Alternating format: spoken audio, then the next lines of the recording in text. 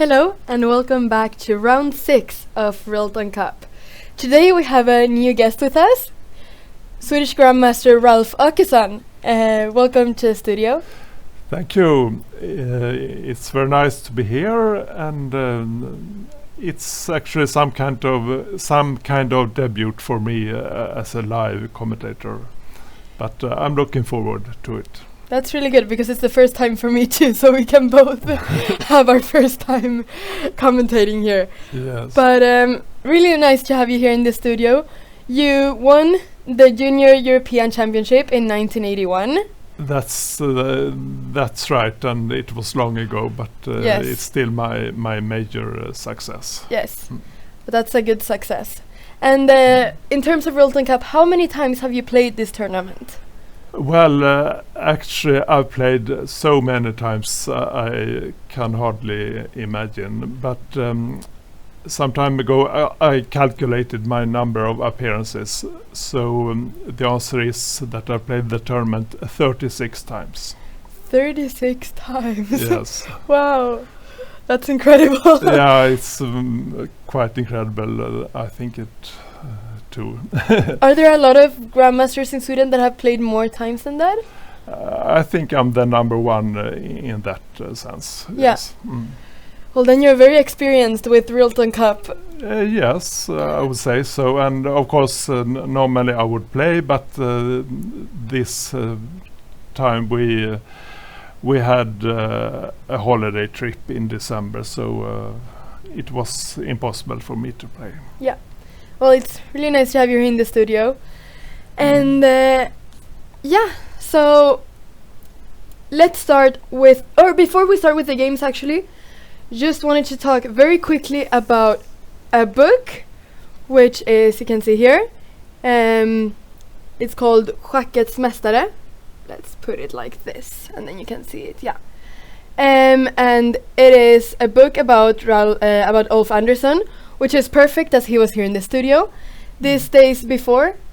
So let's just see if I move a bit. Okay, like this. Now you can see the book better probably. Here we go.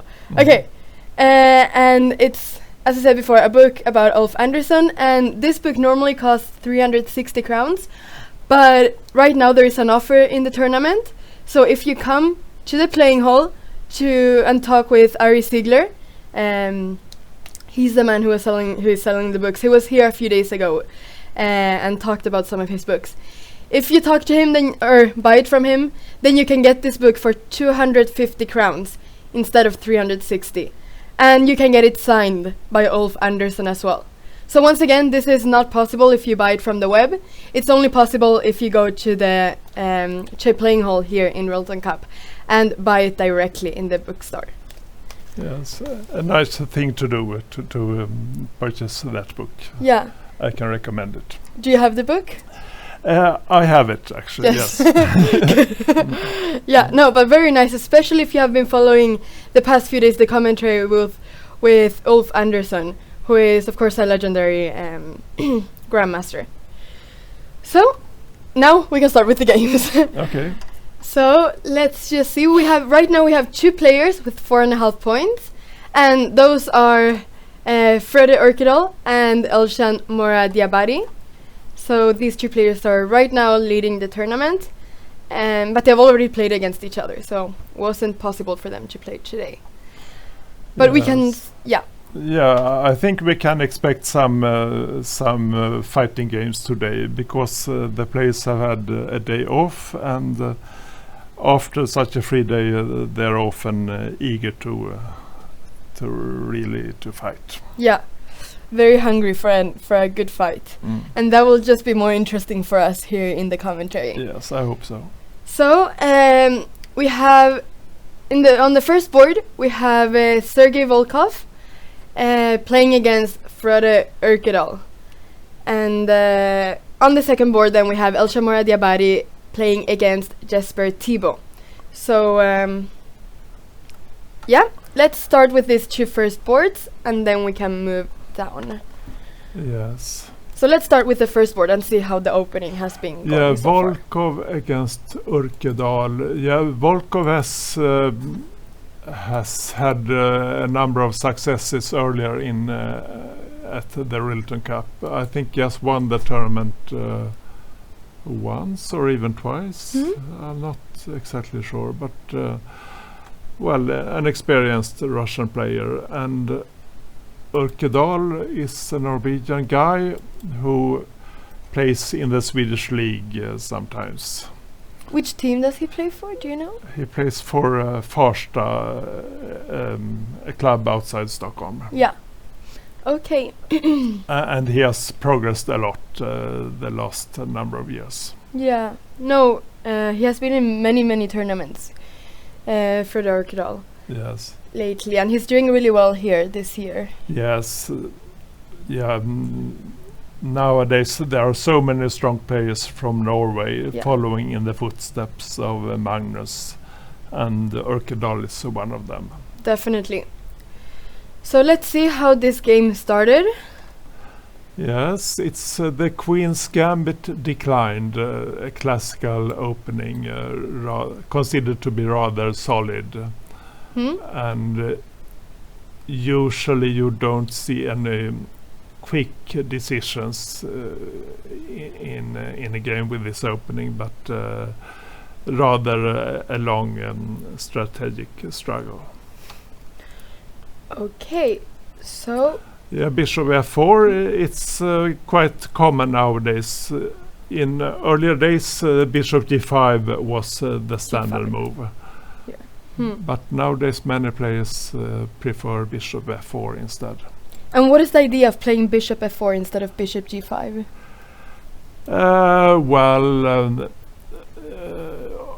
You want to develop your bishop before playing E3. Yeah. Because you want an active bishop outside of the pawn chain. And if you play Bishop G5 instead, then it happens quite often that you will have to exchange that bishop later on. Exchange on F6, or maybe exchange against the black squared bishop. E7. The black squared bishop. Yeah. So in that sense, Bishop F4 is maybe more aggressive.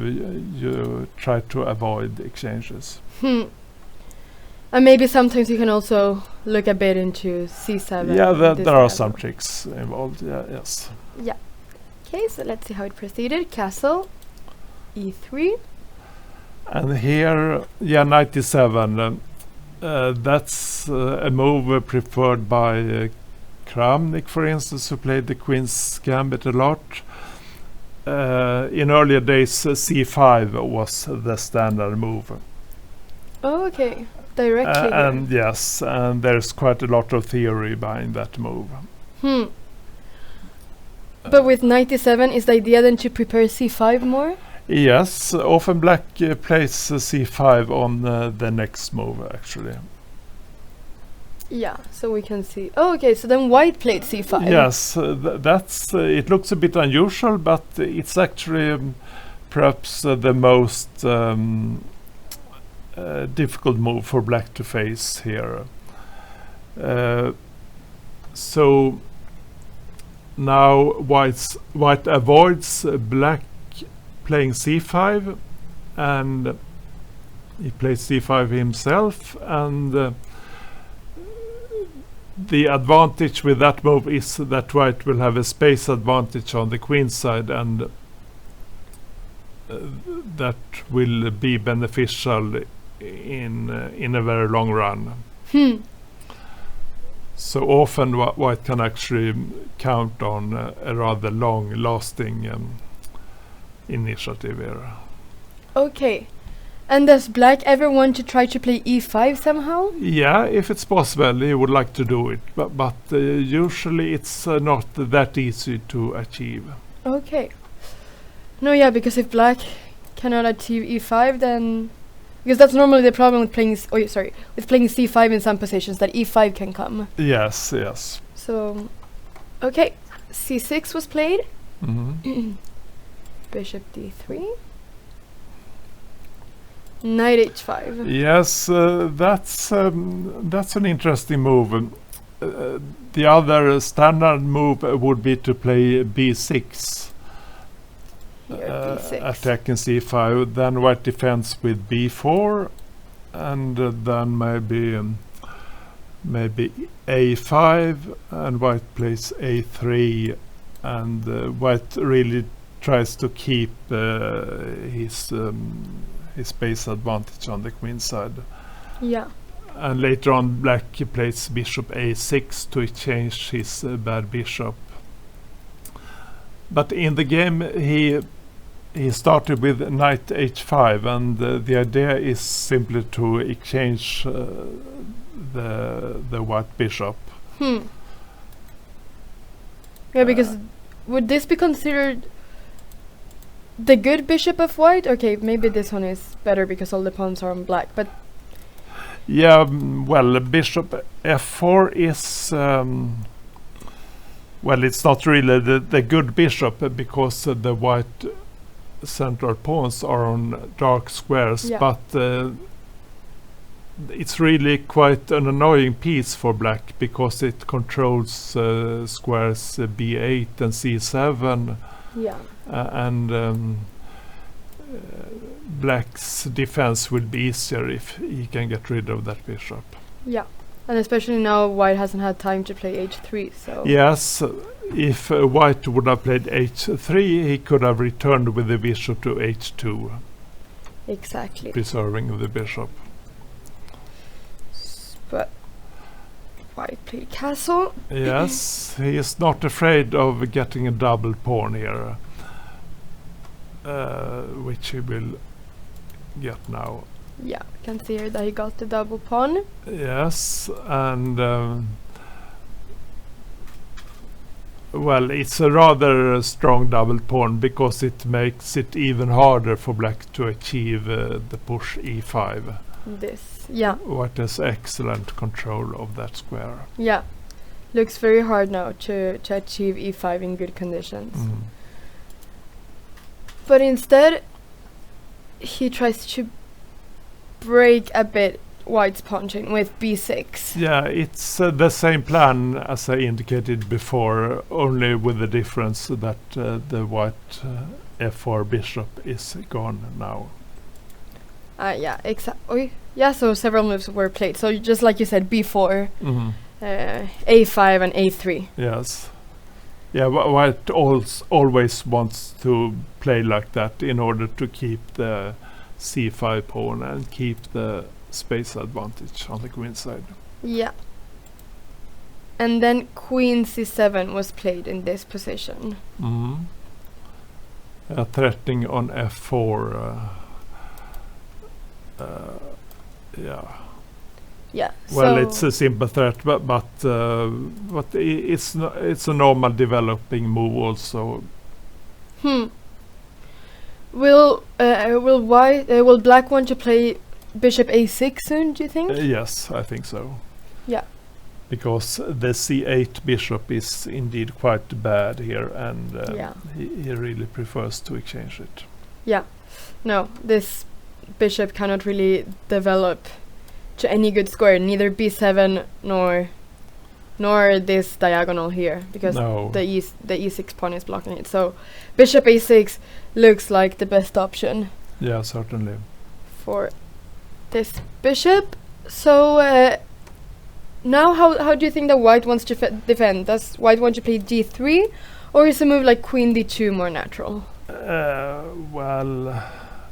Well, the choice here is maybe not so important, but probably g3. Yeah. And then he can put the queen on, perhaps on c2 later on. Yeah. Okay, so Oh, that's how far they have got. yeah, this is how far they have got, and okay, is this theoretical? Yes, indeed it is. Yeah. It has been played many times before, and often white can count on a small but long-lasting advantage. Not very much, but something. Some edge for white. Okay, so this has seemed like quite a normal game so far. Yes. And of course, there can be a number of exchanges.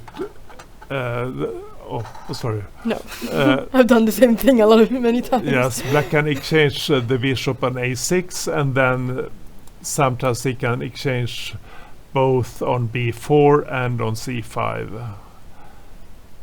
On b4 and on c5. Yes. And open up. Yes. Or maybe only on b4 and then to play b5 and close the queen side. That's another possibility. Okay, that's after these two are after the exchange of bishops. And then something like this could also be possible. Mhm. Okay, so we will see what black decides to do, and white, of course, as well. But let's move now to board number 2, Mhm. between Elshan Moradiabari and Jesper Thibault. Yes. So they've only played 5 moves in this game, so a bit less than the other one. Thibault is a young Danish player, and Yes. he has quite an impressive elo already. Yeah. And he should be a great talent, I guess. Yes. Although I don't really know him that well. He's the number 1 ranked international master in the world, actually. Aha! So just a few days ago he became that. Okay. Yeah. Ahead of the Swedish Jonathan Westerberg. He should be number 1 right now in the world Okay. with his rating. So that means that he will probably become a grandmaster within soon. Probably. He does have some norms. So, but let's see what has happened here so far. d4, knight f6, bishop g5. Yeah, the white player is an American, but I would guess that he has an origin from Iran. That's my guess. I think his name suggests that. Okay, I actually don't know, so I cannot really say anything. But very nice that players are coming from so many different places. From America, we can see many Asian players here as well from different countries in Asia. Yes, fantastic. Very nice that from different continents that they're coming it's here. a highly international tournament. Definitely. That's very nice to Yeah. see. Definitely. So, this was a Trompowsky. Yeah, the Trompowsky, a slightly unusual opening, but yeah, maybe it's a preferable choice of players who want to avoid masses of theory. It's still a bit unexplored. And here black has a wide choice, of course. Yeah, many different moves can be played here Yeah. for black. But he chose the d5. Yes, that I played myself many times. And As black? as black, yes. I've only played this opening a few times with white, but many times with black. And of course now white has a principal choice. He can exchange the knight on f6 if he wants. He can take here. Yes. And it's possible for black to take both ways, but usually it's preferable to take with the e-pawn. To develop this bishop. Yes. To d6 normally, right? Yes, yes. And well, white hopes that the black double pawn will be some kind of a disadvantage in the long run. But lately e3 has become quite modern. Yes, and yes, it's a flexible move, and white preserves all possibilities. Although, of course, now black can avoid getting a double pawn. But well, if he plays e6, for instance, it looks a bit passive for black. So probably he would prefer something. Yeah. Well, by the way, that e6 can actually transpose to a queen's gambit. If c4. opening. Yes. Yes. Mm. But c5 is Yes, it's a tough move and a direct move. Black already starts to play actively. c3 Mhm. and knight e4. Yes. So now White has to do something with his bishop. And I guess both bishop f4 and bishop h4 are possible, but bishop f4 looks normal. Bishop f4 was played and knight c6. Yes. Yes, so wait, should we see if this is the position that they have right now? Yes, indeed. This is the position they have right now. So only 5 moves have been played here. Yes, and well, quite a difficult situation already. A bit non-standard, Yeah. and yeah, that's why they're already thinking. I believe. Here is knight e4 the most typical move in this position?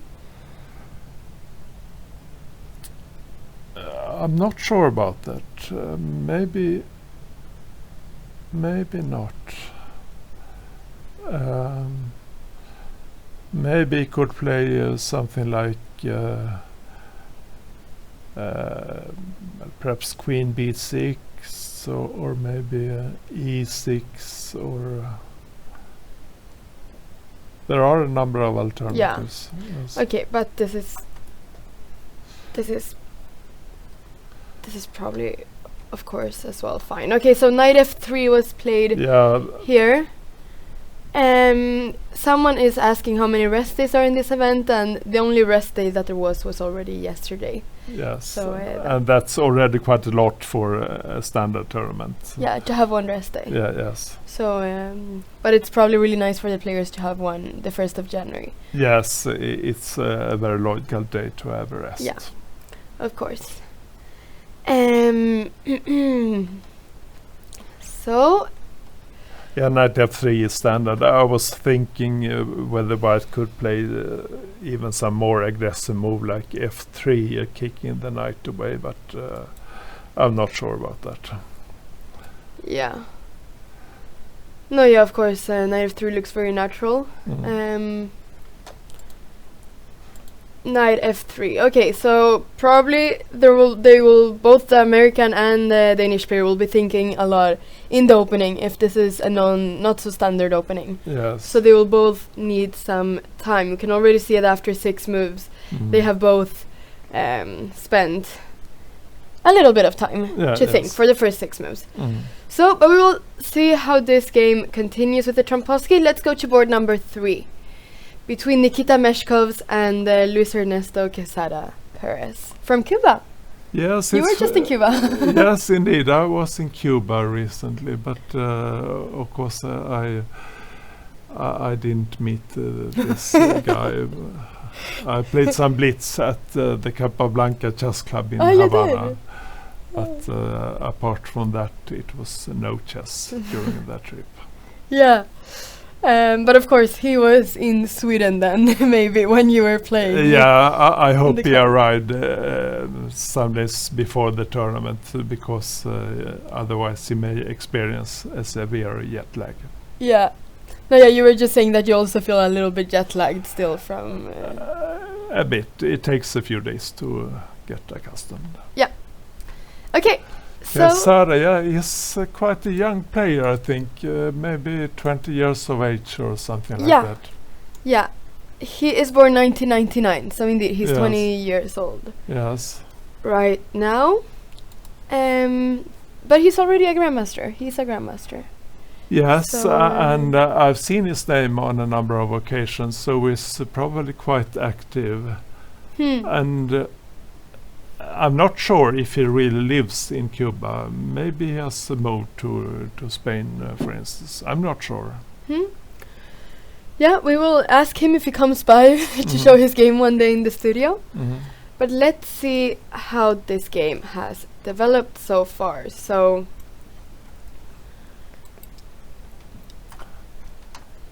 yeah, Nikita Meshkovs, he is a Yes, a strong player from Latvia. Latvian grandmaster. Quite young, isn't he? Yeah, he's born 1994, Yes. so 25 years old. Yes. Yeah, so they're both quite young players.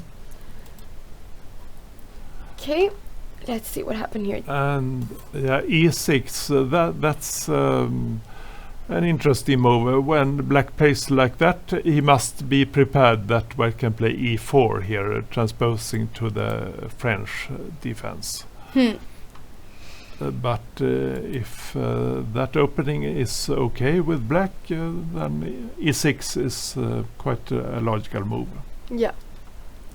Of course, it depends a bit on, as you said, what white plays here, to see what opening it transposes to, but white decides to play here knight f3. And f5. Yes. Now it will become the Dutch defense. Yeah, this with f5. F5. And yeah, it's a rather aggressive opening, an opening which black often uses if he wants to play actively and if he wants to get the winning chances himself. Yes. G3. Yeah, it's standard that white fianchettos his bishop in this opening. Knight f6 and bishop g2.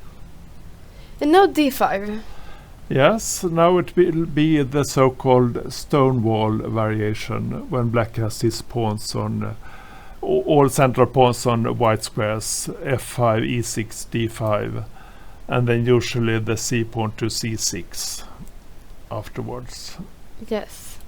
Because black can also play d6 and play like this a bit. Yeah, or start with bishop e7 and it will be what do you say, the classical main line of the Dutch defense. Okay, instead of d5, black would play something like bishop e7. Yeah, maybe castling and then d6, queen e8 perhaps. Yeah.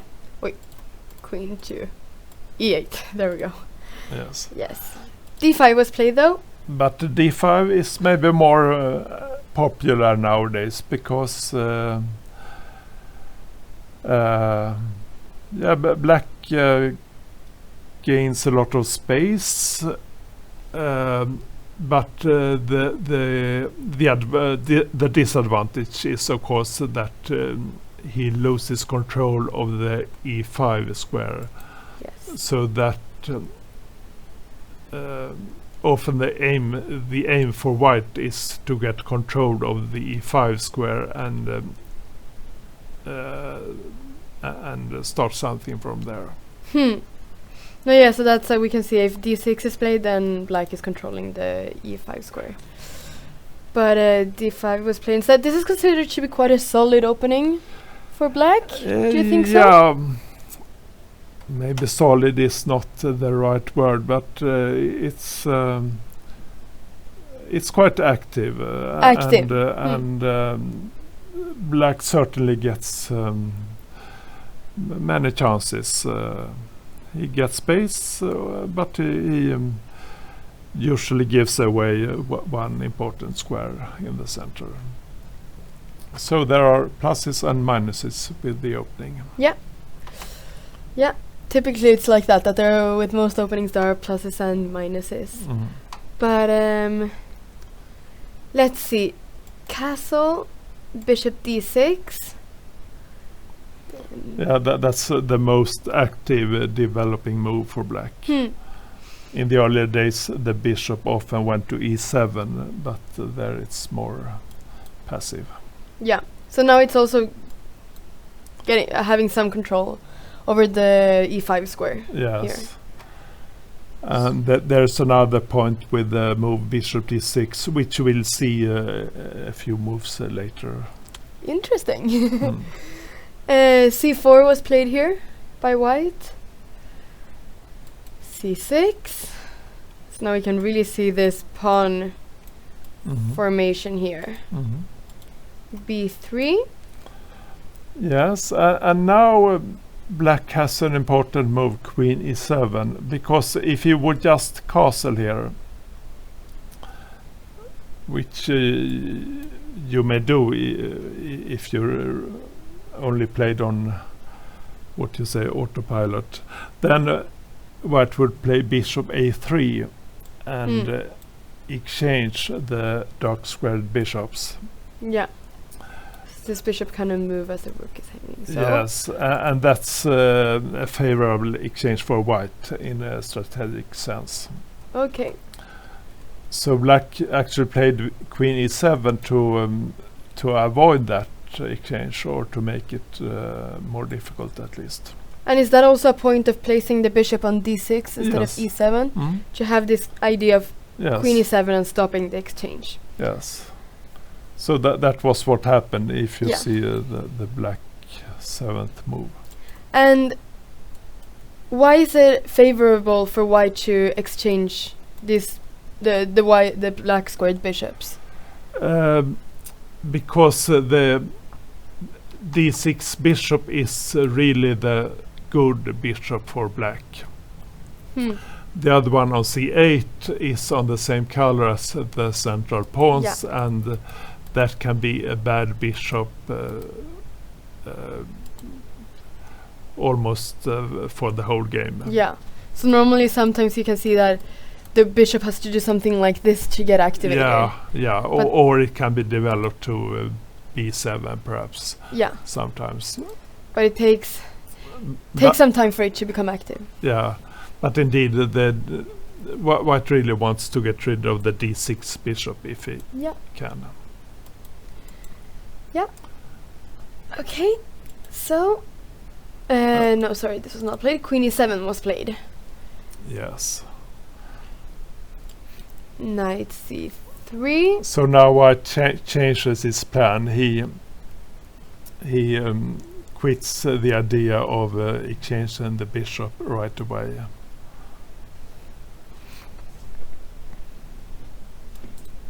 No, yeah, because now it won't be possible either to exchange No. it through a3. Well, there is another possibility for white to exchange the bishop. You may see in the game. On F. Okay. And that is to play bishop f4 here or on the move before, but then black takes and white gets a double pawn, which may be a weakness for white in the long run. Yeah. Yeah, because that sometimes can force as well white to play e3, which maybe he doesn't want to always. Yeah. Okay.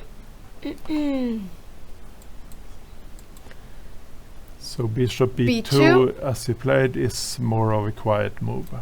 Yeah, and sometimes perhaps hoping to activate this bishop through Yes. the diagonal. They have played some more moves. Good. Knight bd7 was played. Typical developing move. Yeah, standard move. Yeah. And rook c1 here. Yes. Yeah, so Hoping this is it's a standard position, not so easy to make up plans, but probably black wants to play b6 and develop his bishop to b7.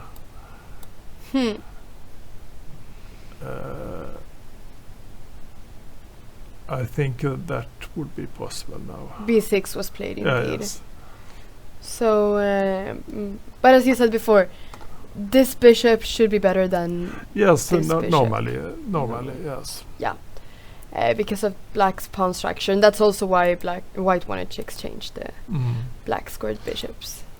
There was someone who asked this. That's why I was just saying it again. Does black ever want to play bishop a6, or does it always go to b7? Yeah, maybe it can go to a6 sometimes. That's true. Yes. I would say the most normal developing move would be bishop b7, Yeah. and then it's a question of how to continue. Well, for both players, it's not that easy.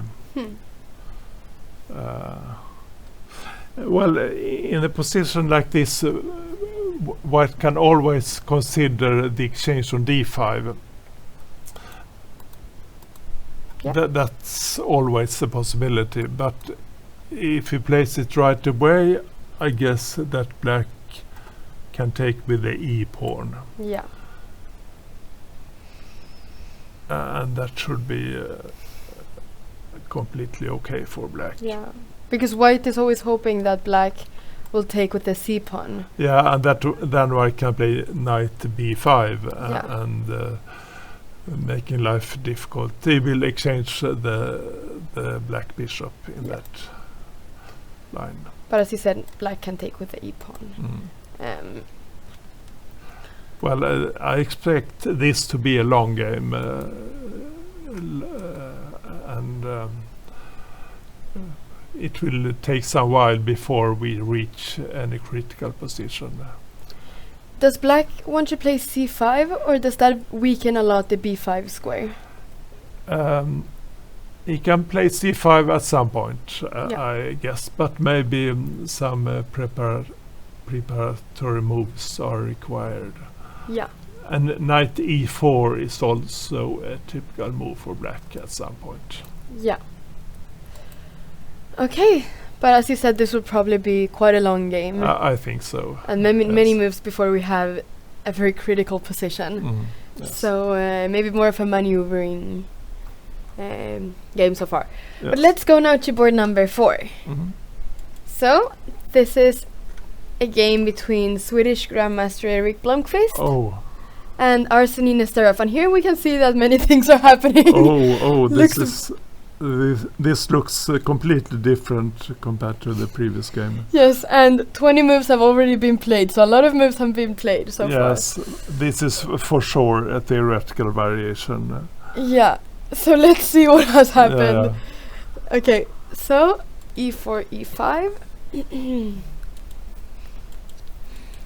Okay, the Spanish defense, or Ruy Lopez, as they say sometimes. Yeah, And now it will be the Berlin defense. yes. D4 is the most theoretical move. In this position. Yes. Yes. d4. But that's he didn't play this. He played rook e1 Mhm. instead. Knight d6. Yes, and now it's getting I'll go back a bit.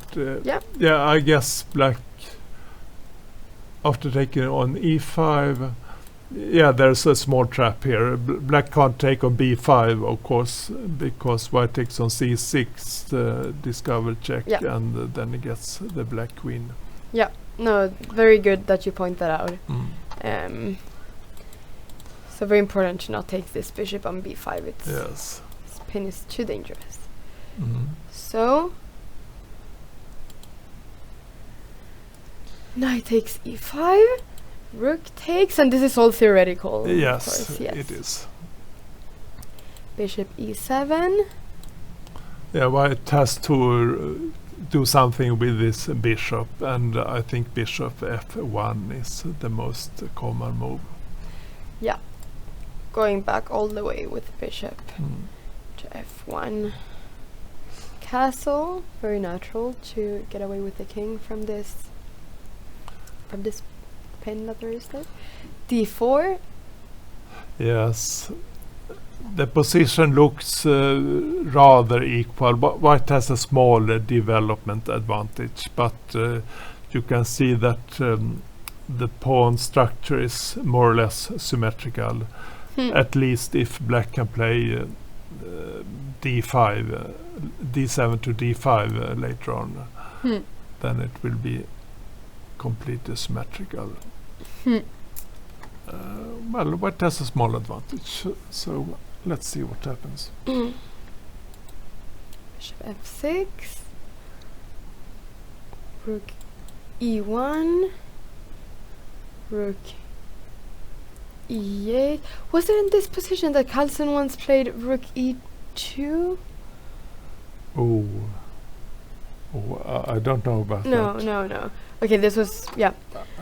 It looks a bit illogical here. No, doesn't yeah, it does. I remember that there was something about that it's very logical, but it had some idea of after rook e8.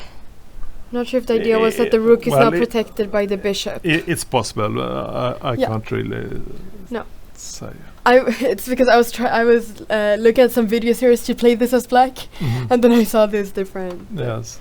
But okay, let's not get into that. Rook e1 was played very normal, of course. Rook e8. Oh yeah, someone is saying that he played rook e2 good. Okay. So I don't feel Okay. okay, good. That's good. Bishop f4. Mhm. Rook takes e1. Oh, so, okay, so white sacrificed this d4 pawn? Yes. Probably it's a bit dangerous for black to take it because he will lose some time, and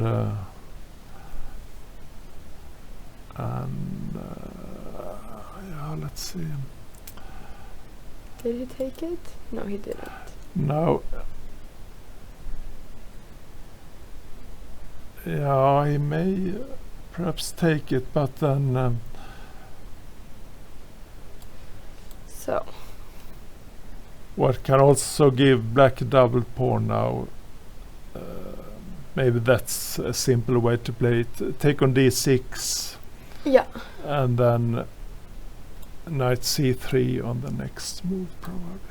Yeah. Takes a knight c3.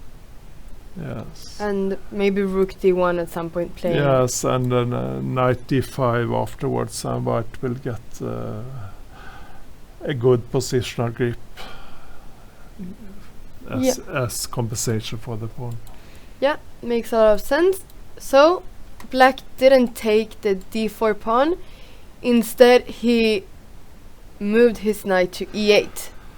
Yeah, I think he has to move it because he wants to play d5 and get the white squared bishop out in a normal way. Yeah. I think there are other lines. Maybe if black doesn't play rook e8, he can play knight f5, I think, and then d5. If instead of knight e8, you play knight f5 here? No, instead of rook e8. Instead already back a few moves. Yeah. Yeah. Here, to play knight f5 I think that is possible if I remember correctly. Yeah. And then d5. But as you said, always the plan of playing d5 and having this symmetrical structure. Yeah, and get his bishop out in a normal way. Yeah. The white squared bishop. Okay, so knight e8, knight c3. Oh, so once again, he's always sacrificing this d4 pawn. Yeah, okay, now let's see. He will indeed lose time if he takes it. Of course, bishop takes c7. No, knight takes. Someone said bishop c7 in the chat, but with the idea that if queen c7, queen takes knight, but of course knight takes the bishop, so. But let's see, there are a number of possibilities.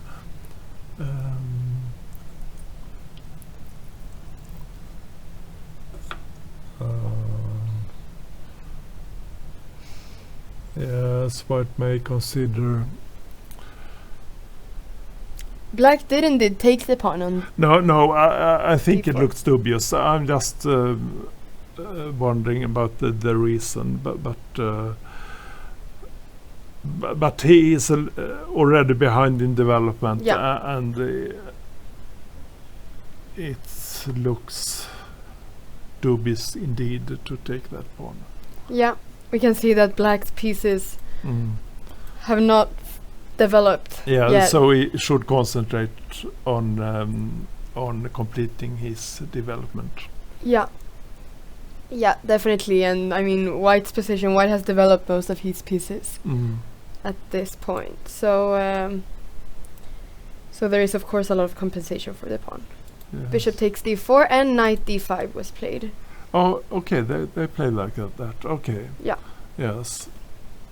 So this is for sure something which Erik Blomqvist knows about. Yeah. Definitely.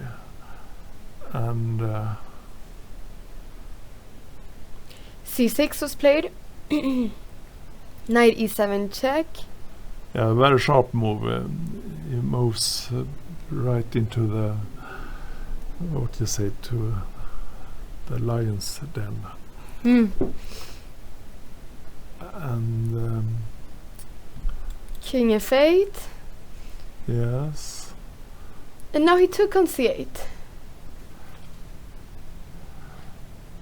Yes, maybe he has to do it in that position.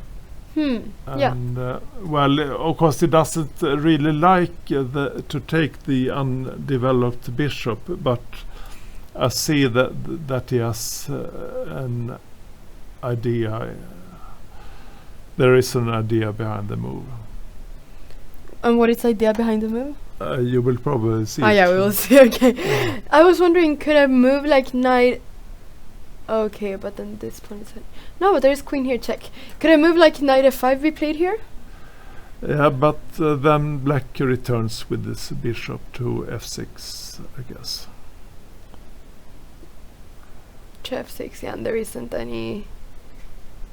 I was thinking if there is any check here, but probably just king g8,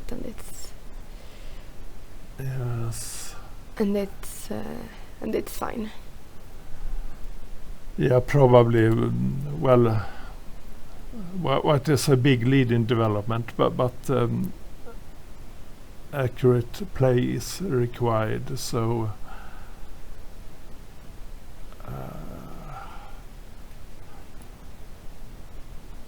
But well, probably it's okay to take on c8, Yeah. and I think I see what he's planning to do here. Aha! Oh, interesting. Oh, interesting. An intermediate move here. Yes, he doesn't even take back. Well, if he takes back, then With the rook. Or with. yeah, with the rook, for Yeah. instance, then White may consider queen e4, threatening the bishop and also threatening the pawn on h7. We can see both threats. And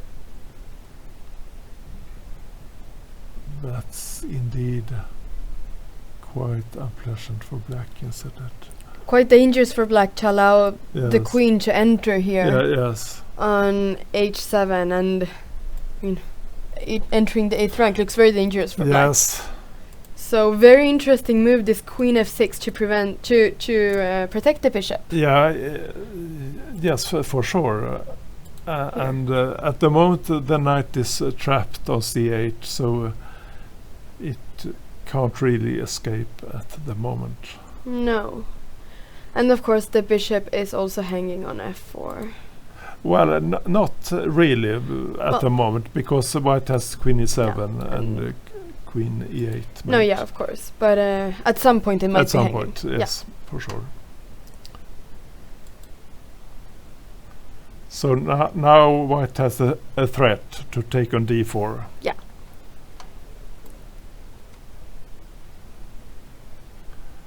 To take on d4, as once again, as you said before, there is Yes, this threat yes. here right now. Mm.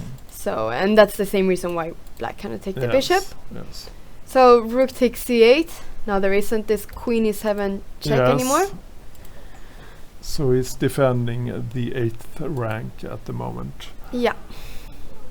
And if White plays queen b4, black has the defense c5, protecting the bishop. Yeah, exactly. And this bishop is also hanging. Okay, actually, can we just look at this very quickly? How would something like this be? Yes, yes, I saw it. Maybe just nice to look at it yes. very quickly. The rook is hanging. Let's see. Black can take on f4, perhaps. Can't he? Oh, because there is this check here. Yeah. Yeah. So now black has a mating threat. Yeah, so White can take on b4 and on d4? on d4 and then on c8.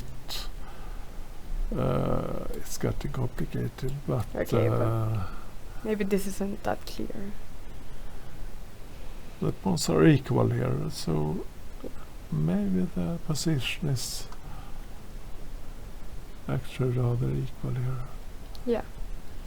But maybe this isn't what white wants to go for. No, I mean they have played very quickly, so Yeah.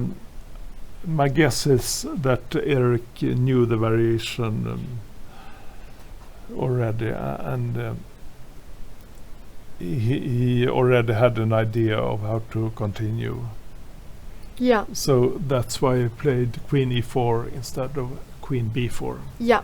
Someone is asking here if black would be better because, well, black has the queen and knight instead of the queen and bishop. Yes, but the white bishop looks quite strong, Yeah. and when it's play on both sides of the board, the bishop will indeed be quite a good piece. Yeah. Okay, let's see what happened in the game. So, Eric played queen e4 here. Yes. Oh, and here there is this black played bishop takes f2. Yes. So this is quite tactical, everything. Yeah. Let's say go back one move. Here? Yes. What happens if he takes on b2? If he takes on b2. Can I take that one? Yes, he can, I think. d7 pawn. And then queen takes h7 is a big threat. Yeah. Oh yeah, of course, threatening mate. And on also h. bishop c4, so this is terrible for black. Yeah, this looks extremely dangerous for black, Yes. this position. Yeah. Yeah. Okay, so, but he played this bishop takes f2 here. Yes. Of course, the idea that this is pinned. Yes, and then g5. This. Oh, whoops, sorry. Okay, this pin right here. Yeah, he has to play g5 in order to get the piece back. Yeah.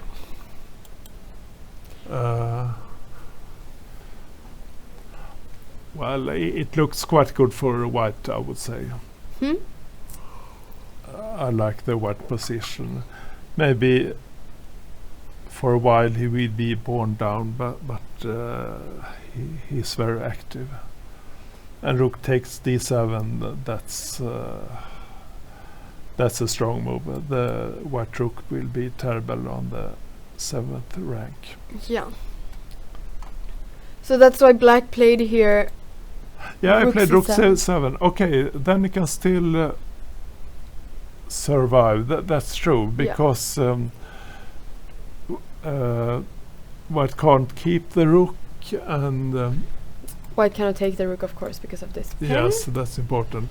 So, as you said, this rook was going to be very strong on the 7th rank, so black tried to eliminate it with rook c7. Yeah, that was necessary, I think.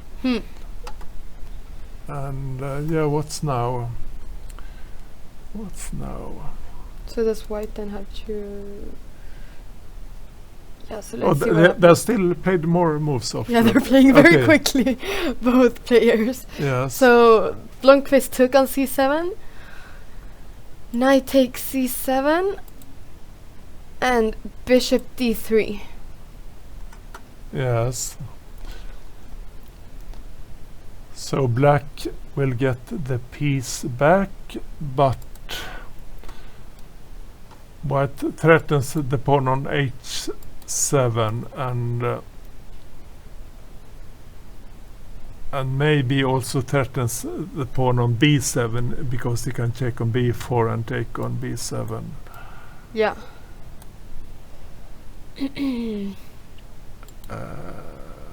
And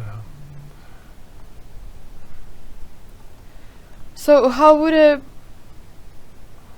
does because black played now g takes f4, but does black not want to play h6 to protect this pawn, or how? Because white cannot really do anything about this bishop. no, not at the moment. Let's see here.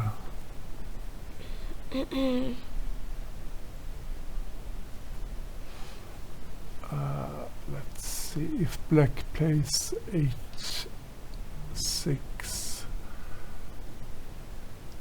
The position looks quite promising for white, I would say, but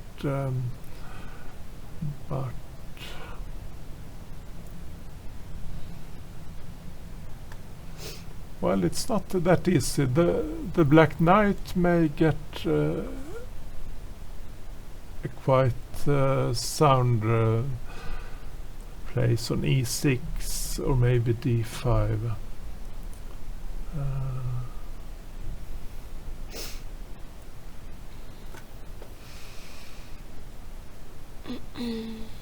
Yeah, this knight could become quite good if it gets a few moves. Yes. So no, I was just wondering if black really wants to keep every single pawn. What happens then?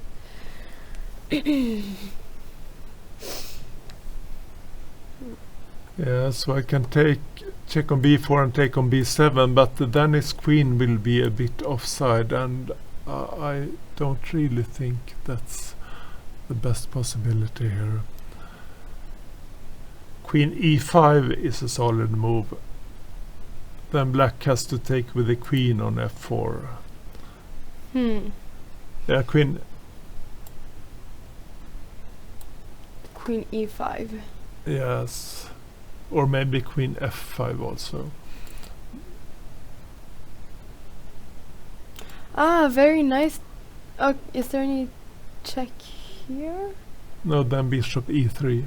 Then bishop. Oh yeah, then bishop e3, and then we're So keeping black the has to piece. exchange queens and take on f4, but then white will probably get a good ending like that. Yes. And if it'll be very hard to protect this pawn for black. Yeah, he will lose that pawn. Yeah, because if and, knight e5, you can. and in the ending, the bishop is clearly superior than the compared to the knight. Yeah. Okay, so this queen f5 was quite a nice move then, Yes, to change queens. yes, or queen e5, but black has to worry about getting into an inferior ending. Yeah. So you can see that even if white is a pawn down right now. Yeah, black wants bishop- to keep the queens, Yeah. and that's quite important for black, I Yeah. think, because the queen and knight may cooperate quite well, and then white will certainly have some difficulties in the future with his king. Yeah. So that's why Nesterov took with the g pawn here, Mhm, yes. not with the queen. Let's see if any more moves have been played. No, so this seems to be the position that they have Mhm. right now. And Okay. Yeah, it looked like a very sharp position, but now it has become an end game yeah. when black is momentarily a pawn up, but his pawns are shattered, and with an exchange of queens, white would definitely be better, but at the moment I'm not that sure.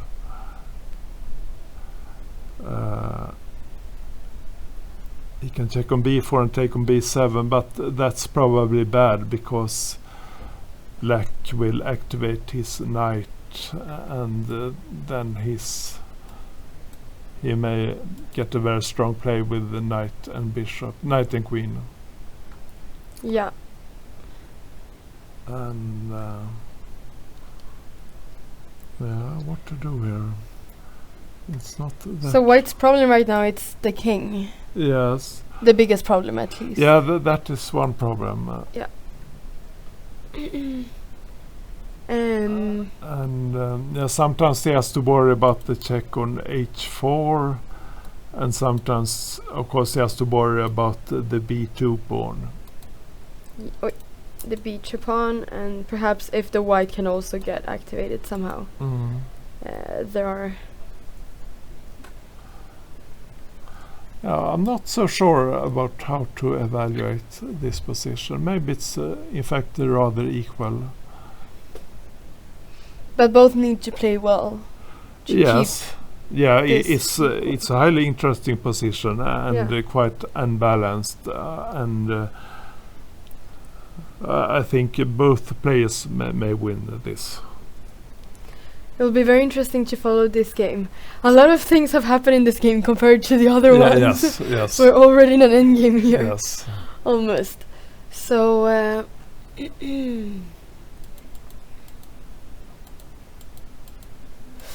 okay, no more moves have been played here in this position. So, I thought that we could also we can jump a few boards. I thought it would be interesting to go to board number 8 between Can Kukuksari and Tigger Hillar Persson, as they're both two Swedish players who are playing against each other. Yes. One big Swedish junior talent, and of course, Swedish Grandmaster Tigger Hillar Persson. Yeah, he's very strong now, and maybe the most active of the top Swedish grandmasters at the moment. Yeah, he plays a lot, and we have followed quite a few of his games here in this tournament. But it's interesting. It's always interesting to see when two very good Swedish players play against each other. Yeah. Yes. So and let's just Tiger has quite a sharp style, so he wants to win, certainly, Yeah. even if he has the black pieces. yeah, Tiger always wants to win. Mm. So d4 g6. Let's just see what happened here. Yeah, Tiger has written a book, or even 2 books, about the modern defense. Yeah, When black starts with the g6, bishop g7, so he certainly knows that opening very well. yeah. So can we just see how many moves so quite a few moves have been played here too. So let's see e5. Yes, of course, if black wants, he can play knight f6 here or on the previous move. This knight. Yeah, f6, yes, yeah, of course. just to transpose to a normal King's Indian line. Yeah. But here we can say e5 was played quite quickly, so Yeah, he has other ideas for the knight, for the g8 knight. yeah. Knight c3, knight e7. Yes, it's always from the white point of view. It's always a bit what you say, a bit meek, a bit. It's not the sharpest move to take on e5. In this position. If yeah. in general, in many Okay. positions of the King's Indian defense, if white really wants a hard struggle, he usually tries something else. And tries to keep the tension Yeah, here yes, in the yes. center. But it will be a very sharp position anyway. I know. So let's see what happens. Bishop g5 here. Mhm. And the idea with bishop g5, is it simply to prevent this knight from moving right now, or Yeah, the knight is pinned at the moment, and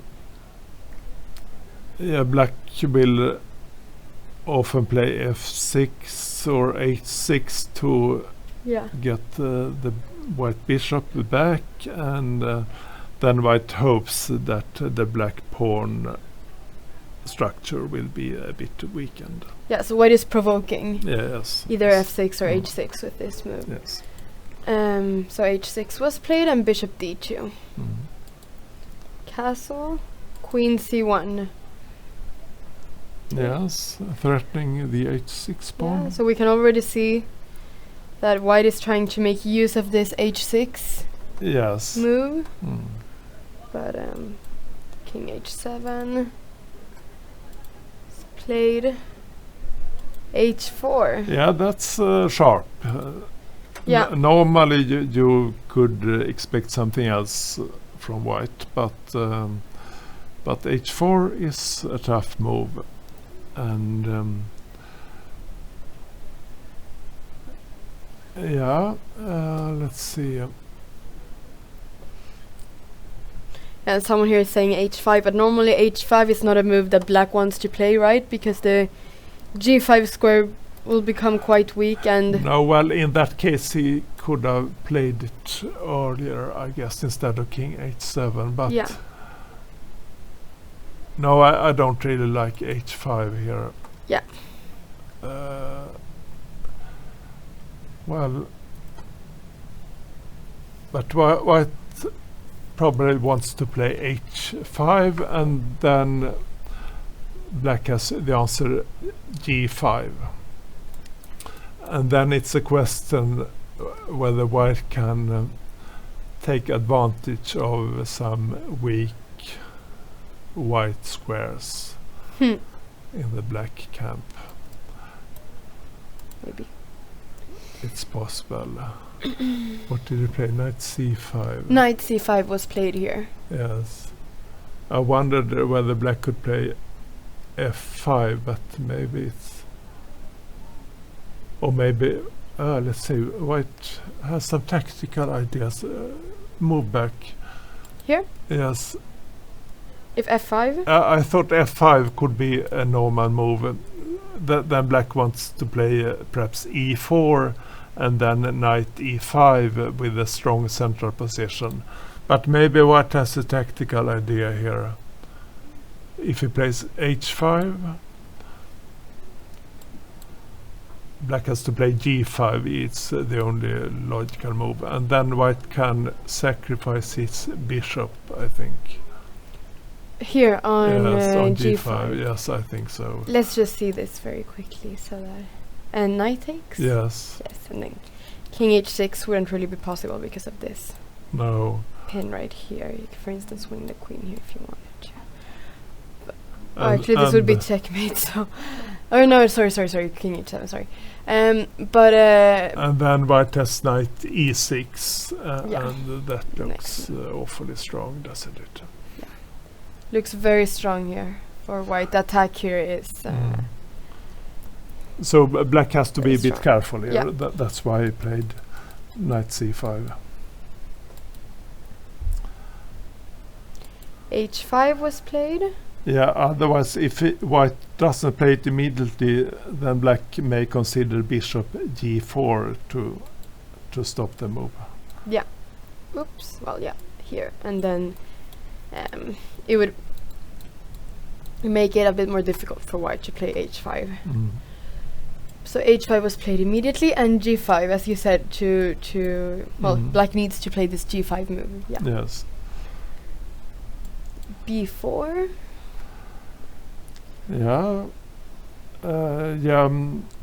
White takes the opportunity to play b4 immediately. Otherwise, black may play a5 to stabilize the knight on c5. Yeah. So knight has to move, and the knight went to e6 here.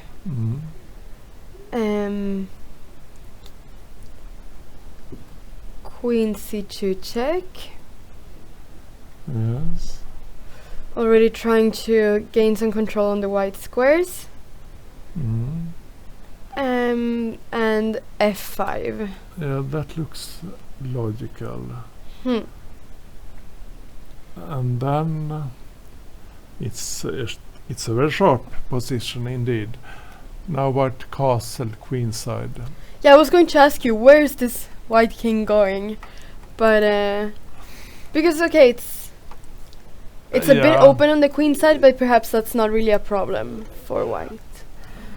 Well, it's interesting. I mean, when white has played h4, then he normally says that I will not castle kingside. Yeah, But on the other hand, when white has played b4 Yeah. in a rather open position, then that usually means that he doesn't want to castle queenside. so he's done both moves here Yes, that are saying the same thing for each side. yes. So probably at this very moment, the white would prefer to have the pawn back on b2. I think so. Yeah. If that would be possible, but I mean, it's what is playing for the initiative also, and he has a direct threat after queenside castling, Yeah. so that could be important. Do you think that another idea for white would have been to just do this right here in this moment instead? To play this? Oh, okay. Just to keep the b2 pawn here Yes, further back. but then black may play. Let's see, maybe e4.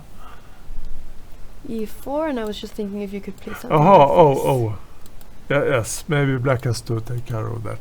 Yeah, because there's still the same threat yes. as in the other position. So perhaps queen e8 is necessary. Yeah.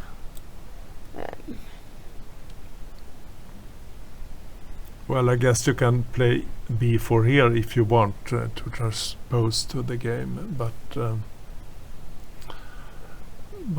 otherwise black may play e4, and white has some difficulties with his knight, and then black may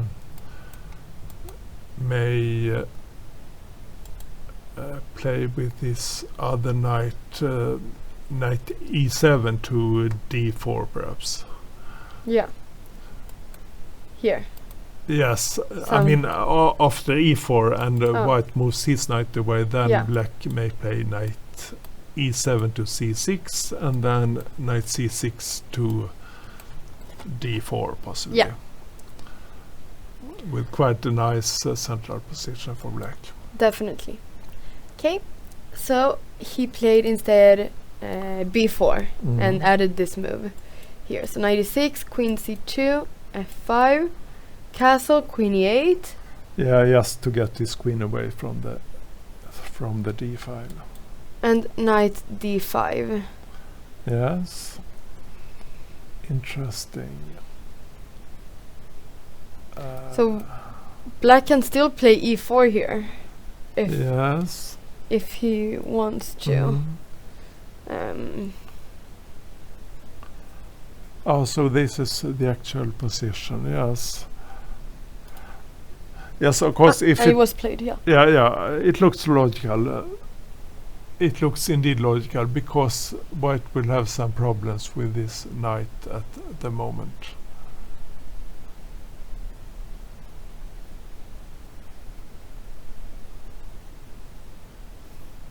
This looks quite good for black, doesn't it? What should white play? Where is this knight going? I don't understand. The c7 pawn is protected at the moment by the e6 knight, Yeah. and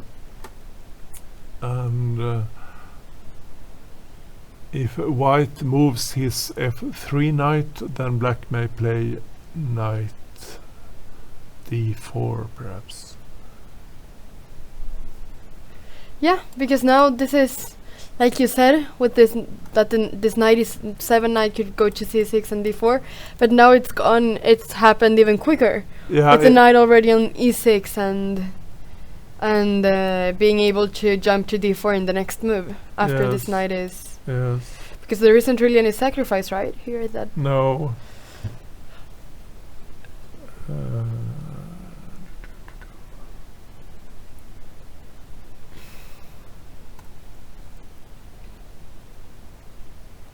No, if the knight moves, then knight d4 can be quite a dangerous move for white to meet. Yeah. Just put the knight somewhere. Yeah, E1 or G1? G1. G1? It looks a bit passive, but it defends the E2 pawn. Yeah. But then knight d4. Where does this queen go? To either B1 or to A4? No, b1 is the only possibility here. Oh yeah, sorry, there is a queen here, sorry. Mhm. Yeah, so B1 is the only possibility, so... And then maybe black has queen a4. Yeah, it looks terrible, doesn't it? It looks like a win for black, more or less. This check looks quite annoying. Can white play something like bishop c3? Or wait, black may take on d5 first. That's a possibility. Instead of queen a4, he may take on d5, and then queen a4.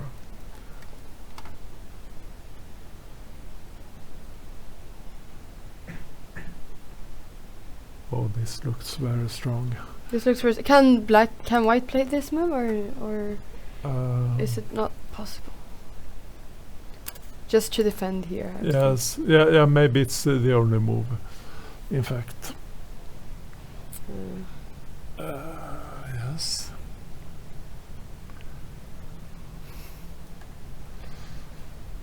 But of course this does look strong for... This does look strong for black.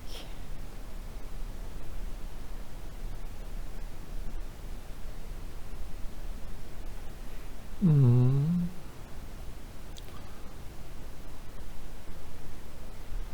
Yes, I'm looking for some tricks. Can I just ask something here? Yes. If this move I was thinking, can this be played here? With the idea that if queen here, there is knight here, and then there is this check. No, not exactly. It doesn't work. White plays queen c3, doesn't he? Or maybe queen b3 even.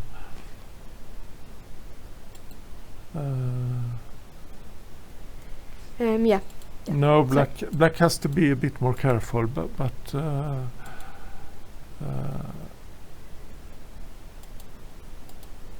Yeah, we were this looking at- position looks very promising for black. Is I this the have to say. position? No.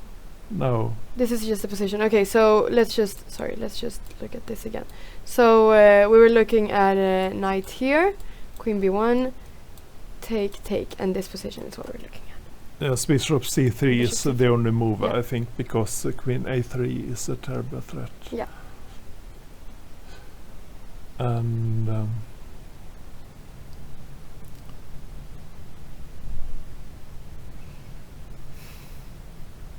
mm,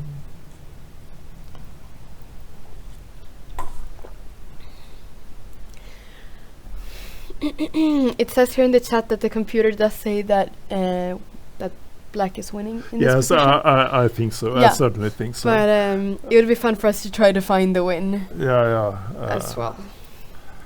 But yeah, this of course looks winning for black. Yes. Yes. But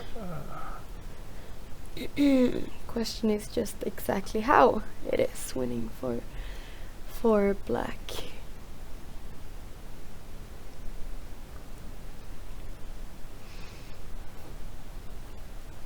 Yes.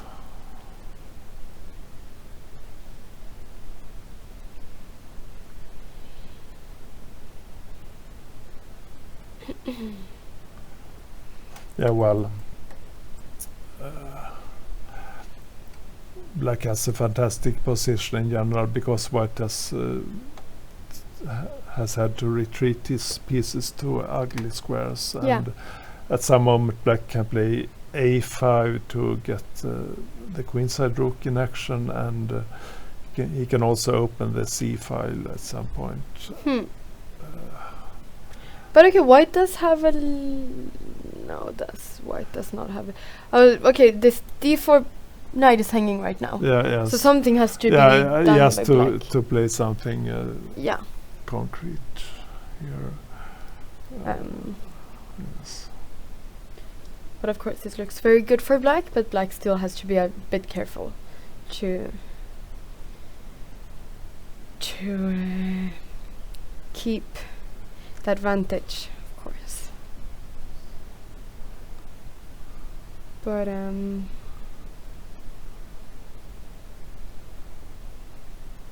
well, let's see what has been happening in the game. Very interesting position. Now let's see if this happened. Oh, bishop c3 was played here. You had to play something extraordinarily, and indeed, I think that the black position looked fantastic after e4. Yeah.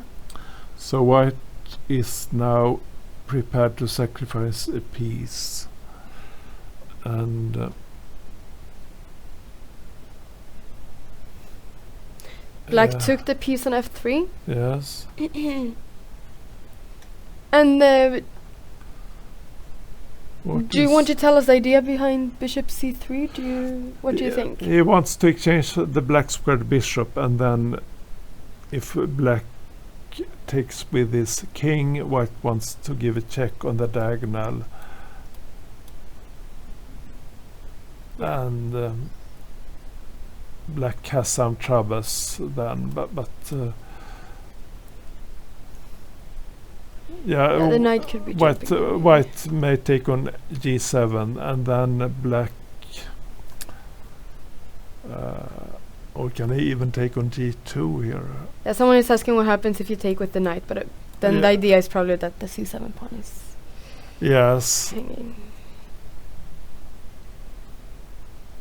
But of course, take on g7. Black may also consider to take on g2 first. yeah, exactly. Right now the g2 bishop is hanging.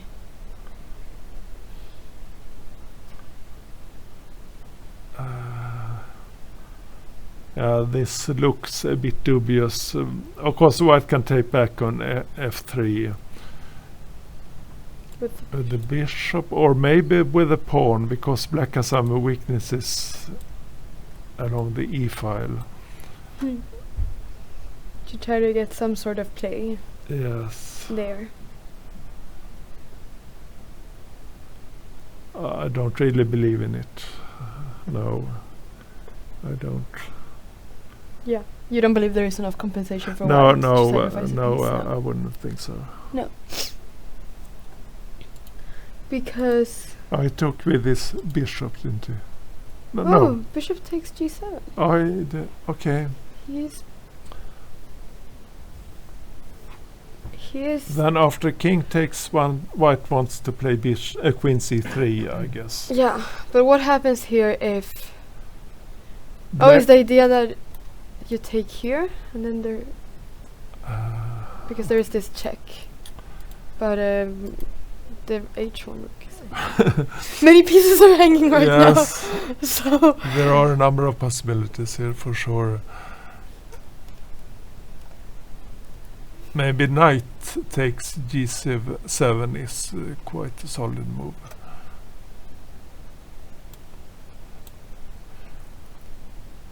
knight takes. Yeah, if takes on c7, then queen c6 probably.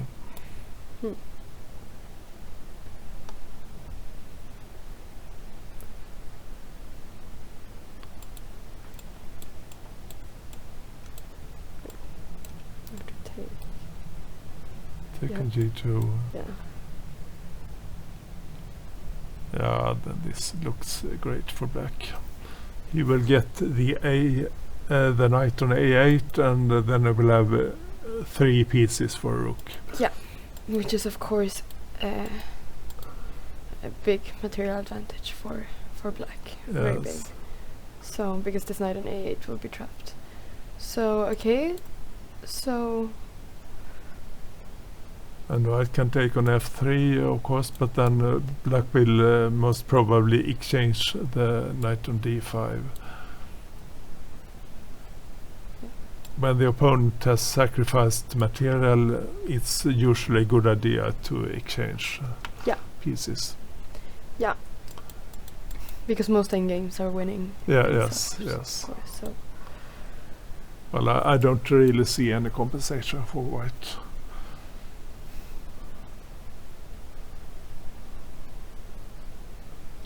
After this move, the question is what should... Did you play that in the game, or...? Let's see where they are in the game right now. No, this is the position right Yeah. now, so Tiger is thinking. Yeah, of course, he has to be very careful here. Yeah. There are many pieces that are hanging in Yeah, this yes. position, so... So certainly it's important to go for a think here. Yeah. Sort of a little critical moment here for Tiger, Mm. just to know exactly how to proceed. But knight takes here. Takes here, looks very natural on questions. What should... Well, it looks excellent for black. I don't believe in the white chances here. No. Because, I mean, the other position that we were looking, it looked very good for black. But at Yes. least maybe he would be a bit more in the game with such position, do you think? Yeah, well... Even though it did look very bad for black. Very good for black. Already after e4, I definitely preferred black. Yeah.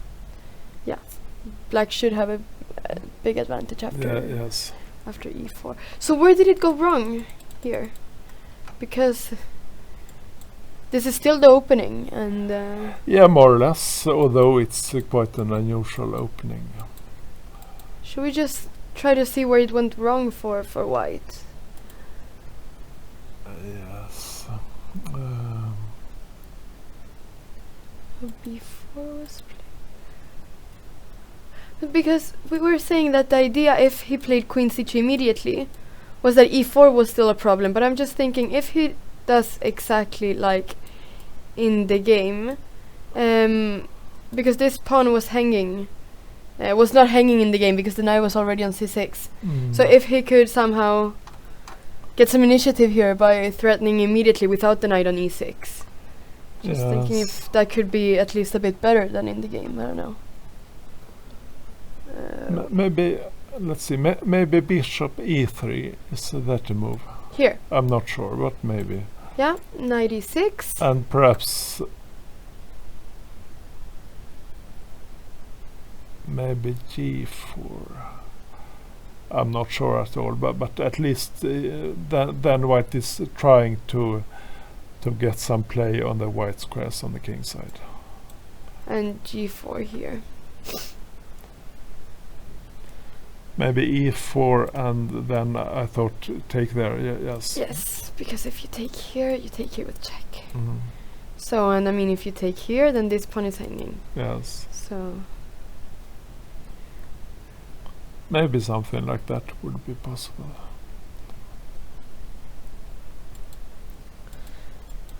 this looks a lot better than the game Yeah.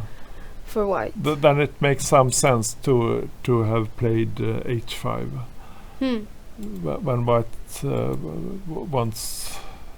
When white really tries to get some play on the white squares, and he can also try to use the position of the black king. So do you think that b4 here was a dubious move?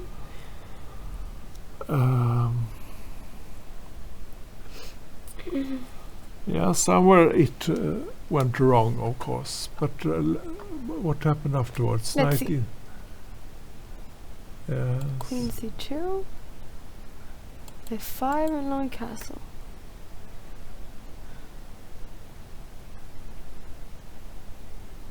Yes. Okay, queen e8. Now question is how to prevent e4. Yeah, maybe this is the last moment to improve the play for white. Can g4 be played now still? It's possible. It's possible. To use your idea again in this position.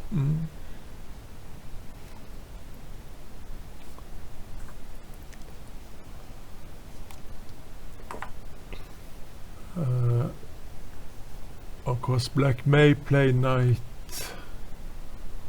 d4 perhaps, or Yeah. Knight d4.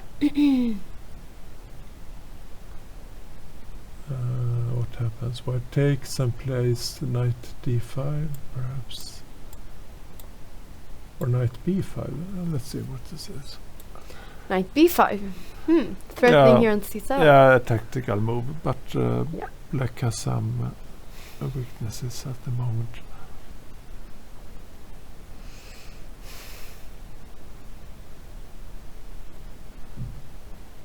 But yeah, it was important at this last moment before e4 to really do something as white. Yeah, well, I certainly didn't like the white position after e4 when black could play e4. So therefore, I really want to find some improvement for white before that Yeah. happened.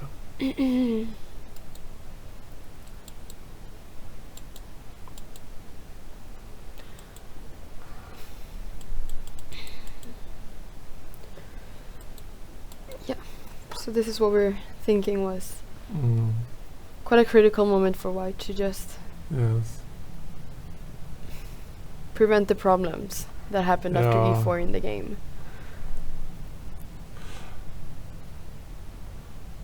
Of course, white could maybe consider e4 himself, but then it will be quite ugly because black plays. If a white plays e4, he really has a great weakness on d4. This will remain a weakness for the rest of the Yes. game. And black can play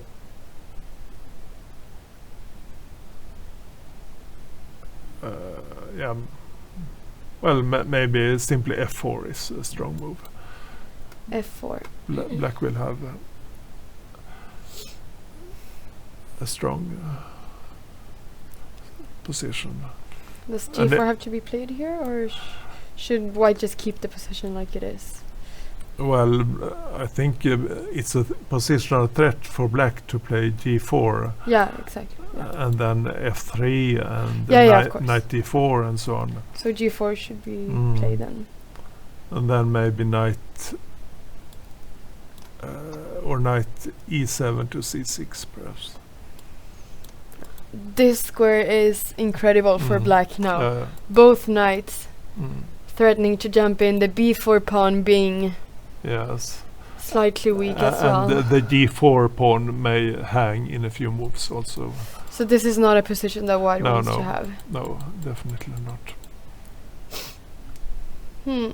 But maybe g4 or sorry, the castle queen 8 and your move g4 could be a chance for white to do something in the position yes. and to take his own initiative. I mean, if there will simply be an exchange on f5, then at least white has the square e4. Yeah. Which will definitely give some strategic chances for white. And in many positions like this, the e4 square is very in the King's Indian as well. We can Mhm. see that white is always trying to gain this e4 square Yeah, quite to often. gain control of it. Yeah. Quite often. Okay, should we see where the game is at right now? Knight takes g7 was played. Yeah, that The- was the yeah. move that I thought of. Yeah. It seems like a solid move, and And black is probably winning here. Can we say that? yes, I think black is winning, or at least having a big advantage. Yeah. Yes. Okay, so let's. They are teammates, by the way, aren't they? I think they both play in LASK, the club from Lund. Ah, okay. Mm. Okay.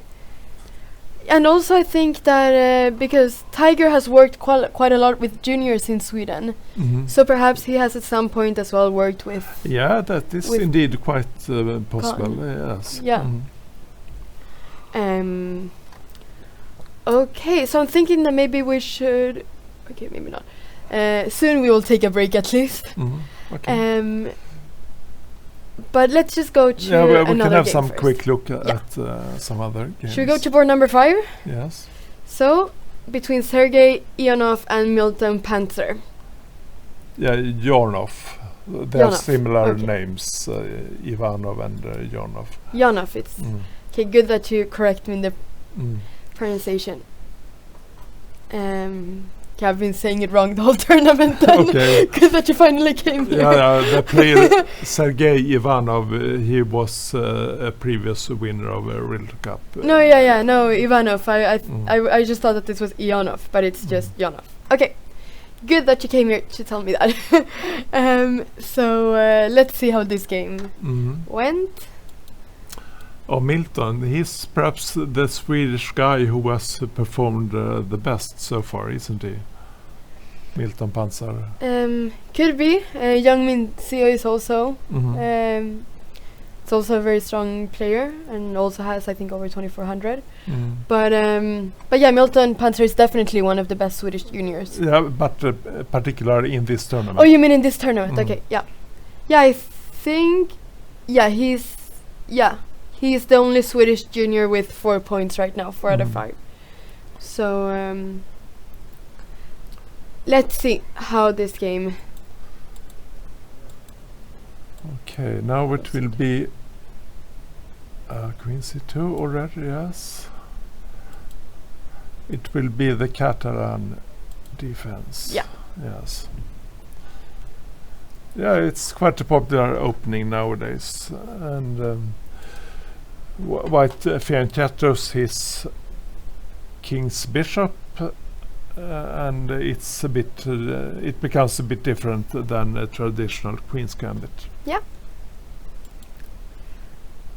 Castle. B6. Yes, Black often wants the development Bishop B7 and the Knight BD7, and often he can play those moves in either order. Yeah. Rook D1. Bishop B7 and Knight C3. So this is not something that, because now after Knight C3 of course this pawn is hanging. Yes, but I guess E4 that White can play Knight E5 here and get the pawn back. Yeah. He will get one pawn back. Yeah, because B5 is also not possible, I think, because you can take, Mhm. and after take the bishop is hanging. Mhm. So let's continue. Knight BD7, the development of Black's pieces, just like you said, Black wants to develop through B7 and Knight D7. B3, protecting this pawn. Mhm. Yeah. Rook C8. Yeah, it's the closed Catalan opening, and often White can get a small advantage out of the opening here. What is the difference between the closed Catalan and the normal, the classical one? The open Catalan involves the move D takes C4, Oh, okay. and earlier on move 4 or so, Okay. but it gives rise to some completely different variations. There are a number of lines where White actually sacrifices a pawn already in the opening. Okay. Oh, the C4 pawn. Then. Mm. Yeah. Mm. Okay, E4 was played. Yes. Yeah, a typical move. Now White will get some advantage in the center, and many players prefer to take on E4. Perhaps in general, it's the most common move for, let's say, somewhat weaker players. And if Black takes twice on E4, it will be a very typical position where White has some space advantage and advantage in the center, and it's not so easy for Black to equalize completely. Okay. But c5 was played here. Yeah, that's that's a better move, I think. Okay. And the idea is it to open up the c Yeah. c file. Yeah. Well, when black has rook against queen on the c file, then there are a number of possibilities for black. And if white plays e5 here, then I think that let's see here. Black can go back to e8, or maybe he can jump to d4 to e4. Probably both of those possibilities are quite good for black. But now it'll be quite easy for black to break the Yes. white center. Yes. But white certainly knows the theory here, and he plays the most straightforward move. E takes d5. Yes. E takes d5. Queen f5. Yes. Yeah, that's an interesting move. He avoids all kinds of tricks on the c file, Yeah. and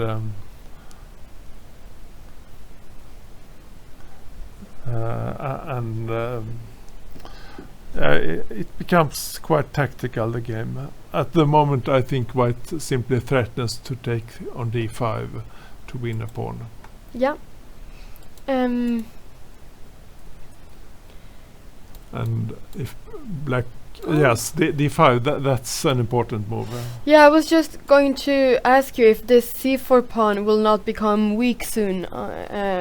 I mean, after, if black is able to open up the c file, Yes. I was just going to ask you what happens Yes. with the c pawn on Yeah, c4. So, But it's go back one move. It's indeed a bit difficult for black, because if he takes on d4 first, then I guess that white can simply retake with a knight, and then there's a pin along the diagonal. Yeah. And here white will probably win the d5 pawn. no, yeah, so it's not easy for black, of course, either. No. But, But he played the normal move, but still it's not that easy for black. d takes c4 and d5. Yeah, that's a strong move. Threatening Of course, this. 13 d6 D6. to win the bishop. And black played knight e8 Yes. to control this d6 square, but also to have some square for the bishop, I Mhm. suppose. He probably wants to put the knight on d6, and then later on the bishop can go to f6. Yeah. The knight is a good piece for blockades. And also, the knight here perhaps puts some pressure on c4 as well. Yeah, yes. So, is this the last position? Yeah. So we can see that black here has been maneuvering his pieces to better squares. Yes. Does white need to take here now on c4? I think it's the standard move, but are there any alternatives here? Maybe you can consider some more tactical move, like knight b5. I'm not sure, but it's possible. 5. No. Bishop f6 could be played. Not sure. Yeah, okay, that's a bit annoying. Yes, true.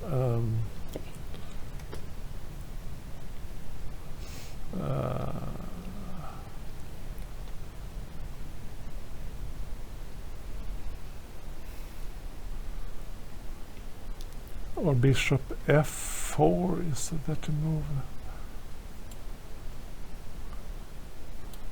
Then knight d6 probably.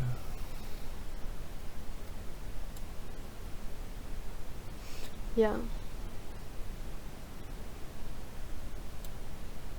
And queen's. Well. Okay, but maybe the most normal thing is to take on c4. Yes, I think that's what is going to do.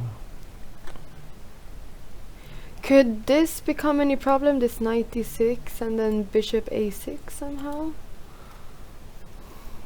But perhaps there is always bishop f1 if white really needs to Yeah. defend.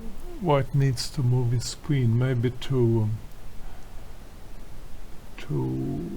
let's see, to f4 perhaps at the moment.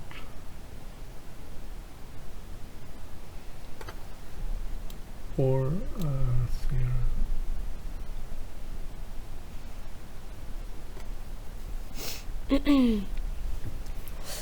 Yeah. Yeah, I don't know. I was thinking about the crazy move queen f4 d5. I'm not sure if it works, but Can queen g4 be played then? yeah, this looks highly dubious. Or do you want to play f5 now? Yeah, I wanted to play something like Yeah. that and take on c4, but I think it doesn't work. No, okay, take it back. So queen f4. I think white is slightly better because he has the slightly better pawn structure, and he has a defended passed pawn in the center, and he can play maybe at some point a4, perhaps a5 later on, Yeah. or perhaps knight b5, and he will probably develop his bishop to b2. d6 was played. Oh really? Aha, Interesting. interesting. Now, okay, now we have some detailed tactical ideas here. If black takes with the knight, maybe white can exchange, sacrifice the rook, and then play knight g5. Is it possible? Knight g5, and if g6, then queen h3. Yes. Take on b7. Yeah, and yes, the bishop is hanging, and Very nice. white will get 2 pieces for a rook, but black has, let's see, what has he got? 2 Right pawns? now, 2 pawns. 2 pawns. But it can be a very promising position for white anyway, because he will get a nice creep on d5. Yeah.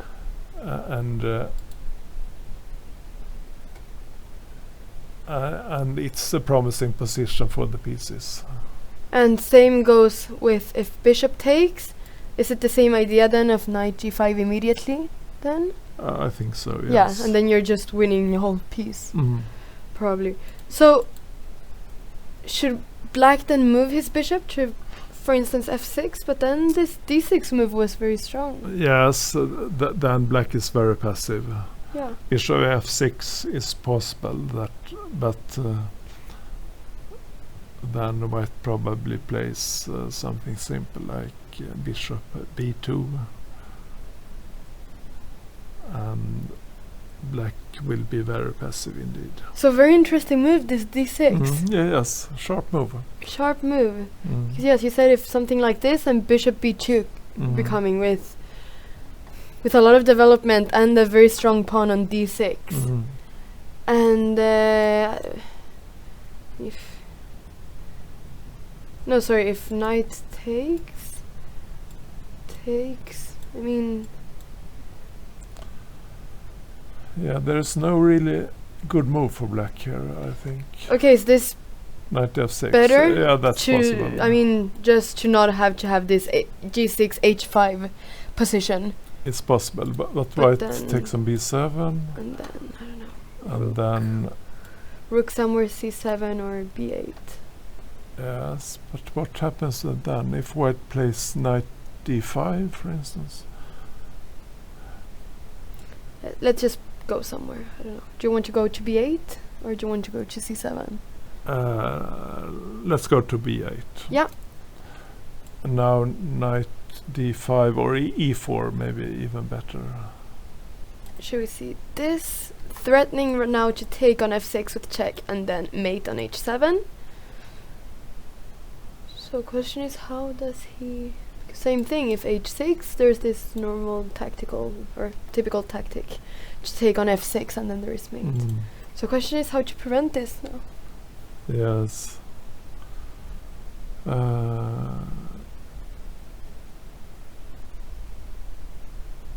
Yes, this indeed looks difficult for black.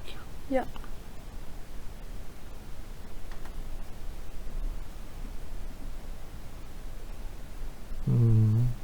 Yeah, I'm thinking we should take a break now. Yeah, okay. But this game will be very interesting to see how it proceeds. Yes. From but actually, I think that black is in some trouble here. d6 was very nice to play immediately. Yes. d6 there. Yes. Okay, so we'll be back very soon after the break, and we will continue following the top boards. Okay, very good. Thank you.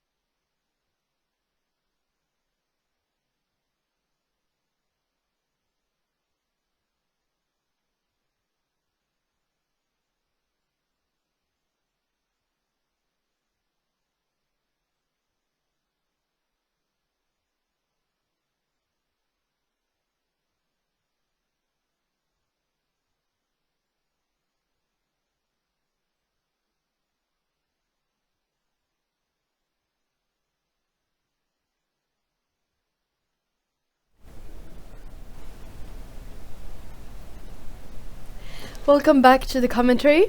We will continue to follow some of the games, and we thought that we would quickly see the positions of the last remaining games in the top 10 boards. Yes, I think we need to not forget the other games here. No, of course not. Mm.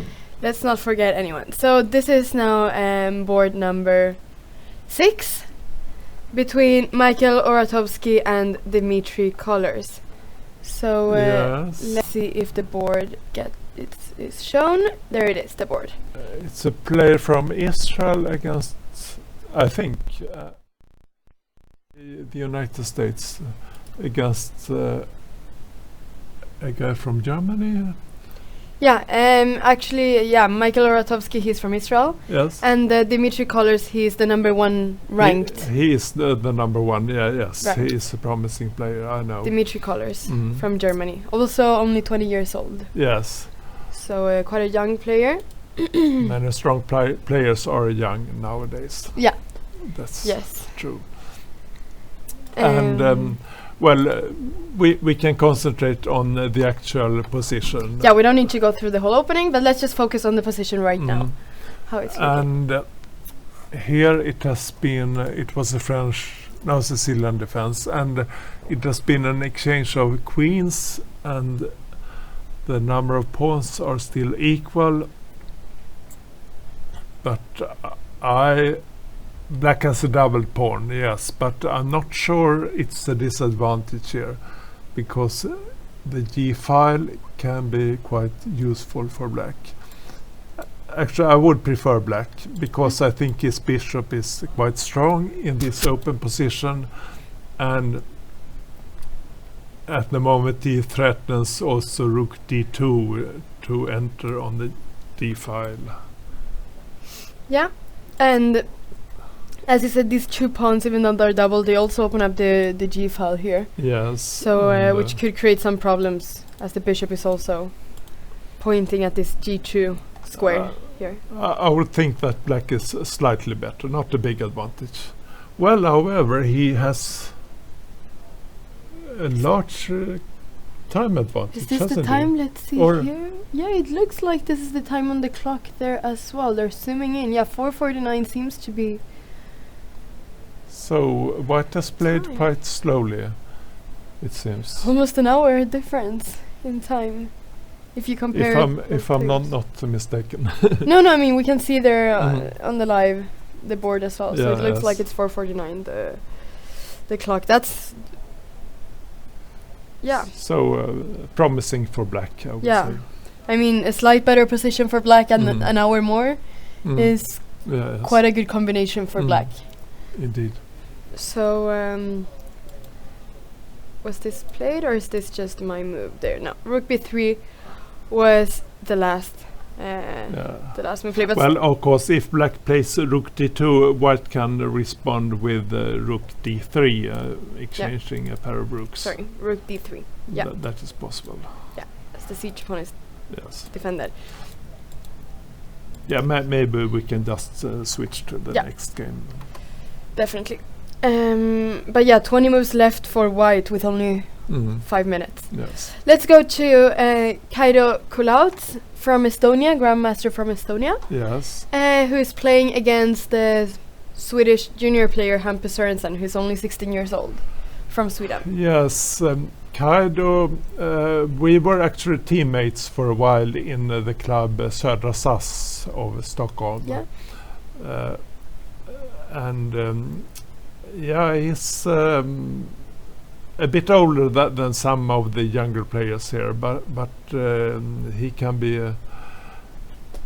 He's often very well prepared, and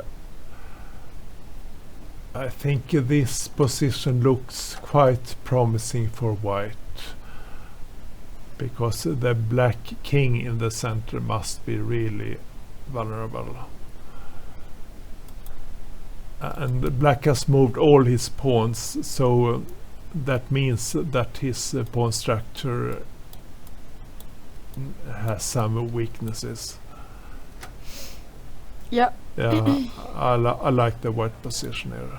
yeah, and white is opening up Yes. the center, which is very typical when the black king is in the center.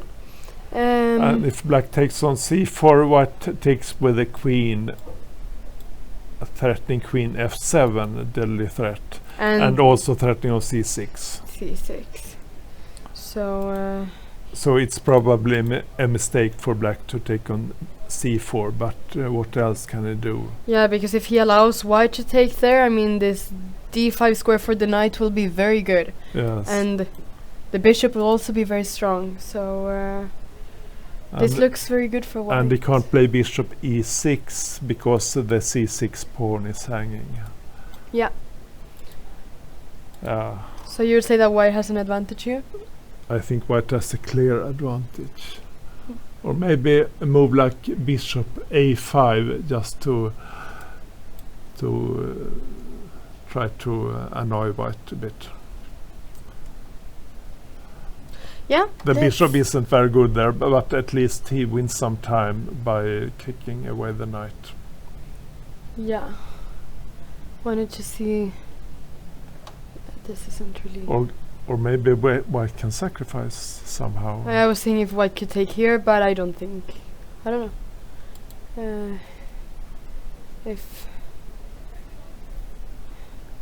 If white could take on e5, but maybe it's not Yes. necessary to do so.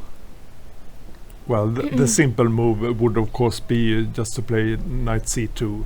Yeah. And it definitely looks quite good for the white. Someone is asking what happens if you take on e5, but Yeah, take on b4 and take or don't. yes.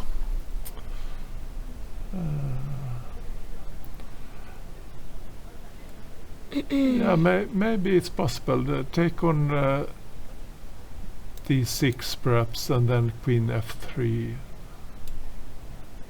Yeah, because where should the king go? f8 probably, and then the king can go to g7.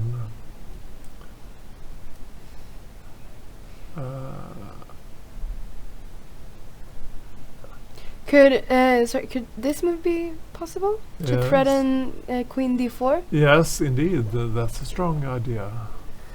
That's a strong idea. Maybe black has to play c5 or something Yeah, but to prevent that. I was thinking if something like Yes. this could be played then. 'Cause the white squares become very weak. Yeah, black has to play queen e8, and then yeah, white already has 3 pawns, I think, for the piece, 3, 4, 5, 6, and and the promising position. White can play rook a1 later on. yeah, so it looks like there is at least some compensation for Yes, white yes. here, definitely.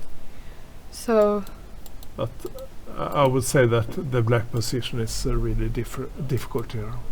even sacrificing the piece, even by sacrificing Yeah, the piece. that is possible. It's not necessary to sacrifice, but it's possible.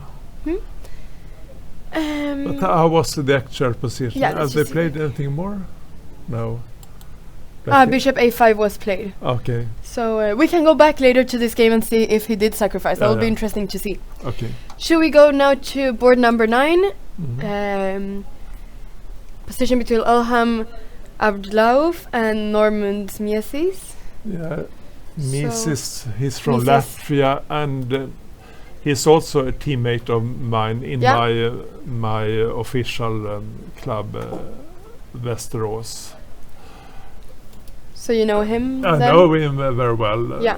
He's from Latvia, and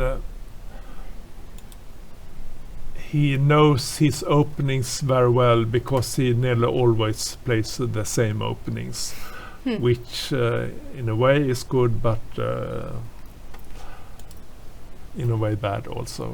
I think it's useful to try new openings also. But let's look at the position.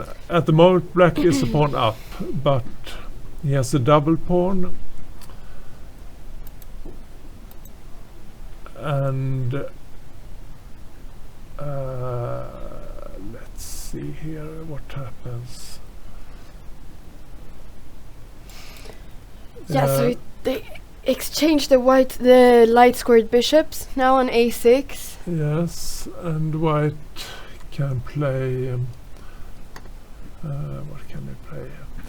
Maybe knight d2 to regroup his knight. It may go to c4 or maybe e3 afterwards. After knight f1 and Or knight c4 Oh, to e3. Yeah. okay. Yeah. Hitting the pawn on a5 in between. And these two squares Yes, could be quite good for the knight. there are many nice squares for white. Of course, black wants to use the d4 square if possible. He really would like to put the knight there if it's possible. But it will take a few moves for him to do so. Yes, and at the moment he can't move the knight from d7 because he has to protect the e5 pawn. Yes, But- indeed. But on the other hand, if white moves the knight, then black is free to move his knight. It's a bit complicated, strategically complicated. I would guess that the position is roughly equal here. Someone is asking if an idea for white could be to play a4 and Yeah, attack this a5 pawn. yes, to really create a long-term weakness on a5. Yes, But maybe, it's possible. yeah, I don't know if could the b4 square also be a problem for white, or I see one idea for black. I'm not sure if it works, but if white plays a4, maybe black can play c4 with the idea knight c5 and sometimes knight d3. yeah.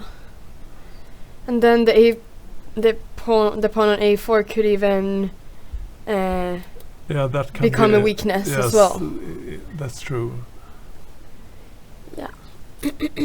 Well, interesting position. Well, I guess it's rather equal. Let's see the position how it is right now. So rook takes a6 was the last what was the last move made. And as you said, even though black is a pawn up, the pawns are doubled, and I mean this formation of pawns also gives the white knight quite a lot of squares, right? Yes. So Yes. so there is some compensation for the Yes, pawns. and I'm not exactly sure what move to expect now. Maybe one of the rooks to d1 or maybe queen e2 perhaps, or Sorry, queen to e2. yes. Well, it's a slow position. It will be a long game probably. Let's go to board number 10 to see what's been happening here. So we can just see this position. Oh, this looks a lot sharper Yeah. indeed. So between the players Mert Asikel and Shardul Gagare. Yes, the black So- player is from India and the white one I'm not sure. He's from Germany, and he's doing quite a very good tournament. He has a rating of 2094, but he's doing a performance of Oh. 25-21. Oh, great. Fantastic. So he's doing a very, very good tournament with 3.5 out of 5 points. Yeah, excellent. So excellent tournament for him so far.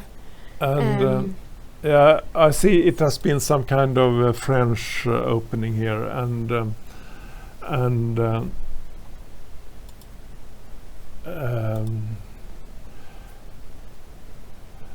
white has some chances on the king side, but also if black manages to push perhaps f5 and then e5,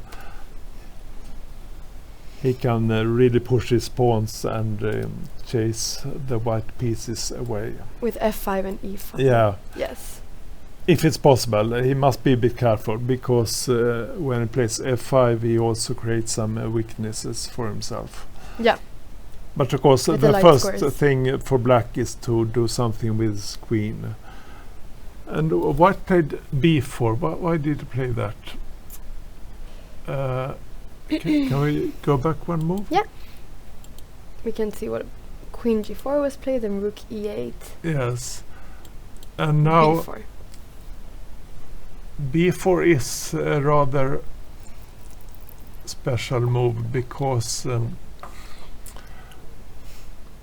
normally you wouldn't like to play like that because of the backward pawn on c3, but black obviously wants to chase the white wants to chase the queen away, and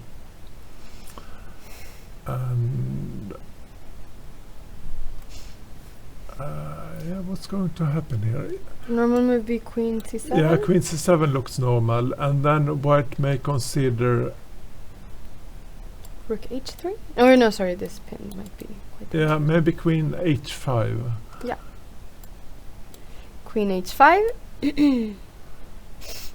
And then Can there be some knight? no, that is not possible because white has a mate on h7 in that case. Exactly, very good that you point that out. Yep. And maybe at that moment rook h3 is a threat. Creating some problems on the h file. Yes, And because in similar positions black can sometimes defend by knight f8, but that is not possible now. That square is occupied. no, exactly. This would be this would be at least a way for black to regroup his pieces in a comfortable way. Yes. So queen c7, queen h5, and then rook h3 is really problematic. Just a quick question. Someone asked how old I was when I started playing chess, and I will just answer that very quickly. I was 5 years old. So just to get that, just to answer that question very quickly. I was 8 when I started in the chess club. Ah, you were 8 when you started. Okay. So you've been playing your whole life then? More or less, yes.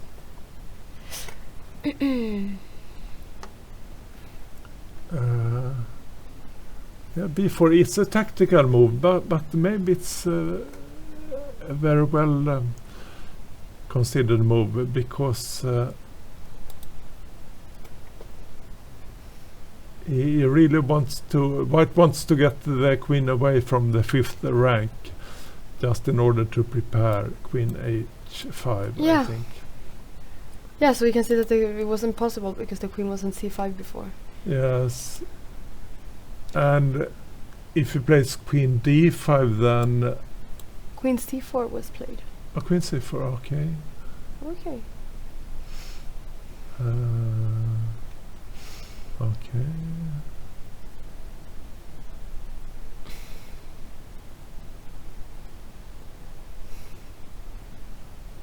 But then white has the move bishop b3 in some positions with the win of a tempo. And if he plays queen h5 now... Oh, okay. Black can still play queen d5 probably, trying to get the white queen away. Yeah, maybe that's the idea behind the black move. Yeah, so I'm wondering if perhaps the reason he didn't go to d5 immediately was because that it could be pushed away. But now by first going to c4, it always has this d5 square to go to Yes. after queen h5. Mhm.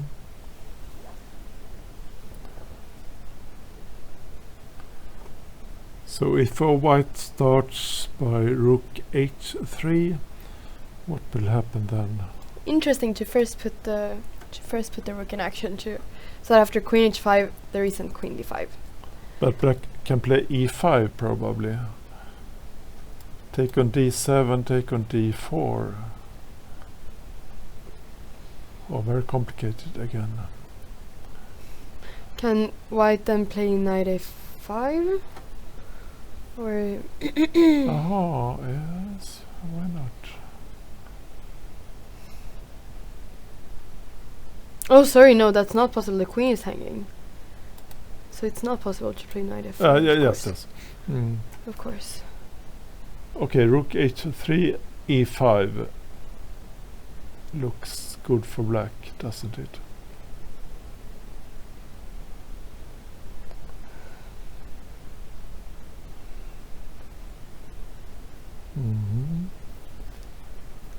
Mhm. Oh, because there is the mate here and Yeah, yes. e1 at the Yeah, end. yes, I see. Very important, yeah. Bishop is hanging, but after take, you cannot take here because there's Mhm. rook e1. That's Very true. important. That's true. White can play bishop b3, of course, now, but then he will not have the attack against h7 anymore. Yeah. So this was a tricky move, this queen Yeah, c4. a good move, probably. Yes. Because if white plays queen h5 and black plays queen d5, white can exchange queens, of course, and black will get an isolated pawn. But on the other hand, the white c pawn will be a backward pawn, quite ugly. So black should be completely okay after the exchange of queens. Yeah. So this was the last move played. And, interesting. Yeah. Double-edged position with the chances for both sides, I would say. Yeah. So now we have looked at the first 10 boards, and well, we can do another round of looking at the games. But we have several games that are very interesting. Yeah. Yes, indeed. Yeah. So far. Yes. So is there any specific game you would like to go back to? We can go back to the top boards Yep. now to see what happens there. So this is the game between Sergei Volkov and Fedor Kidal. Oh, here a lot of things. Yeah. Should we just go back a few moves to see yes. what has happened since we left off? Many things have happened here. So, oh yeah, this is the position where we had the Aha, white played queen c7, knight e5. Oh, Yeah. that was maybe a surprise to me. A small surprise. I would have expected simply g3. Yeah, that's what we were talking. What move should white do to protect this Yeah, pawn? Well, we yes. never considered 95. No. Okay, a takes b4. Yeah, those exchanges are always possible. So white has to be prepared for that. Yeah. f6. Yeah. Yes. And now g3. Protecting Yeah, the you pawn. had to do something to protect the f4 pawn. Yeah. Did white want to change black's knight? Well, I think he had to at that moment. No, but I mean, when he played 95, was that Yes. was it because it's favorable for white to exchange the knights? I mean, the standard rule is that standard strategical rule is that the player with a space advantage should avoid exchanges. And now white has a space advantage, and still he goes for exchanges, and that's why I was a bit. I didn't completely like the move knight e5. Yeah. But well, it's definitely still theory, so that they should know the position. In particular, the white player here, Volkov. Yeah. Okay, let's see what happened. g3, b takes c5. And now, yeah, that's an important move. Black manages to push e5, and normally it would be a very difficult move to achieve, but now it's possible. Yeah, because this was what we were saying. This is what black is hoping for. Yeah, yes. If yes. he's able to play e5, then Mm. he's sort of freeing himself Yeah, yes. in this position. Rook e1. So this position should be completely satisfactory for black, in my opinion. Now he gets to play e4 Yes. and push his pawn. Mm.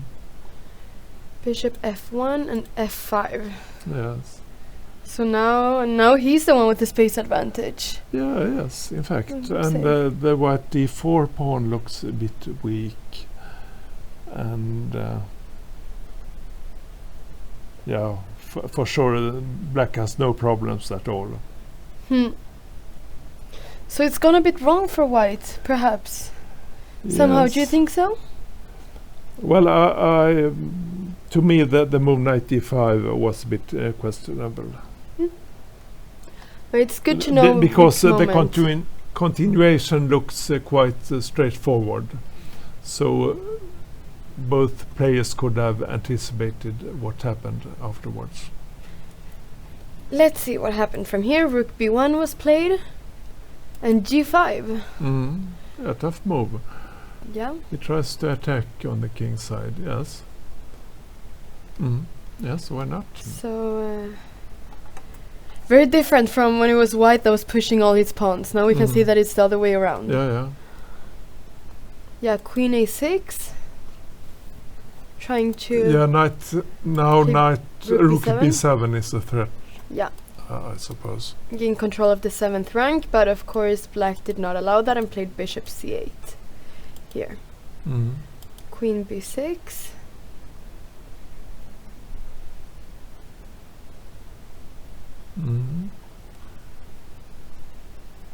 Yeah, and black should not exchange, of course, because white would take with the pawn with a very dangerous pass pawn. Yeah. And he can also play knight a4 to c5 later on. And even perhaps get a protected pass pawn. Yeah, yes. Which would be very, very dangerous for yes, black. Yes. Yes. So definitely black wants to keep the queens, and that is also consistent with the fact that he is trying to do something on the king side. Yeah, of course, if you want to attack the king side, typically you don't really strive for an exchange of queens. No. So, yeah, now perhaps this plan could also be an idea, activating the bishop through Yes. this diagonal. So, knight e2. Yeah, what has to protect the f4 square. Yeah. Bishop d8, now this comes. Queen b3. G takes f4. Knight takes f4 and bishop c7. Yes. Now it's probably a threat to take on f4 because white gets quite ugly double pawns. Although I'm not absolutely sure, because that move also gives away the strong bishop for black. The c7 bishop, yeah. Yeah, so maybe he should start with something. Well, the c8 bishop is rather passive, so Yeah. That's at least a good point for white. Yeah, we can say that all black's pawns are, all black pawns are on white squares, so this Yes. bishop is blocked by its own pawns. So black would have liked to have exchanged the white squared bishops, I think. yeah, that would definitely The have bishop is favorable protecting exchange the for black. b7 square, but that's just a defensive task at the moment. Yeah, that's about it right now for this bishop. Okay, let's see what happened. Queen e3, protecting the f4 knight in case black wanted to take on f4. Queen g7, pinning the g pawn. Rook b4. King h8. Oh, is this the... Yes. Oh, this is the position that we have right now on board 1. Okay. But let's see. Actually, I think it's rather equal. At some point, black may take on f4, and white will get a double pawn, but then he has the stronger bishop. And Yeah. Because then it would be this bishop against this bishop here. yes, And this bishop is... it's not so easy Better for than black this to find some other way to strengthen the position on the king side, I think. Yeah, and I suppose if I move like rook d8, then the king simply moves, and it's Yes. and it's fine for white. White can defend, and I think it's equal, this position. and an endgame. Let's say that black would exchange all of well the queen and the dark squared bishop Yes. for the knight. How would the endgame be? Rook and bishop against rook. Against rook and bishop, as this bishop is much worse than this one. Well, the immediate danger for black is how to protect the c6 pawn. Yeah. So it takes some time, but ideally black would perhaps like to protect it with his king, if he can move his king to c7. No, yeah, of course. That takes some time, of course. Yeah. But So yeah, this would of course be very nice for the king if he could yes. come here. But of course that will take... But many I moves. don't think black wants to exchange right away. He can No. wait with that decision. No, but that is this endgame something that white is striving for then? Or trying to get Yes, to? but I mean he probably can't force it. So No. he just has to wait and see. And can white do something? Can he play rook a4, rook a7? Is that possible? Trying to... See? Rook a4 and rook a7. That could be a slight idea, perhaps. But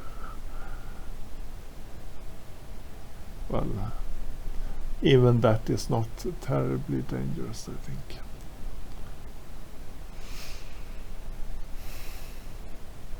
Well, this looks to be about equal, in my opinion. Yeah. So maybe we should move to the next game. Yeah. Okay. The game between Elshad Moradiabadi and Jesper Thibault. Oh, Board 2. that looks sharp. This looks sharp. This looks interesting. Let's just see very quickly what we have missed. Past few moves. Since we were here. Oh, sorry. Let's just go back here. Yes. Oh yeah, we saw this ended very quickly. Yeah, yes. We can So just see now quickly. black has pushed c4. Yes, queen b6 and then queen b3, and Yeah. often it will be some kind of queen exchange, but if white exchanges he will have some troubles, I think. Yes, if white exchanges, then black can play b5 and b4 afterwards to really get some Yeah. pressure on the queen side. As a3 cannot stop it because of the pin here. Yes. Queen c2. So therefore white avoided the exchange of queens. Knight of d2, g5. Bishop g3. And now he took on g3. Yes. And e5. Yeah, that's a sharp move, but I think it's a good one. I've seen it in similar positions. Yeah. And at the moment the white knights are quite passive, so black really takes the opportunity to try to attack immediately. Yeah. No, yeah. This knight on b1 doesn't really No. seem to have any future right now. No. It'll have to Mm. wait a few moves before it gets to a good square. Mm. So d takes e5, knight takes e5. Yes. I like the black pair of bishops here.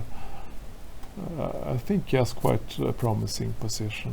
Yeah, black has the pair of bishops, as you just said, which is also a slight advantage, probably in this position. So knight f3, Mm. knight takes f3, bishop e6, Yes. knight d2. Yes, maybe white wants to play f4 and then knight f3 to d4, and then the knight will find a good square. Yeah, as it cannot be removed from this d4 square. But Yeah. the black has some queenside advantage, and he can play b5, b4 at some point. I think that's a good plan.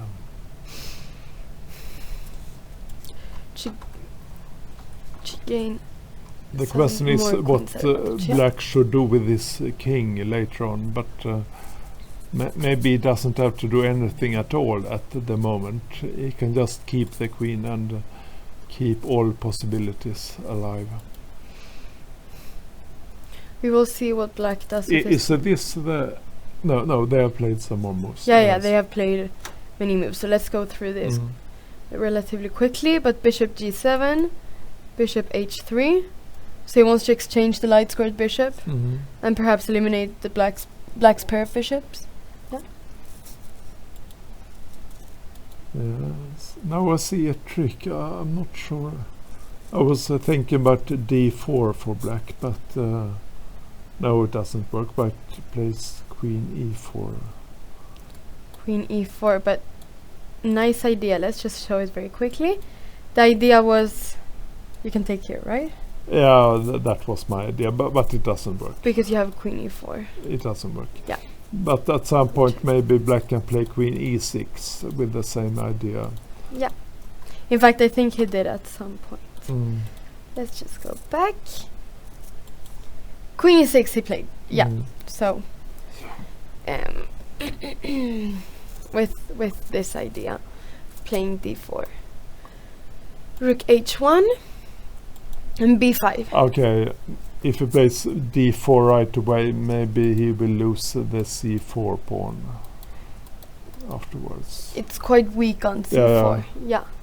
That's so true.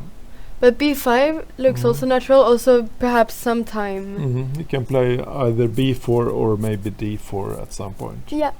So quite flexible. Mm. f4 was played. Mm. Yeah, with this knight f3. Yeah, so just like you said. Mm. And a5, so he's trying to gain some queenside advantage. Knight f3. Queen g4. Mhm. That's slightly surprising, perhaps, but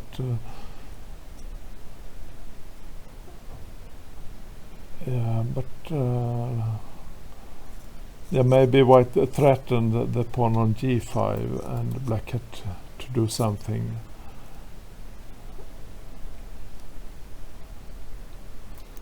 But yeah, I'm really wondering where this black king is Yes. going. But in such positions, Yeah. it can be a good idea to wait with the king and decide quite late whether to castle the king side or queen side. Yeah. Knight h2. Yeah, maybe white had to play like that because after knight d4, black simply takes on d4 and then on f4. Yeah. And then you can take on Mm. pawn takes, but then maybe can be... I don't know. Yeah, what happens here? Oh, okay, sorry. Okay, no, I didn't mean that. Maybe there was something better. Let's see. Yeah, why didn't he play knight d4? Yes. It is true that white cannot castle after black takes on f4. But then, yeah, you can take on... Pawn takes, but then maybe can be... I don't know. Yeah, what happens here? Okay, okay, sorry. Yeah, why didn't he play knight d4? Yeah, it is true that white cannot castle after black takes on f4. But then, yeah, black can castle after black takes on f4. But the question is if it doesn't really matter if white can just stay on e1 with the king. Yes, the white will get some rather good-looking central pawns in that case. Yeah. If b4, then queen a4 can be annoying, I guess. Take on Soren f4. Yes, well, I'm not sure. White takes gf in that case. And I was thinking about b4 also, but b4, sorry. Then queen a4 is possible. Yeah. Or actually even queen f5 perhaps to force an exchange of queens. Yeah, okay, sharp position. Does white want to exchange queens?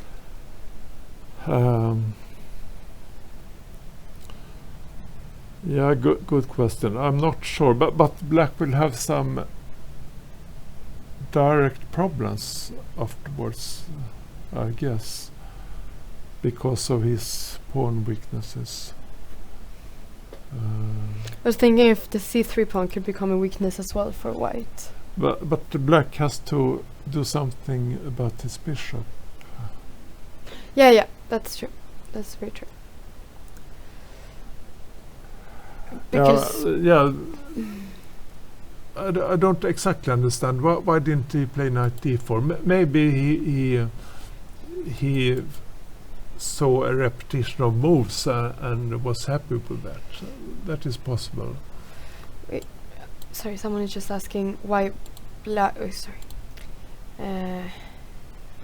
In this position, someone just asked why black cannot simply play this. Yes. Let's see here. Yes, maybe. Yeah, the pawn on c3 is threatened, but the white knight has a good position. Yeah. White can't consider castling queenside, perhaps.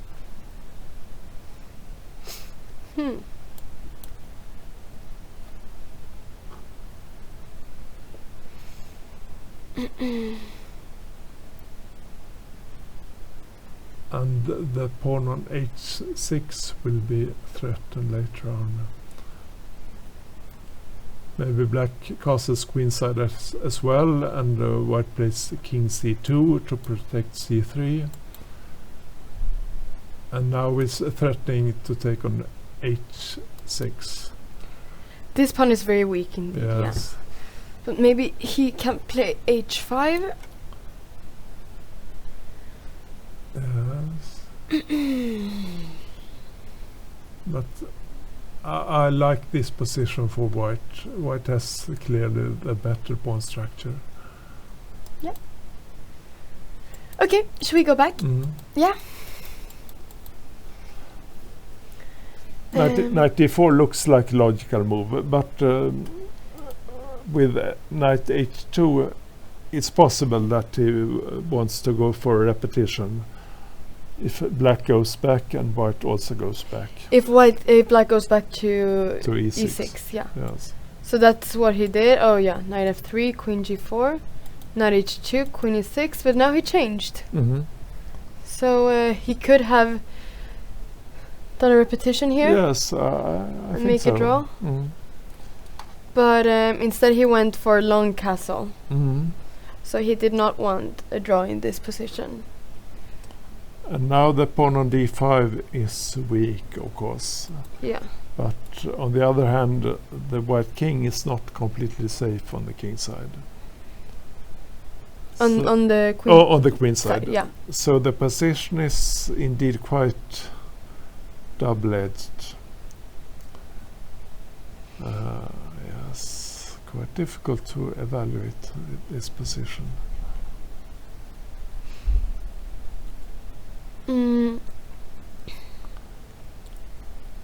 Could moves or yeah.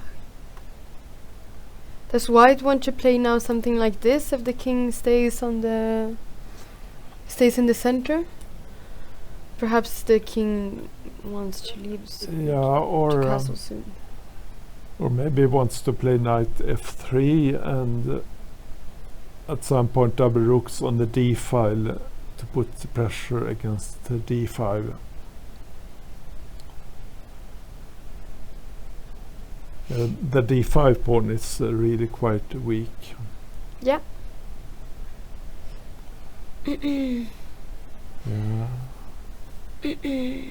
It's a tough position. A lot of things can happen here. Okay, should we go to the next game? Yes. No, yeah, very double-edged actually. Mhm. This position, Mhm. many things. If yeah, all right. Let's. Oh wait, sorry. Should we just see what happened? Knight f3, a4. Yeah, he wants to attack immediately. C takes b4. A3. Oh, he's really going. Yeah. He's really going for the attack. Now he can open a file on the queen side. Yeah. He has sacrificed the pawn, but he will get an open file. Knight d4. Trying to block this bishop on g7. Mm-hmm. Queen b6. Okay, so black has gotten quite a lot of play here and now. Yes. F takes g5. It's been played. So this is the final. Let's just. Is this the final position? Yes. H takes g5 was also played. Yeah. Okay. So this is the final position. Very tough position. White can exchange rooks, of course, and then he can play.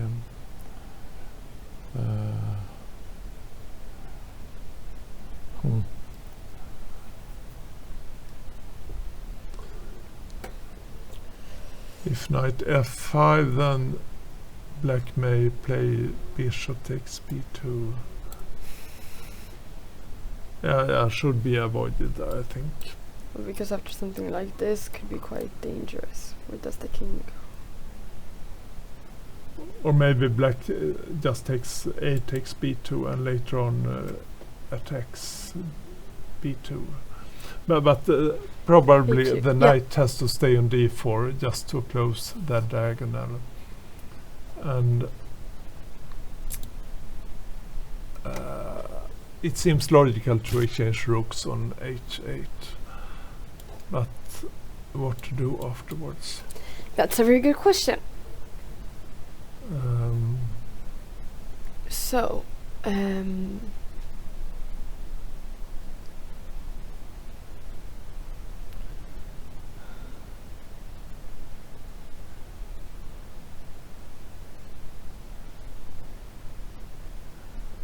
yes, the black bishop is really strong. Yeah. There can be serious threats along the diagonal. so But on the other hand, there are also a number of factors which... can this move be played? Queen h7? Yes, if you dare to move the queen away like that. I'm not sure, but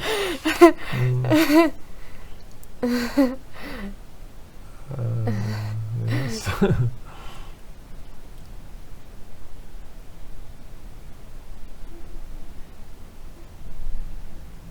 okay, there are some threats as well with Yes. Queen yes. g8. So But okay, queen h7. Let's say that black takes on b2. okay, and then I thought we would play rook, king. Oh, king b1. Yes. And then let's see, queen a6, is that possible or maybe not? You want to sacrifice this bishop so here, then I will sacrifice the bishop. and then king d7. Maybe there. Oh, but there's a check Queen here. h3 and then So let's just queen a6, and we were looking at the. Oh, sorry. yeah, maybe it Not doesn't great with work. my arrows, but with queen h3 check. That's the only check that white has there.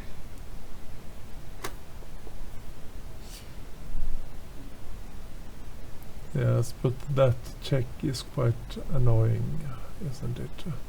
What shall black play?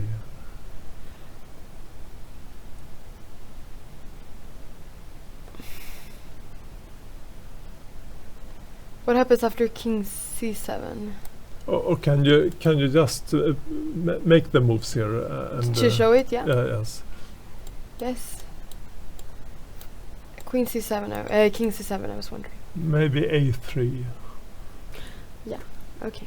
With the idea that after queen takes, there is this Yes. fork, so it's not And possible. white also has the possibility to play knight c2 now and defend the queen side.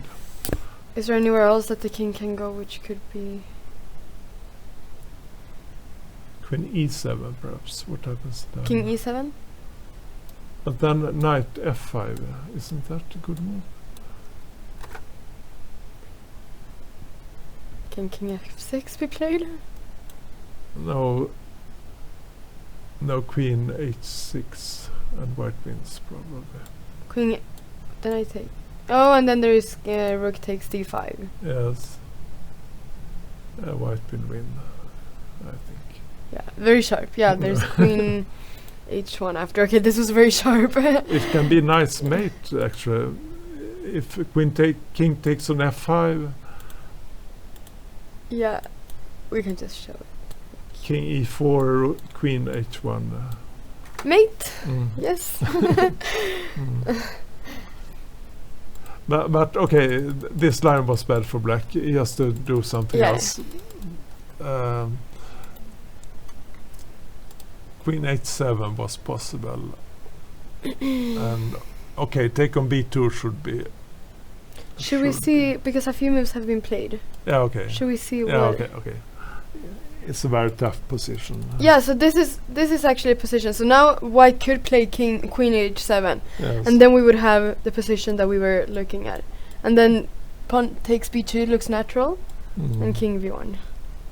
And here black has to play something instead of queen a6.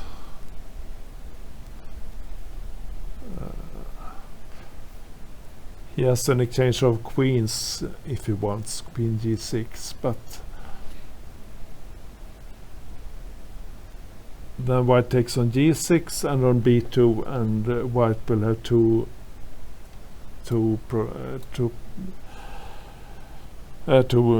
passed pawns on the queen side, Yeah. and white will be pawn up. So that's an excellent ending for white. Definitely. This knight is blocking the bishop Mm. as well, so this would be a very good position for white. Maybe take some b2 wasn't the best move actually. Perhaps there is something else here.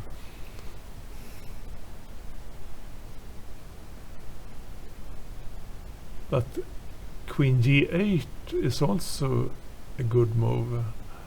Sorry, which move? I mean, white has queen g8 at some positions.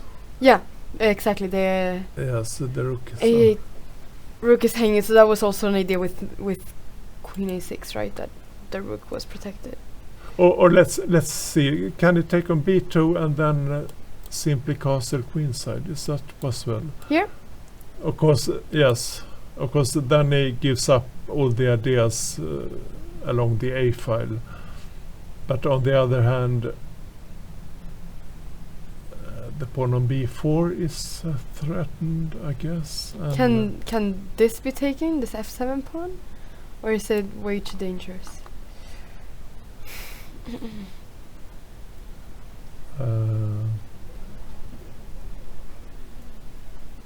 What's happening? I was thinking also to have perhaps some Yes, queen e6 check. and takes on b4 then. Takes on b4. Okay, I'm not sure if this is possible, but not sure if knight c6 is possible. Queen a4 in that case. Queen a4.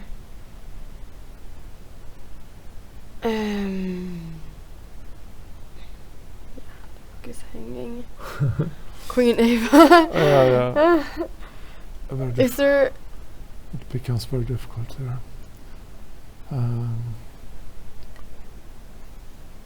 Okay, queen.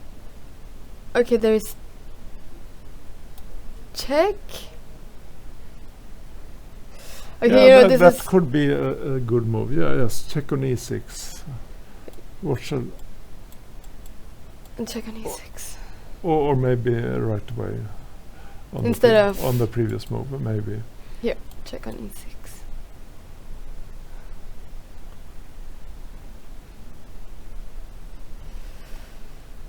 Yeah, where should the king Yeah, go? there is in fact a small trick here. Rook d7, queen e8, and if black returns with the rook, white can simply take on d8, and then like With that. the rook. Yes. Yep, very Yes. nice. Mm. Really good to show this tactical motives that yes. are in the position. Let's see what happened in the game because they have played several moves. Bishop takes. Sorry. Oh, he took on a3 Uh-huh. and played this position. Okay. Okay. Aha. Black can't take on b4 because of queen c8 check. Precisely, because after this check, king needs to go to e7 and then Yes. there is a fork there, Yes. Winning for white. winning for white. So I think this position is. This is excellent for white, isn't it?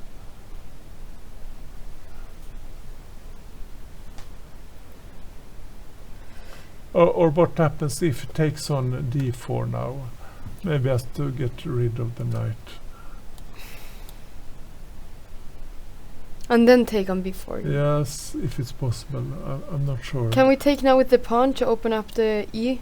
Yeah, file? that's also a possibility. But then, of course, if you take here, then you're preventing rook e1. Yes, Check. and the king may hide himself on f8 in some positions. Well, take with the rook on d4, and then queen takes b4, and now it's a critical position.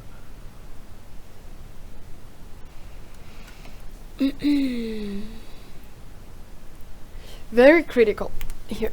Probably, yeah, white has a draw with the queen e5, for instance, but I'm not sure if he has more than a draw.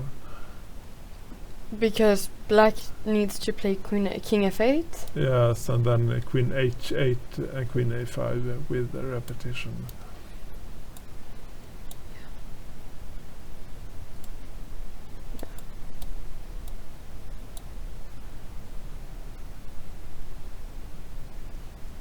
I guess the black threats are quite serious, aren't they? Or maybe they're not. Okay, so what is black exactly threatening? Is it Maybe white can simply play rook takes d5 here.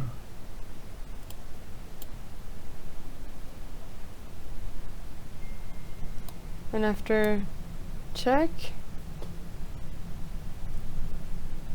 Ah, rook check. Yeah, yes, of course. Yes, of course. Rook checks. Yeah. Looks a bit dangerous. Yeah, yes. Mhm. Okay, let's see what is. This game is very interesting. Yes. Bishop takes d4 was played indeed. Mhm. So we will see. Do you think that white should take with the rook then? Yeah, it looks like the normal move. Yes. Actually, I have a question. Because the queen doesn't really have this b1 check right now, right? Because the queen is here. Mhm. So after rook check, okay, there was queen a4 check perhaps. Okay.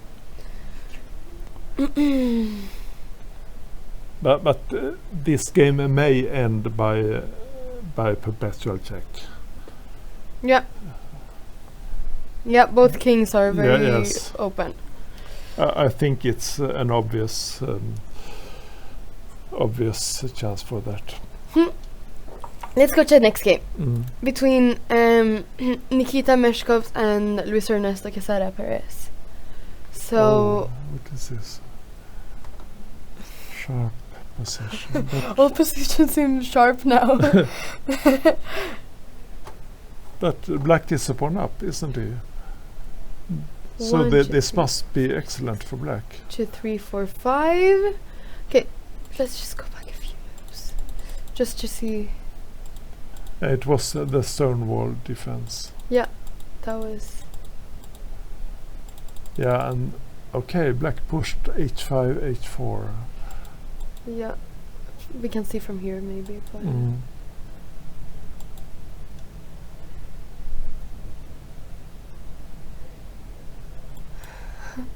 someone is saying that this was the slow, boring money over game in the beginning that we were talking about, Yes. and now Yes, yes, okay.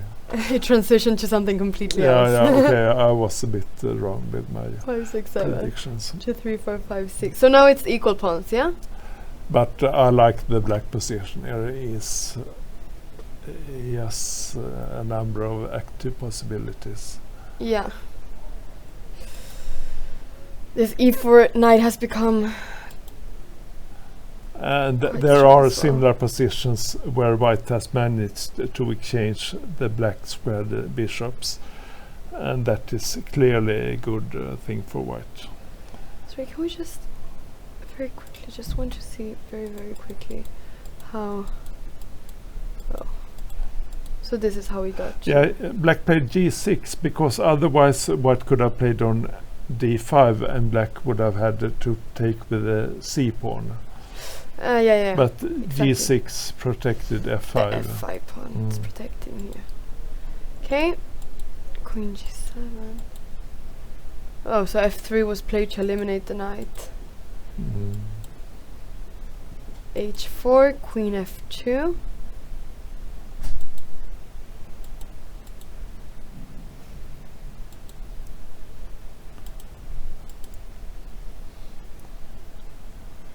Yeah. Yes, well, no direct threats perhaps. No.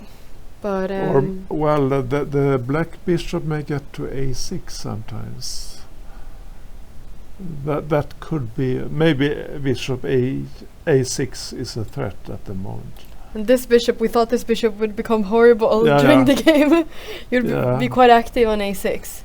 Yeah, well, it stops the white king from escaping, and bishop a6 comes with a mate threat. On h2, Yes. definitely. And bishop f1 is not possible either because of queen h1 Mhm. mate. Yes. So that's so is perhaps because then maybe knight e3 could be played.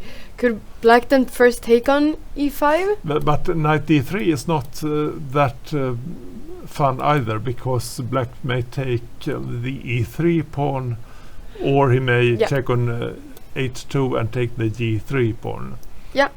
So he will get one important pawn in that Yeah. case. You're right. This is not really a threat. Yeah, this is not really an option for white. No, not a good option. No. So did he? So he played king f1. Yeah, I think he had to escape with the king immediately. Bishop a6 was a really big threat then. Yeah, yes. If white needs to yes. play king f1, Mm. yeah. c5. Yeah, now black tries to open the position when white has an insecure king. And yeah, this looks promising indeed for black. f4 was played. Bishop takes e5. Mm-hmm. D takes e5. Knight g4. Yeah, now it's the right moment, because black may play queen h2 threatening g3, or he may play d4 at some moment. Yeah, so he played queen g1 probably to as well prevent black from yes. playing queen h2. And black also has queen a6 at some moments. Bishop a6. Yes. Bishop a6. Yeah. Oh, sorry. Maybe not right now, but Yeah. there are a number of possibilities. Wait, sorry.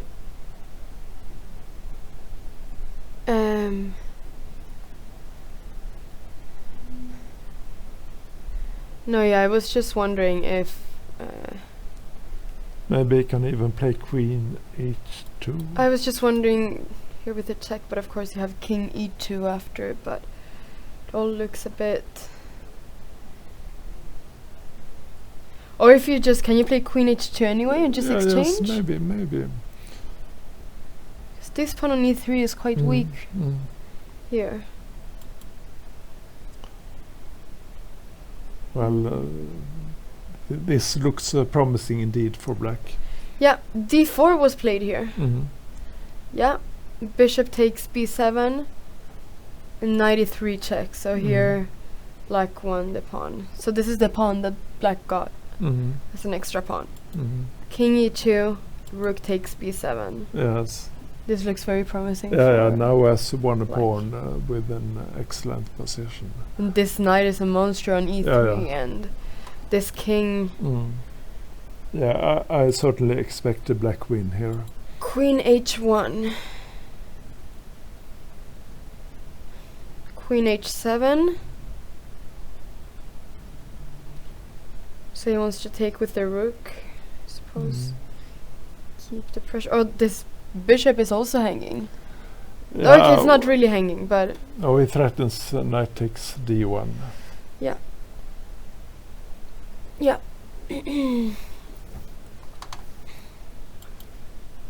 Queen c6, threatening the e8 rook. Queen h2. This looks incredibly dangerous. But king d3. Yeah, black is winning, I think. Yeah. He took on d1.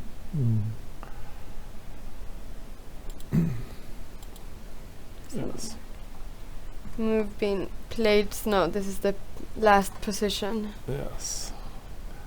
Yeah, white can take on the e8 with check, but the black moves his king, and To g7. there's no fun. Nothing funny for white anymore. And what is the exact threat of black here? Well, he threatens to take the bishop. And I mean, let's say that white would play something like this. I don't know, to have some type of. but the black can just take the bishop. Knight takes e3, or knight takes c3. Knight takes. Yeah. Oh yeah. Sorry. Threatening a mate also on e2. Yeah, there isn't anything here. There isn't anything here. No.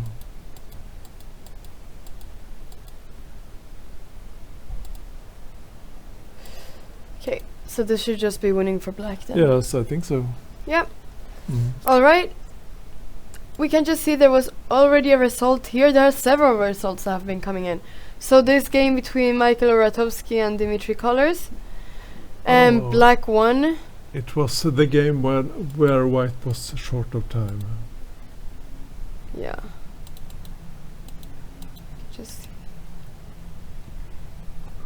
Can just see very quickly what happened. But white was in this position very short on time.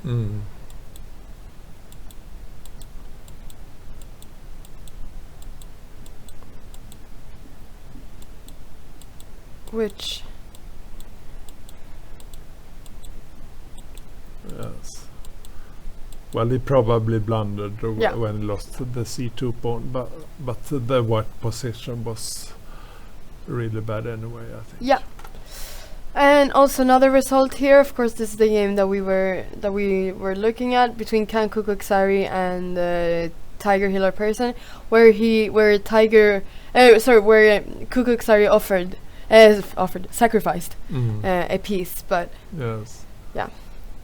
probably just didn't really Yes, work out. it was like we predicted. Perhaps black got three pieces for We for can the just rook. see a few moves after what we predicted. Yes. After knight takes g7, Mhm. then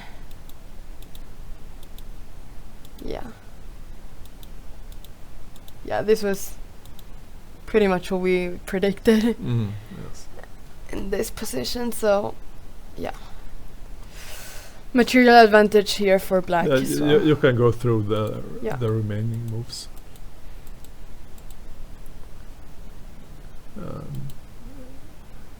A slight trick for black to exchange queens. Yeah. Which is of course favorable in such endgame. Yeah. Right. Yeah. Often it's the simplest way to win such positions. Yeah. Rook takes a7, bishop c4. Very hard for white to defend his pawns as well, with only Yes. one rook. Hopeless position. Yeah. Yeah. Mm. And he Well, resigned that here. was a weak performance by Khan, but maybe it was he didn't like to play against Tiger. Perhaps they have worked together before and probably had an exaggerated respect for Tiger. Too much respect. No, that can be quite common Yes. in such situations. Yes, usually it's not that good for the weaker player to have too much of respect. Okay, and the last result that has come in from the first 10 boards Mm-hmm. is the game between Mert Asikel versus Shardul Gagari, where Yeah, Shardul that Gagari was won. an interesting game. position. Yeah, should we go back a few Yeah, moves? black played the queen c4. Oh yeah, this is the position where black played queen c4. Yeah, Which was probably a strong move. yeah. Still very good performance so far though by Mert Asikel. Mm-hmm. But let's Here, here. queen c4. That's what we saw. Yes. Bishop d2 was played then. Mm-hmm. Okay.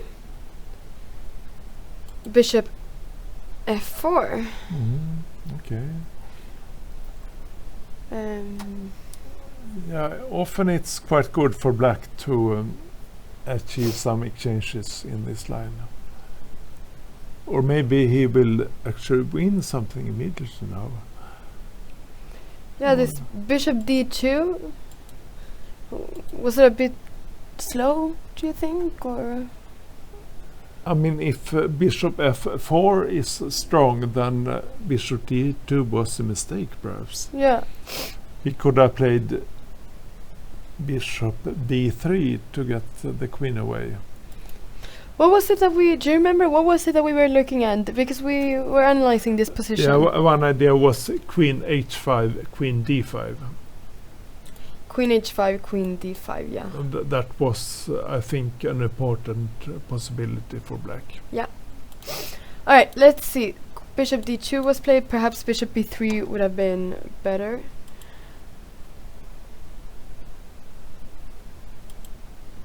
Bishop b3, okay. Yeah, the rook is protecting the c3 pawn. Someone said that bishop b3 drops the c3 pawn, but the c3 pawn is protected by the rook. Yes, but So- if the rook has to defend the d2, No, he meant when we said bishop b3 before, when the Oh, okay, bishop okay. was in c1. okay. Queen e2. Oh, now he gives an exchange. I think it was. No, but sorry. No, he doesn't not give an exchange. He can defend in a tactical way. Yeah, that's true. Takes and this is defended. Mm. Queen c7 was played, attacking h7, so rook h3. e5. Yes. Knight f5 and e4. Mm. Yeah, this looks excellent for white. Yeah. Black is very active, and there's also an annoying pin, I think. Bishop d7 Threatening f5 and bit is pinned. This looks quite comfortable for black right now. Definitely. Queen h5, h6, bishop b3. Oh, threatening g6. Okay. Okay. Interesting. King h7. Yeah. Indian players are often good tacticians, I know.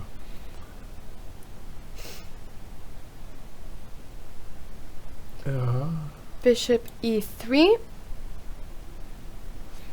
If the black bishops were away, maybe white could play queen takes h6 with the perpetual check. But now it doesn't work. Queen takes h6. Yeah, I mean if the black bishops were away. And after g takes h6. Rook takes king g8, rook takes g6. Yeah. Many arrows. Yes. Yes. Okay, but it should be a perpetual check there. With rook h6 and rook g6. But now I guess it's strong for black. Rook a5 was played, so once again, this problem with the pin is very, very strong. g4. Perhaps only way to defend the knight. Queen c8. Really taking all pieces to the attack of the f5 knight. Bishop d4. Wait.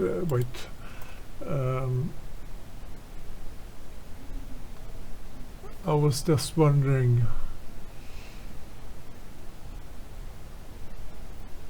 No, white can't take on f7. No, that's not possible. Take on f7. With rook takes bishop f4. And black takes, and then he takes on h3 with the check. That's winning for black. Okay, no problem. Yeah, still good to analyze this.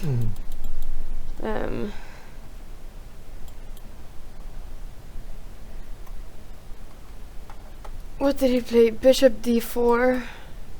Bishop takes f5. Yeah, because if he takes here, then can he take g4? And the queen is trapped, isn't it? Yeah. Queen seems to be trapped. Yeah. Yeah, of course, they cannot do that. You can see that after this and this, the queen on h5 is trapped. So that'll be catastrophic for white. G takes f5. Rook takes f5. Okay, but then this bishop d4 move is not really. No, but I think white was in serious trouble, really serious. Yeah. So now black is winning, I think. Yeah, and in fact white resigned here. Yes. Black will play rook g5 on the next move, and rook h3 is threatened. Yeah, and there isn't really any way to. Yeah. He will have to play rook g3 and sacrifice in exchange, but it should just be winning for black. Okay, and now we're getting results in all the time. Okay. But board 2 finished in a draw, as you said, between Elshan Morad Jabari and Jesper Thibault. Okay, it was the kind of repetition that I predicted. Yeah, this perpetual checks that you were talking about. So that happened here. King f8. Oh, so actually was exactly what we predicted. This queen h8, king e7, queen e5, king f8, a variation where it's just a perpetual check for white. Yeah, tough game. Tough game. And also on board number 5, the game between Sergei Yonov and Milton Panzer ended in a draw. Well, that was probably a good result for Milton. Yeah. What exactly happened here? let's see. Just one. Yeah. So Milton Panzer will be now on 4.5 points out of 6, which is a really good result for him. Excellent. So let's just see what happened. Yeah, it was a rather tactical position, so it was quite easy to overlook something. D6, D6. He played bishop f6. Mm-hmm. Knight g5, Yes. g6. Oh, I'm just going to put this here. Okay. Queen h3. Yes. So- Threatening mate. Is he giving a piece now? Oh, the d7 knight is hanging. Okay. Yeah, what's happening? After bishop takes and bishop takes Yes. and queen takes, the knight on d7 is hanging. Yes. And the bishop is hanging as well. Also, perhaps this is bishop takes b7 as well. Mhm. Okay, what happened? He has to take on g5. No, h5. Aha, okay. So did he sacrifice a piece now? G3, 4. Ah, yes, black is threatening on c3 also. Okay. Oh, there's so many pieces Yeah, hanging in yes. this position. Yes. Oh, Yeah, this is a difficult position. very difficult. Mm. Yeah, you have to calculate very actively. Okay. Very Yeah, accurately. we have some more results as well. But let's go to the final position. I want to see what happens. Yeah, can we just go through this very quickly?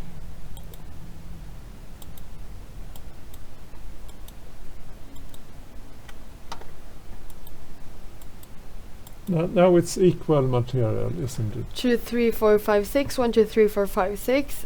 And it too will many be an pieces. exchange of queens probably, and then Yeah. the d6 pawn is not that dangerous anymore. So yeah, this should be rather equal now. Yeah, Mm. but it wasn't really easy to play that last position. No, Probably. let's see the last moves also.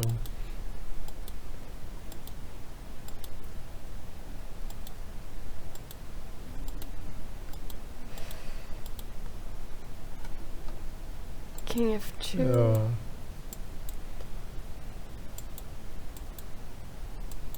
Or a repetition like Yeah, that. and they okay. repeated in this position. Yeah. Yeah, the move a5 looked a bit ugly, but yeah, it was the most sensible way to defend the pawn, I guess. Yeah, and also to place the knight here on f3 is important as black was threatening g5. Mm. So, alright, so this is how this game ended. Yeah, We yeah. have more results right now coming in. On board number, we have several, but on board number 4, yeah, Eric Blomqvist lost against Arseny Nesterov. Okay. So black won this game. Okay. And Yeah, they played the opening really quickly, I remember. yeah, the 21st moves just came Mm. immediately. Oh, so yeah, this was very interesting. Yeah, so this is where we left off, and then queen before check came. So Yeah, he that took was on a bit b7. bit dangerous for white to move the queen away from the main battleground. Yeah, when we were talking about this, we thought that this was too dangerous for white to play. Mm. But knight d5, queen, another pawn is taken. So, but okay, he's also defending the checks here. But what happens Black after? can get a good cooperation with queen and knight. Yeah, of course. Just wondering what would have. Queen takes b2 was played. Mm. Just wondering. Maybe this wasn't that dangerous. This queen h4. Oh, well, maybe black can white can simply play even king g1 and then bishop f1 if necessary. Yeah. Well, knight. it looks logical to take on b2, I think. Yeah. Because that pawn should be an important one.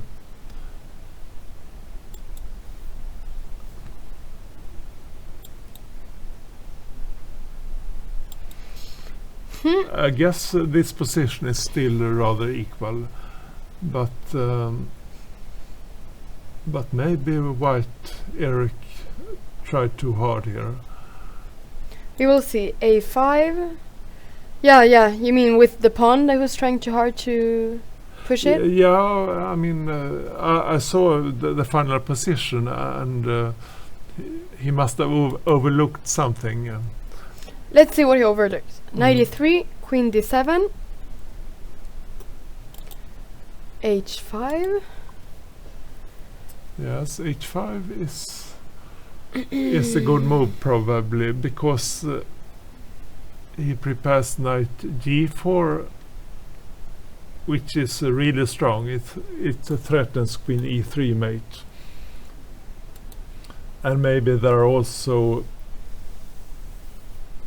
It's also important to prevent king g4 in some lines. Yeah, so in many variations it simply allows this black knight to move somewhere because queen e3 is mate. Yeah. Knight g4 is particularly dangerous, I think. But queen c6 was played and knight c4. Oh, fantastic. So very nice that this knight can move. Let's go back everywhere. one move. Maybe actually he expected knight g4 and saw some defensive possibility here. Yeah, because now perhaps white could play queen b6. Yes. But after knight c4, it's not possible. Yes, that's right. Great. Yes. So it was very nice, this knight c4. Yes, that could be the answer. And also, if white plays king f2, then black will have a mate, queen e3 and knight d2. Yeah, mate here. So perhaps he missed this knight c4, which is quite a nice move. But wait. Yeah. No, white can take it, of course. Then, no, we can't. No, because No. it's no. Mate. Sorry, it's that's mate. Yes. so. Can you play? And queen e4 is also impossible because of the fork. So everything just works in this position almost. Yeah, knight c4 was a splendid move. Yeah. G3 was played to try to escape with the king, Yes. but Yes, but Knight that d2. move is indeed a bit desperate, I think. yeah, but difficult to do something as white. So king f2. Wait, what happens here? If king g2, what happens? Let's see if king g2. Let's think if there. Okay, simply f3, king h3, queen g4 mate. F3. If king h1, Queen f2, queen. or queen c3. Are there any checks here? Yes. Yes, queen c3. Yes, what happens? Can white prevent the checks?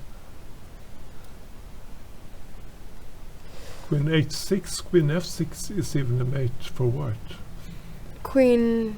King h6, queen f6 is even a mate for white. Yeah. Yeah, okay. Let's go back. Why didn't he play like that? King g2. So what is the problem with king g2? No, white black has to check on a1, of course. Okay. Yeah. After f3, yeah. Yes. This just wins. Yes. Queen a1. Okay. So we can just see he went to e2 instead. Queen e3. Yes, another nice move, preventing queen c3. Very nice moves by black Yes. here. Yes. Played really good game. Two extraordinary knight moves. Yeah, Knight c4 and then knight b1. this later. was very important to prevent this Mm. queen c3 check. Yeah. But and now he Yeah. restarted. Nice counterattack by black. Yeah, But because- I think the position was rather equal. No, yeah, because just to show that if queen g2 here, which is the only way to stop this queen d2 mate, there is mate on c3. Yes, another So- nice one. Yes. So everything just works in this position for Mhm. black. Very nice. Mm. I think that another result, though we have so many results here, was on board 3 between Nikita Meshkovs and Luis Ernesto Quesada Perez, which ended in a draw. Oh, really? I thought black was winning here. Uh-huh. Oh yeah, was this the position with the Yes. where the queen had entered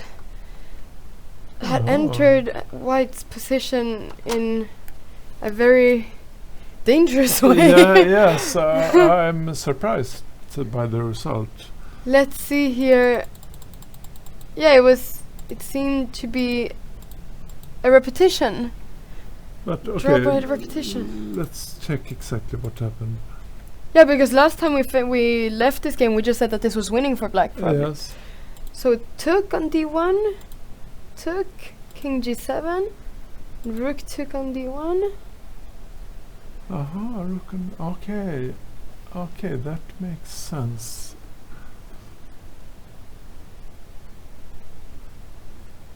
Uh-huh.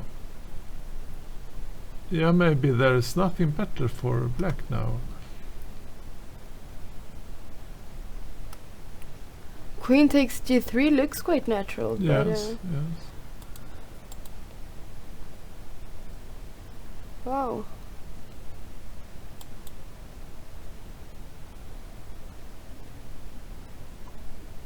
Mm.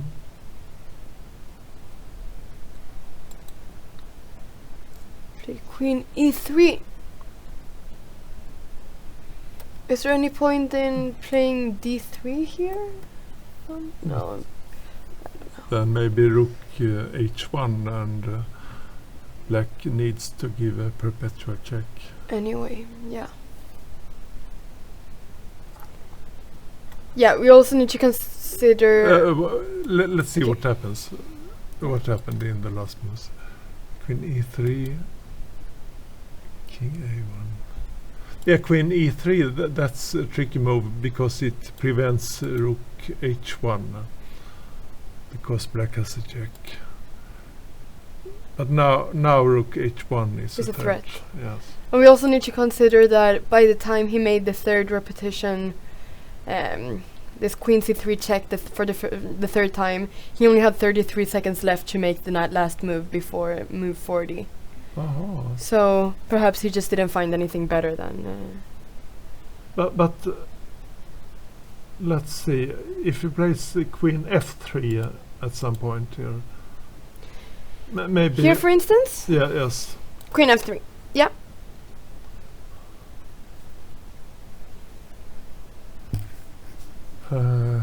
White can play rook g1.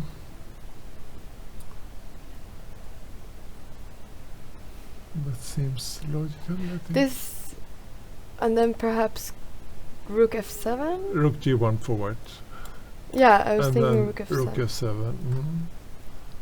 Then e6 probably.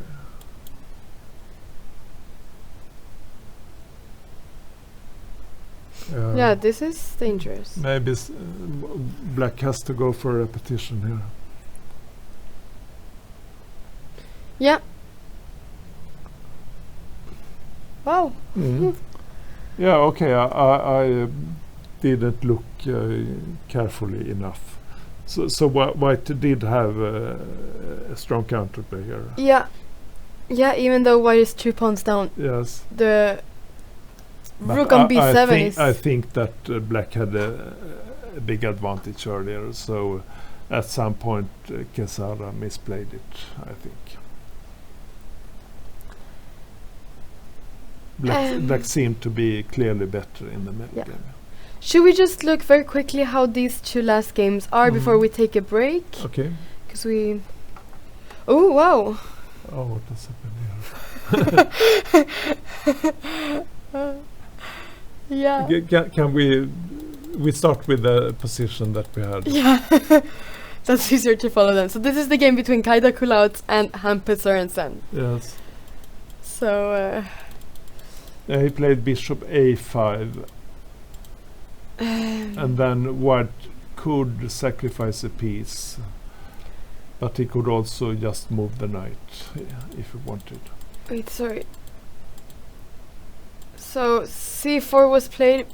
Oh, and he did sacrifice. Okay. He sacrificed the piece. Mm-hmm. Interesting. Mm-hmm. Bishop takes b4. E takes d6. So this is what we were looking at. Mm-hmm. Very interesting. King f8. And queen d4 was played here. Yes. Oh yeah, we were looking, or just seeing if white could take first on b5. I think that's what we analyzed. Mm-hmm. The idea that if c5. Queen d4 is stronger probably. But okay.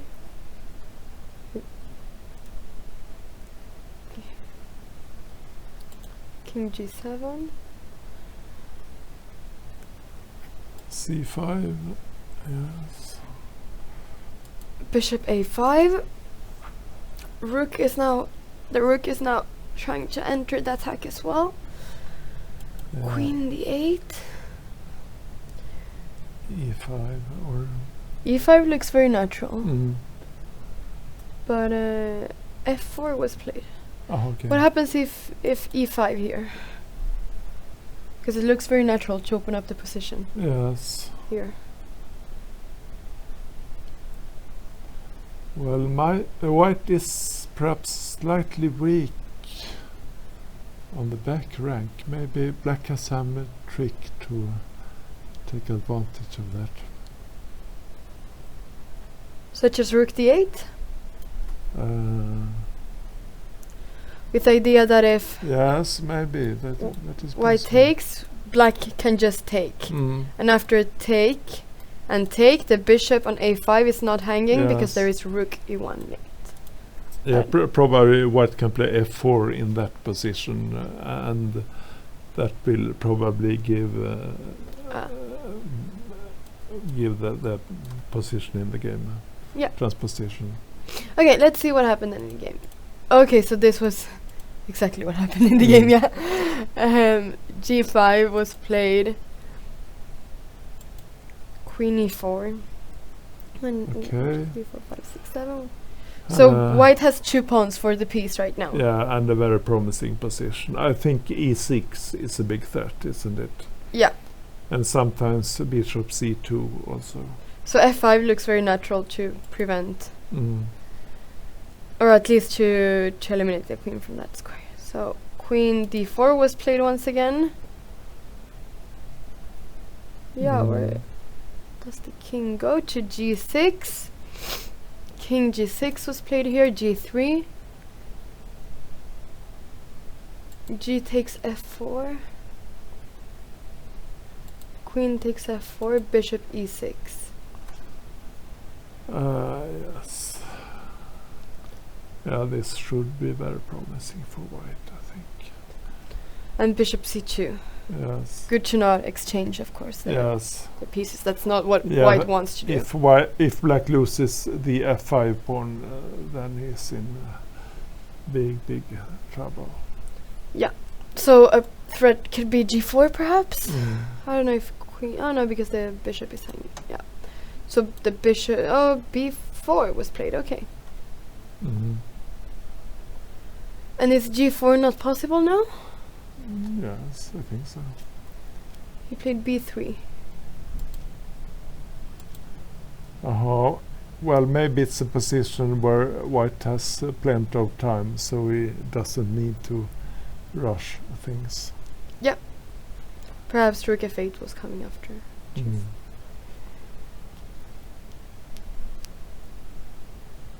Someone is asking what happens if queen g4 here.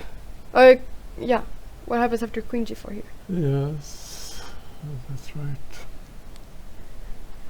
Mm.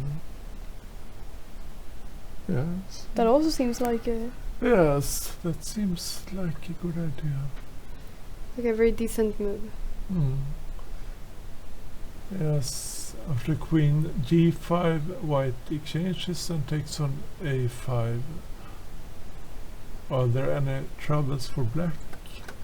Or maybe Threat is to no. take here after the king moves, and if black plays queen g5 after queen takes, the a5 bishop is hanging. Yes. That's the idea with this move here. Yes, and I thought about bishop d5 or something to try to attack the e5 pawn, but he can't really take it because the white.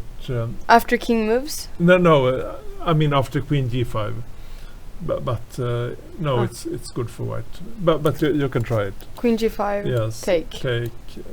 Pawn takes perhaps, and then. This. Yes, but black can't even take on e5 because of d7. Yeah, so we can see that if black would now take here after some move from white, then d7 promotes. There's no way for black to stop white from promoting on d8. So queen g4. Yeah, that was a good suggestion, I think. Yeah. That seems like quite a logical move. No, why? But maybe it's the kind of position where white, as I said, really don't have to hurry. Black may have great difficulties to find a move anyway. Rook f8 was played though to protect this f5 pawn probably. h4, king g7, king h2. Yeah, let's see. Black has hardly any moves. The queen must defend bishop a5, and bishop a5 has no possibilities, no moves. No, and even the only way for the queen to defend it would be to play queen a8, but even then the bishop cannot move. No. So right. the rook almost has to defend it, but then the f5 pawn and black can't even play bishop c7 because white takes, and then the white queen protects the d2 square, so there's no counterplay for black even. This is very nice.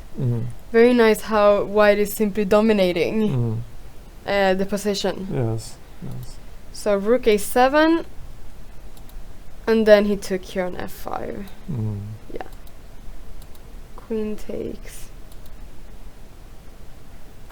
And now he lost his f5 pawn, so he has 3 pawns for the piece. Yes. He took on f8. e6. Yes, this is winning for white. g4. Yeah. This bishop will not be able to get out. No. So very nice play by white. Yes, I think so. Yeah. Dominating the game. And do you just want to show us white's plan now? How will he decide the game?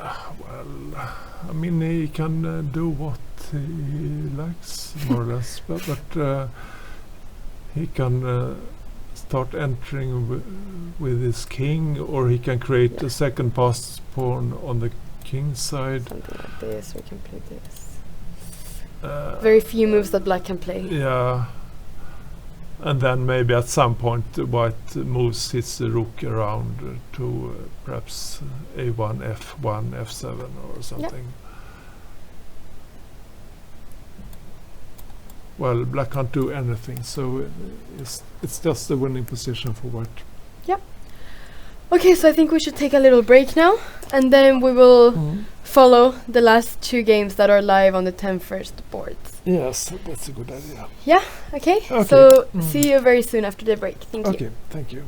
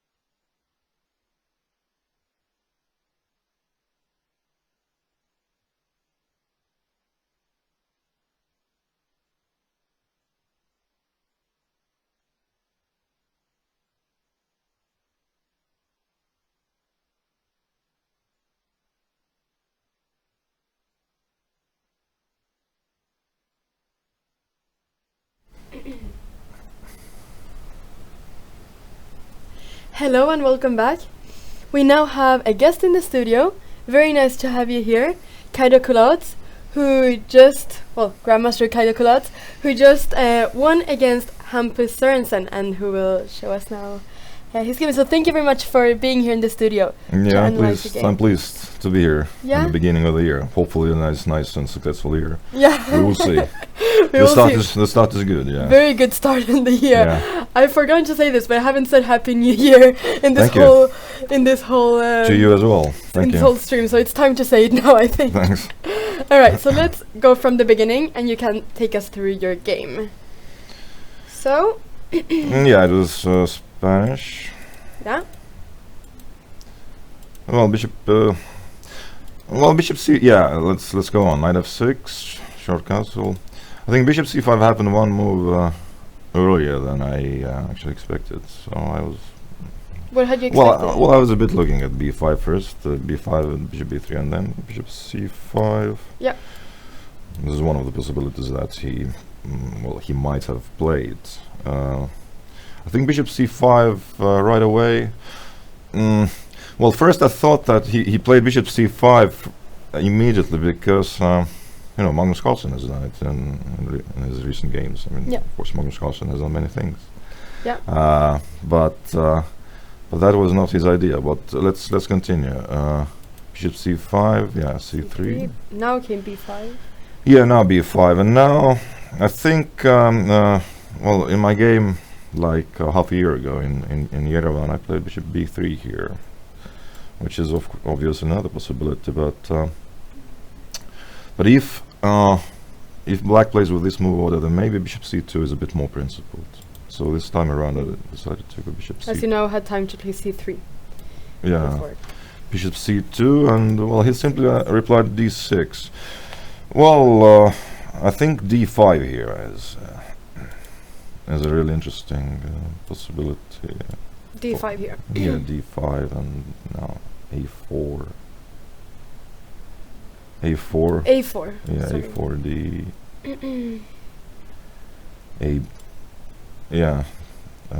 Take. No, sorry. I mean first black takes on e4. On e4. Then white takes on b5. And here there's a choice between ef and bishop g4. But those are complex lines. No, yeah, of course, very complex. Those are complex lines, and there were games like Caruana Onischuk, for instance, in U.S. Championship. Yeah, and he played this variation. Yeah, this happened. Yeah, and then the Dominguez's game was also. I mean, he was white. So yeah, d5, but of course it requires quite deep preparation. Yeah, knowledge. So maybe, it could be. I'm not exactly sure, but maybe he was kind of more ready for bishop b3 and not bishop c2. And that dictated his choice of playing just d6. Yeah. Which is more quiet. But let's see. d6. a4. Yes, a4 anyway. And now, yeah, probably bishop d7, which he played, was a bit, how to put it, imprecise maybe. I guess bishop b7 is still would be a move. If he plays bishop g4 instead, then the point is that white pawn is still on d2. So, okay, first I'm probably play h3 bishop. If the bishop would be on b3 now, he could take and play knight a5 with an interesting play, but here it's different. Now it's placed on c2. Yeah, and if he plays bishop h5, then okay, I will never play d4, but put my pawn. I will put my pawn to d3 instead, and then. This is good for. I mean, this type of position is good for me. So, but yeah, bishop b7 most probably, or rook b8. I think these are the moves which black should consider. The problem with bishop d7 is exactly what happened in the game. That was the d4. Yeah. d4, yeah. Good that you show us from the game. Yeah. Bishop d6, and now bishop g5. And black is really not in time to do what he would like to do. This means, playing short castle or h6 without suffering any accident. I mean, if he castles, let's see. Yep. Then I will take on b5, ab, and then I'll take on a8, and on f6. Yeah. So this is definitely not what black should strive for when choosing this line, because I might play very straightforward. I mean, knight h4, probably not even caring about the pawn on d4. Oh, okay.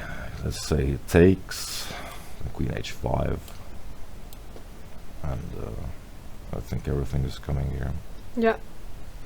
Very dangerous position. Well, so e5 is in there right away. So this move is a definite threat. Yeah.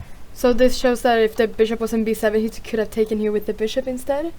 Is that why the bishop should be in b7? Yeah, and then bishop g5 is not such a big deal because white isn't really threatening with things like what happened in the game. Yeah, this bishop takes f6. And on bishop g5, black then could consider playing with h6 and then g5 even after bishop h4. Yeah. So, but with bishop in d7, yeah, it's white to move here. So yeah, not in this position, but just yeah. Yeah, of course he could play rook b8 here, but then the question is, why did he play bishop d7 in the first place? It's not clear whether the bishop wants to be on d7. He could have played rook b8 right away, and he should have played compared to this. Okay, let's see. Bishop g5. He decided to force me to take a decision immediately. But I didn't mind because taking here with a queen won't give black. Okay, he will have two bishops, but I think it's insufficient. Yeah, queen takes AB, and it's too bad. I mean, let's see. So G takes, and I took some time trying to see what is the most precise way to take advantage of black's imprecise play. Yeah. So I thought, okay, I will lure his queen away from his king by taking on b5, takes, and knight a3.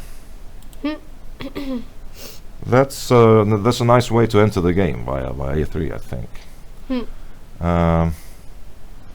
And it's not so convenient to protect his b5 pawn, because whenever he plays b4, there will be knight c4, more or less with tempo.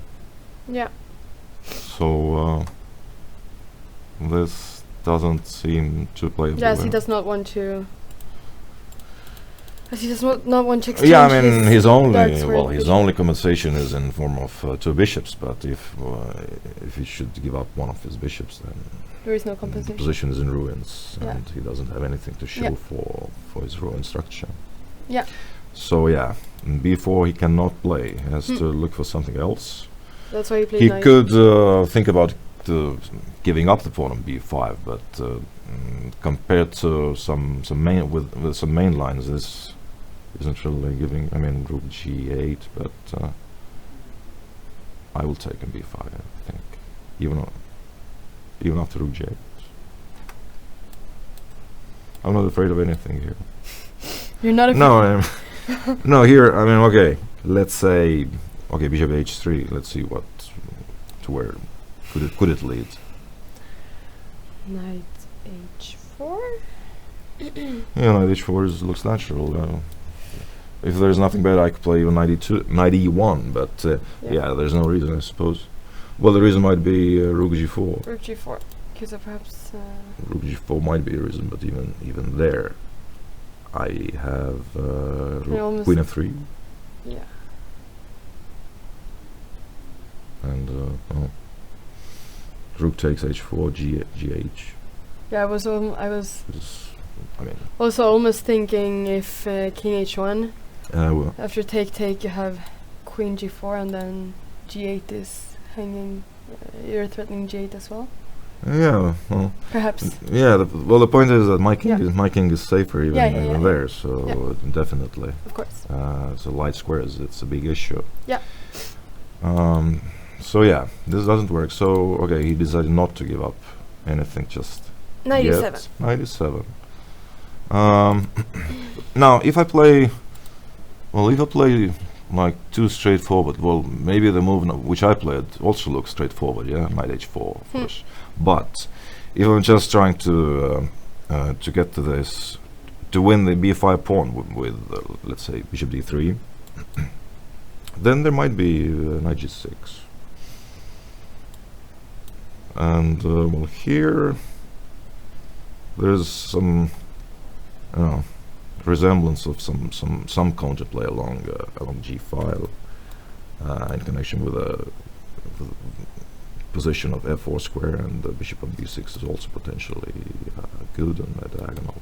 So yeah, knight takes b5, knight f4, for instance, and this is already, well, this is not clear. This position. Yeah. But there was no need to allow this. No. So knight h4. Yeah, knight h4 was a move. It's from one hand it's prophylaxis against exactly that same maneuver, knight g6 and so on. I'm keeping his knight on e7, and additional benefit is that I'm opening up this diagonal d1 h5 for my queen. Yeah. And yeah, once it shows up on f3 or on h5, the game might end very soon. Well, for instance, I was looking at if it takes, let's say ed, cd, queen a7, well, hitting the pawn on d4. Yeah. I think I played queen h5 here. Bishop takes on d4. And look how well this queen is operating there on 5th rank, and now I can take on b5 with tempo. Yeah. And well, I guess it's bad. Okay, queen c5, but well, over there I can exchange queens. Let's say I take. This is what I was looking at. Bishop takes. If he takes with bishop, then yeah, take there. King d8. And okay, knight a6 I can play, for instance. Bishop b5 isn't anything because of rook a1 simply. I think I have more pawns here. Yeah. Yeah, you're a pawn up here. Yeah.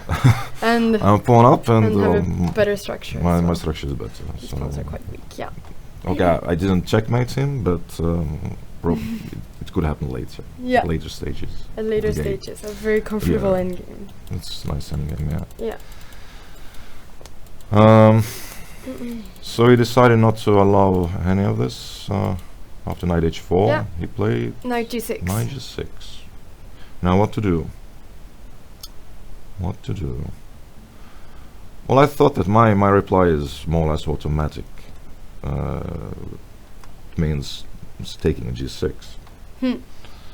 Knight f5 is definitely out of question. It's a positional mistake, because then, well, the double pawn on f, they are not that weak at all anymore. I mean, after he takes an f5 and the f, and then knight shows up somewhere. So I take on g6. Yeah. fg, and well, actually, now the thing is that well, seemingly he improved his structure a lot, his pawn structure on king's side. But on the other hand, his king is so loose that he will. I mean, the king will find no shelter. I mean, there's no place where it would be safe. Yeah. So after after his pawn somehow ended, all his kingside pawns ended up on 6th rank. Normal. Yeah. I mean, they should be, they should be one rank backward, but it's Yeah. not possible. So here, yeah, it might seem that black has 2 bishops and his structure is sound, but his king is so weak and chronically weak that I think this position is unplayable objectively. Queen d3 is again a very straightforward move, of course. You want Hitting. Do you want to go take kingside here? I don't know. Maybe I want to take on b5. This is also. Oh yeah, b5. Of course, it's also a very big. I mean, normally in chess, a good move has multiple purposes, and so. Yeah. One thing I want to do is to take on b5. I'm also covering e4 square. I mean, additionally. Yeah. Because now I'm free to play bishop b3, for instance. And sometimes, sometimes queen g3. In some scenarios. Sometimes f4. There's simply too many for black. There are too many things to take care of. Yeah. So I'm afraid he won't be able to hold his position together. No. So b5 is hanging, and the thing with b4, if black plays b4, is the same. Yeah. Sorry, with b4. Yeah, b4. The knight comes to c4. Comes to c4, and well, there is no queen a6. For instance, there is no bishop b5. Both the reason being, knight takes d6, and the white wins. So this looks a bit sad. Yeah, it does. No, this king is very, very, very weak, and we will see that later in the game as well. That's the main problem. Yeah. Yeah. Where did it go so wrong for black? What would you say was the absolutely most critical moment in the opening that led to this? I'm not completely sure about the theory, but I feel that bishop d7 was the wrong move. Yeah. So bishop d7, and then after bishop g5, he is very, very tough choice. Yeah. Created all these weaknesses on the king side. Well, now let's imagine those pawns, black pawns. They go back, by 1 rank. Black is here. Okay without the inclusion of b4 move. Yeah. Black would do this just great. Yeah. Yes. One move back. One. I mean, all of them. Okay, well, at least f and g pawn. Yeah, then. Yeah. Black would do these two. Definitely f pawn. That's the most important. Yeah. Yeah, even if only this f pawn was there. Only this is sufficient. Yeah. Only this is sufficient. Would help a lot. Yes. But now. But with the guy on f6, no. I mean here I just don't need dark squared bishop.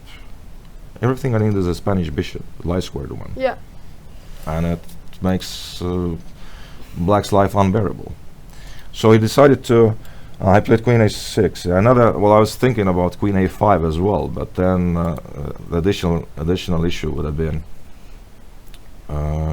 bishop b3 anyway. And now I will be thinking about rook a1s also, and then the queen will get kind of trapped there after knight c2. So problems. So okay, he put it to a6. Yeah, queen a6. But the problem here with a6 is that it will be hit later on by the knight. Now, bishop b3. Oh, you mean here on b4? Oh yeah, later on, a couple of moves. Bishop b3, king e7. Knight c2. Yeah, he had to move his king at some point, but yeah. Knight c2. Yeah. And okay, he just moved away from tempo. Yeah, otherwise my knight is coming already. It will show up on d5. So and the rook is also coming maybe. But mostly it's about knight b4, knight d5. Yeah. So of course, this is a very big threat. So queen c8, yeah? Yeah.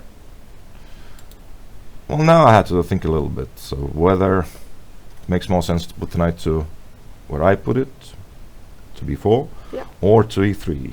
Hmm. But well, I compared some lines, and then I came to conclusion that on b4 it's even better placed. Yeah. Do you want to show us quickly why it would be better than on e3? Or are the lines very long? No, I mean, there are no long lines at all. Yeah. I mean, okay, let's see if we put it to e3. Yeah. Well, he has to play c6 anyway. Yeah. And well, I just thought that now it's maybe slightly more difficult for me to open up the position. And d5 is covered. Of course, I could do the same thing. I mean, rook d1 for instance. Yeah.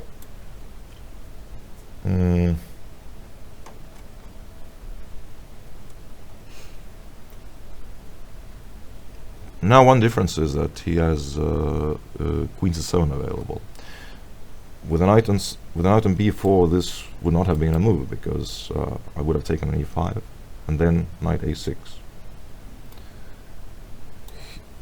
Yeah, the knight would have gone to a6. Yeah. But here, well, this position is also, of course, Yeah. nice for white, but well, somehow it's not sufficient when the position is looking nice. I've had so many good-looking positions in previous year, but you need to get something out of Yeah. out of They cannot only be nice to tangible, watch. something tangible. Yeah. So Knight b4. So I went knight b4. c6 is a must. Rook d7. No, rook d1. Rook Sorry. d1. Yeah. So I'm threatening to take on e5 and then infiltrate. Yeah. I mean, there's queen d6, so he has to cover that square. So The other bishop way to do c7. so is with bishop c7. Yeah.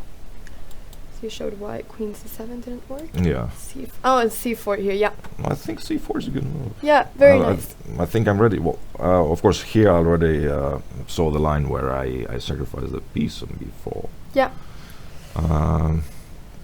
But I think c4 is. I mean, all the white pieces are prepared Yeah. for final assault. So it's also logical that c4 kind of should be working. I think it was. I think it was working. Oh yeah. I mean, it feels like all your pieces are in really good squares right now. Yeah. Okay. I was a piece down in the game. Yeah, but Later. I wasn't really too concerned with it. No. With No. that. We can see that. Yeah. So c4. Yeah. Yeah. bishop a5. And Yeah. At least to suffer for something. Yeah. So black is at least trying to. Well, he's inducing me to this piece sacrifice. I most probably could have played just knight c2 here, for instance. Did you ever consider to just play knight c2 instead of? I sacrificing? was, Yeah. no, which is a good thing actually to consider. I mean, No, of course, which is a good thing. Yeah. To give at least a little thought, Yeah. but, and sacrificing not play DE automatically, which Yeah. it looks incredibly tempting, this in DE, but Yeah. still it's good that I gave a little thought to knight c2 as well. Of course. Well, I think also after knight c2, black's position is very difficult. Because What would happen here if he just, let's say he played back, he went back to c7? No, the thing is that I can simply take on b5. Take on b5. Mm. Take. And Knight can return. Yeah. to b4. This square is just. No, nobody's covering the d5 square. No. Yeah, this is. Yeah, just this is sad. Yeah. Yeah. I mean, but Yeah. okay, you could have played a bit more like tenaciously, but BC, maybe. Let's say BC. Yeah. And if I take with a queen, Bishop b6. yes, then bishop b6. Some sort of a game. Yeah. Well, I could take with the bishop here. So still D is being threatened. But it's and there's also some queen a3 in some cases. Well, objectively speaking, yeah, this is also because the knight might come to, depending on circumstance, it might show up on c4 itself later Yeah. on. And well, as previously said, the black king is really chronically weak. Yeah. And let's somehow imagine that the queens would come off. Then it's a completely different story. Yeah. And If these queens, then the queens are exchanged. then black is playing. If I would be black, I would be playing for a win. Yeah. I think also my opponent would be playing for a win. Yeah. With the bishop here and But the center king. yeah, but the whole thing is about king safety here. Yeah. And with queens on, it changes the evaluation to white's favor. So okay, yeah, queen knight c2 would have been possibility, but I can just choose one. So Of I course. chose I chose the Yeah. sacrifice. I don't know. This is mine. Yeah, very nice. Actually, this is when we started to go more in depth in your game, Mm. me and Ralph. That was actually where at c4, and Mhm. immediately we were looking at this d takes e5. Yeah, it's and so tempting to Yeah. you get such pretty pawns rolling down the board. Yeah. So it's very difficult not to play it. Yeah, black absolutely has to take the knight. Otherwise, there's queen d6. So, Takes yeah, d6. ed. I think he played the best moves. I mean, if he if he would have played, for instance, king f7. King f7. Yeah.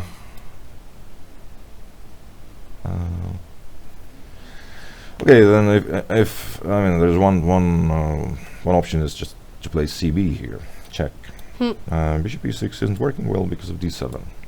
Yeah. And if he plays king g7 instead, after cb, King g7. then queen c4. So there's a double threat. Yeah. And white is Winning. winning a piece back with some interest. Yeah. So this is a winning position. Yeah. Yeah. So yeah, king f7 would have lost probably quicker. No, I think he played best move. King f8. I mean, any other move, let's say king e8 or king d8. There is always queen d4, but it comes with even more forcefully. So king f8 was his best choice, I think. Yeah. Best bet. Queen d4 king. Yeah, it's. I mean, queen d4 in connection with c5. It's also again so natural and probably good. So yeah, that's. I went for it. King g7. Yeah. c5. Yeah. This bishop just became completely out of play. Yeah. It's an extra piece, but or I don't know, or is the one on d7 extra? I don't know which one is extra, but No. okay, he has more bishops, but cannot those filider like pawn storm. This is unstoppable. I mean, this is what I felt. So okay, for the time being, he kept his bishops. Bishop a5, rook a1. Yeah, queen d8 is probably a must. If bishop d8, then rook a7, and it's And you enter with the rook as well here. and yeah, black has no moves. And Yeah. over there, I went quicker than in the game. Yeah, and you can also play then f4 and e5 like in the game probably. Yeah. Or would you play something else then? You know, in such positions, the main danger for the stronger side is that the choice is so broad. Yeah, you can choose between many different or equal-looking moves, and that's and then you begin spending time, which I actually did in the game. I didn't have too much time left there, so this was my opponent's hope, maybe that I didn't have much time, but the options were tempting. Yeah. No, I think after bishop d8, yeah, just queen a7, rook a7, and black is paralyzed completely. No, yeah, he doesn't really have. So yeah, okay, queen d8, queen d8. Yeah. And here, well, yeah, I played f4. Well, first, I was thinking that maybe e5 right away. Yeah. Well, it could have led to the same, but here I think black will have some additional option in form of f takes, queen takes. King h7. I take on a5. Yeah. Now rook to e8. So, also some back rank issues, yeah. Yeah, of Queen course. c3. b4. Okay, I take. And queen b8. So this is what I was, calculating for some reason. Wow. Yeah. For some reason, yeah. And it appears that this is not too good for me, because after queen c3, he will take on b3. Yeah, of Bad course. news. Yeah, and there is this mate here, Yeah. of course. So, So, yeah, still, despite the position looking so good, I still need to proceed carefully. yeah, of course. Definitely. Yeah. Yeah, this So- rook e8 is always Yeah. needs to be I analyzed always. mean, of this course, is in what this he position. definitely has to do, yeah. Yeah, c5 here. C5, bishop a5, rook a1, Yeah. and f4 then. f4 is also creating a luft for the king, so... Hmm.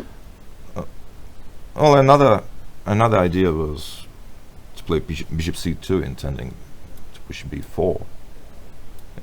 I mean, And really trapping the bishop. Yeah, but he plays b4 himself. Yeah. And then, okay, there was queen c4 with the idea of queen a6, and just primitively.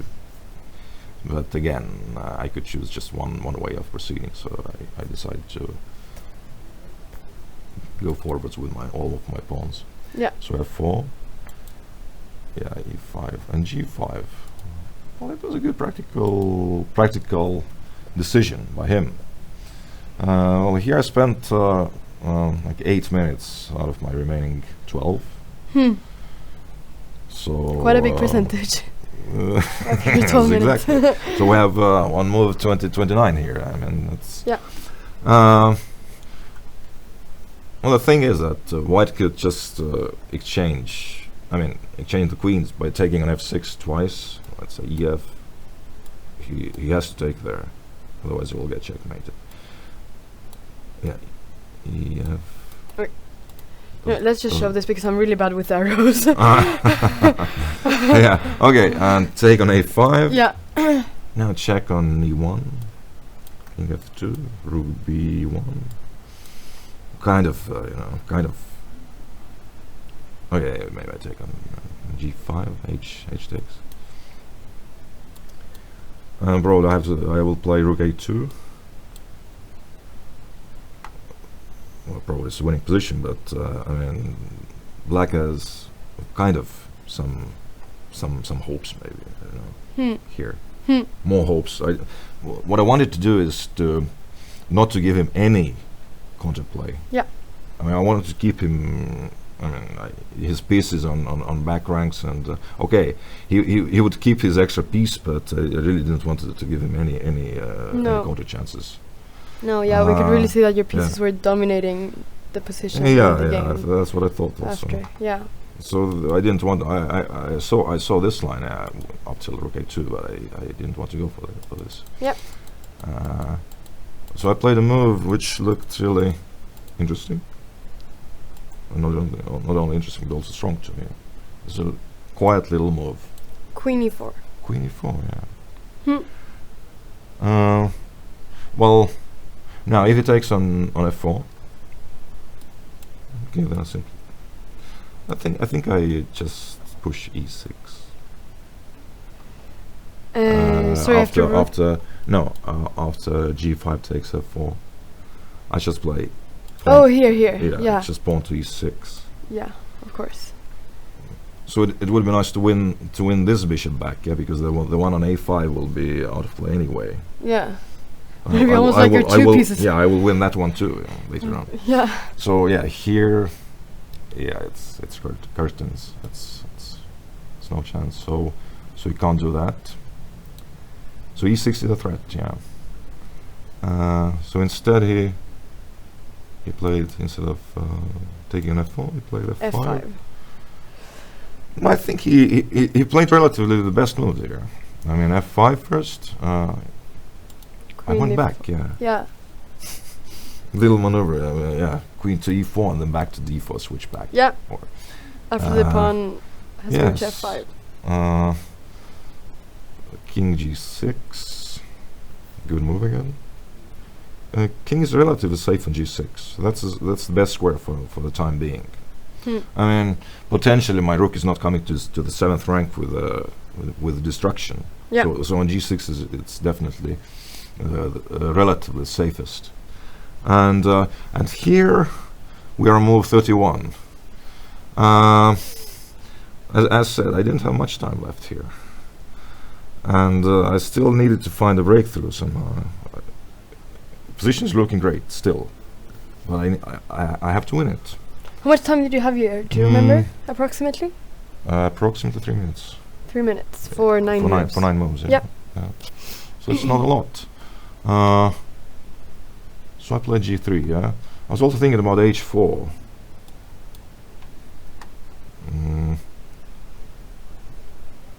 You know, the point is that I want to take this g5 square away from his potentially from his queen. Now I'm not afraid of gh, because then my structure will be intact, and I mean my next moves will be like bishop c2 into b4, and he's paralyzed. So h4 would have been possible as well, I think. If he takes on f4, queen takes. On f4 or h4? Yeah. If he takes on f4, for instance, the other possibility, then queen takes, and we have something similar to the game. Just the pawn is on g2. Yeah. Okay, I don't know. Sometimes there are some bishop d2s, maybe giving back the bishop, and then rook takes e5. But again, objectively speaking, those things should not work.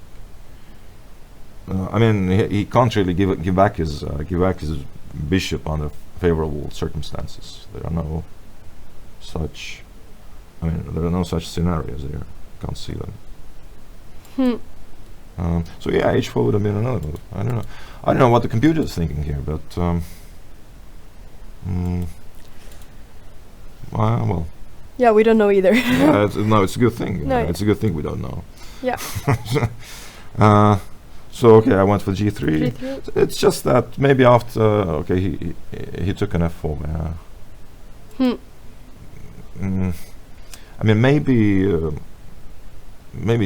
taking with a pawn would have been like more, I don't know how to put it, more principled. Or I took for the queen, but I think I might as well taken with a pawn, because along g-file accidents can I think happen only to black king, not to white.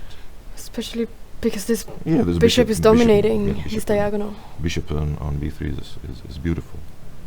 Yeah. And the queen on d4 is dominating the bishop on a5. So next move will be king h1. So maybe taking with pawn moves even more stronger. Yeah, and then the attack along the g file. Also very strong. Looks strong. Looks strong. Black king is just not finding a good place to hide. No, yeah, it has to go to h7. Yeah. So yeah. Okay, but then sometimes perhaps you can even play things like this if the rook is on g1. Yeah. Yeah, So, sure. So let's say he plays as a queen h4. In this position? Well, for instance, yeah. Queen h4, giving Well, the a5. Yeah, well, I can take there. I mean, it has just too few checks. Yeah, I mean, just the queen is playing here. So Yeah. sorry. I mean, there's a check on e1. There's a check on e1. Sorry. Yeah. So I mean, there are some serious checks. Yeah. So it would have been a little bit of a trap, yeah. Yeah. Queen h4, but. Okay, I play king h1. Bishop e1, let's say. Queen g1. Winning the game. Yeah. That's one way of ending it. Yep. So yeah, GF was a possibility, very serious one. I took with the queen. Queen takes e4. Queen F4. f4. Bishop Yeah. e6. Bishop e6. Yeah, he played bishop e6. I think it's a good move. Bishop e6. b4 was another move, maybe. But bishop e6, and now, well, okay, I had less than a minute on the clock. Yeah, I could have taken and then played b4. Probably. Winning the bishop, the a5 bishop, but But giving up a couple of pawns in return. I mean, taking takes. The arrows don't obey again. Once again, yeah. that's just. So I'm just going yeah, to go like this, before. and then you want to take care. He takes 2 pawns. Yeah, You takes take there, takes there. 1, 2, Mm, 3. but my king is safe enough Hmm. in order to secure the win here. But okay, you know, positions with heavy pieces, it's always there's some tricks. There might be some tricks. I mean, black plays his rook to d5, for instance, where it will be placed beautifully. Let's imagine he'll put his rook to d5 and queen to f6.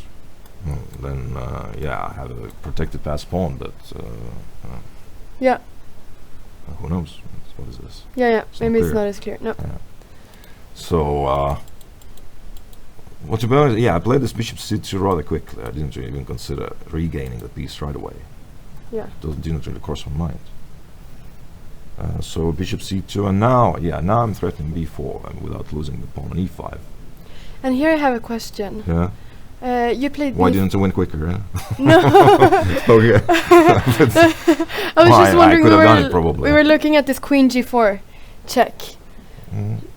Yeah, that's a good move. That's a very good move. Yeah. Did you consider this No. or no? No. No. No. No, you were just wondering here Yeah. in the studio. That's a strong move. No, it's something similar. What happened later in the game when I Yeah, when you won won the when I won the f5 pawn, and it was really it's an important pawn. So it became really good as well in the game, of course.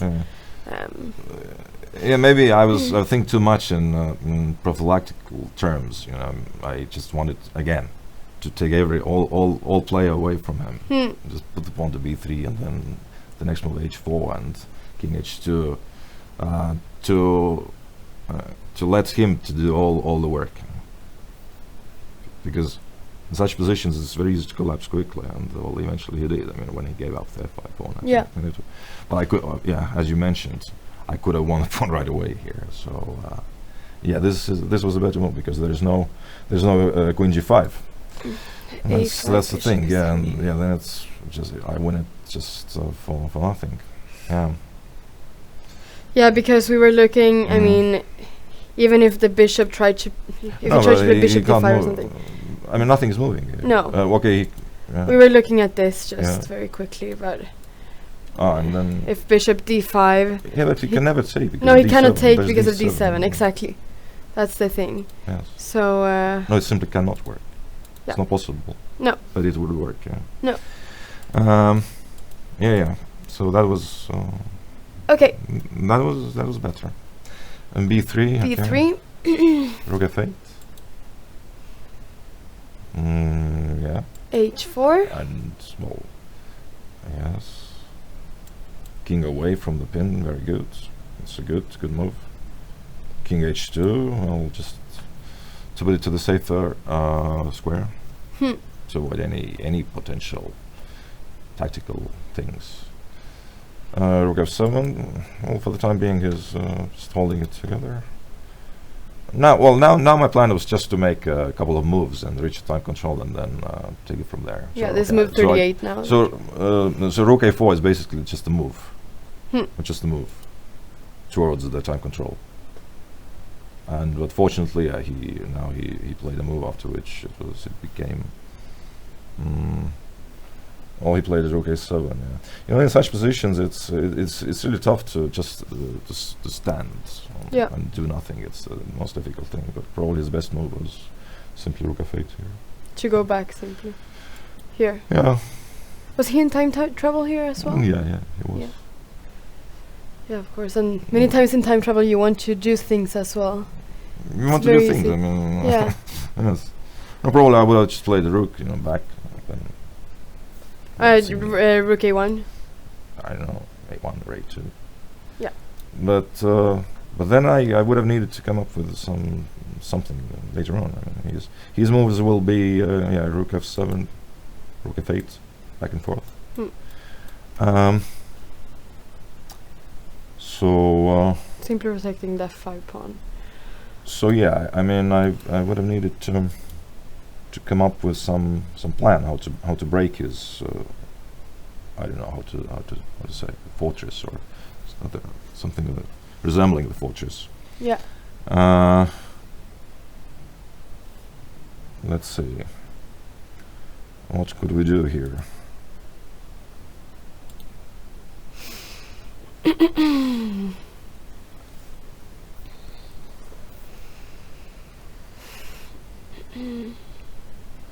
What could we do here? I mean, it's Imagine we would have a king on f4 instead of the queen, and then my queen would be free to operate.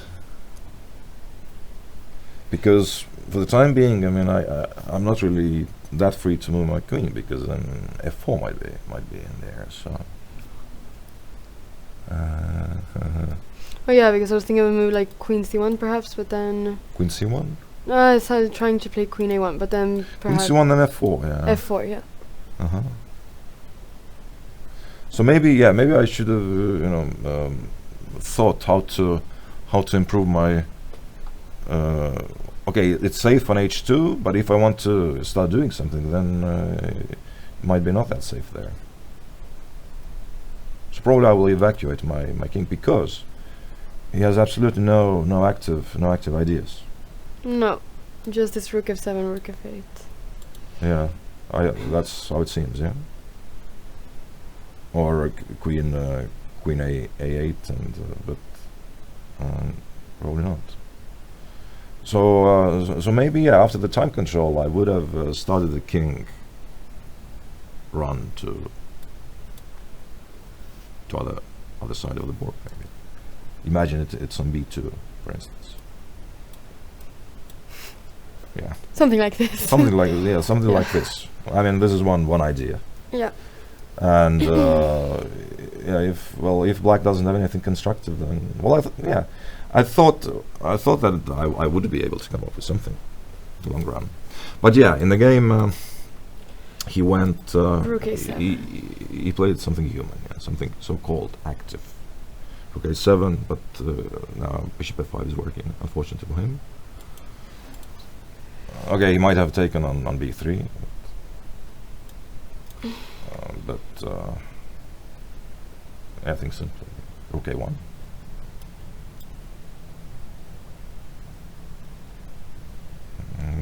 This pawn avalanche is just too much.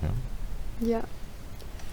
I mean, e6 will be like, I'm not even in a hurry with that, but it will unavoidably happen at some point. Well, I might play rook to a better square, or okay, it's well placed there still. But I think this is you can't hold it. I mean, there is no king h8, h6 hang.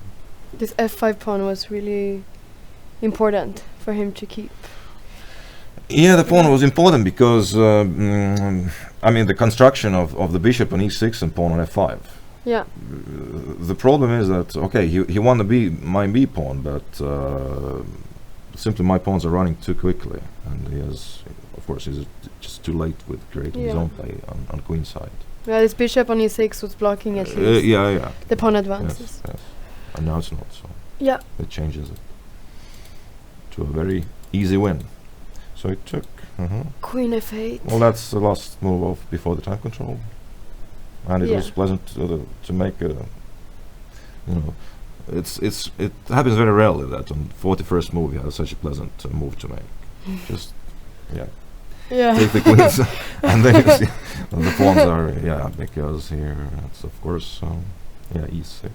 And with a lot of time as well. Yeah, because because the piece is meaningless. I mean, there is never bishop b6 because I just take cb and then b7. Yeah. So it never works. Can you just show No, this? I mean regardless where my king is, Yeah. because the b file is. I mean, there's this b7 is simply queening and. Yeah, okay, we can see maybe a couple of more moves here. The position's clear, but G4, and this was the last move of the game, right? well, actually, it wasn't. Oh, it wasn't? Yeah. Okay. No, we played some other moves. I mean, Oh. yeah. Oh, Yeah, yeah, the- yeah. I yeah, haven't this is updated the the- game in a... This is the real Okay, this is the final real... position. Yeah. Okay. Weird, sometimes the computer Ah. does funny things.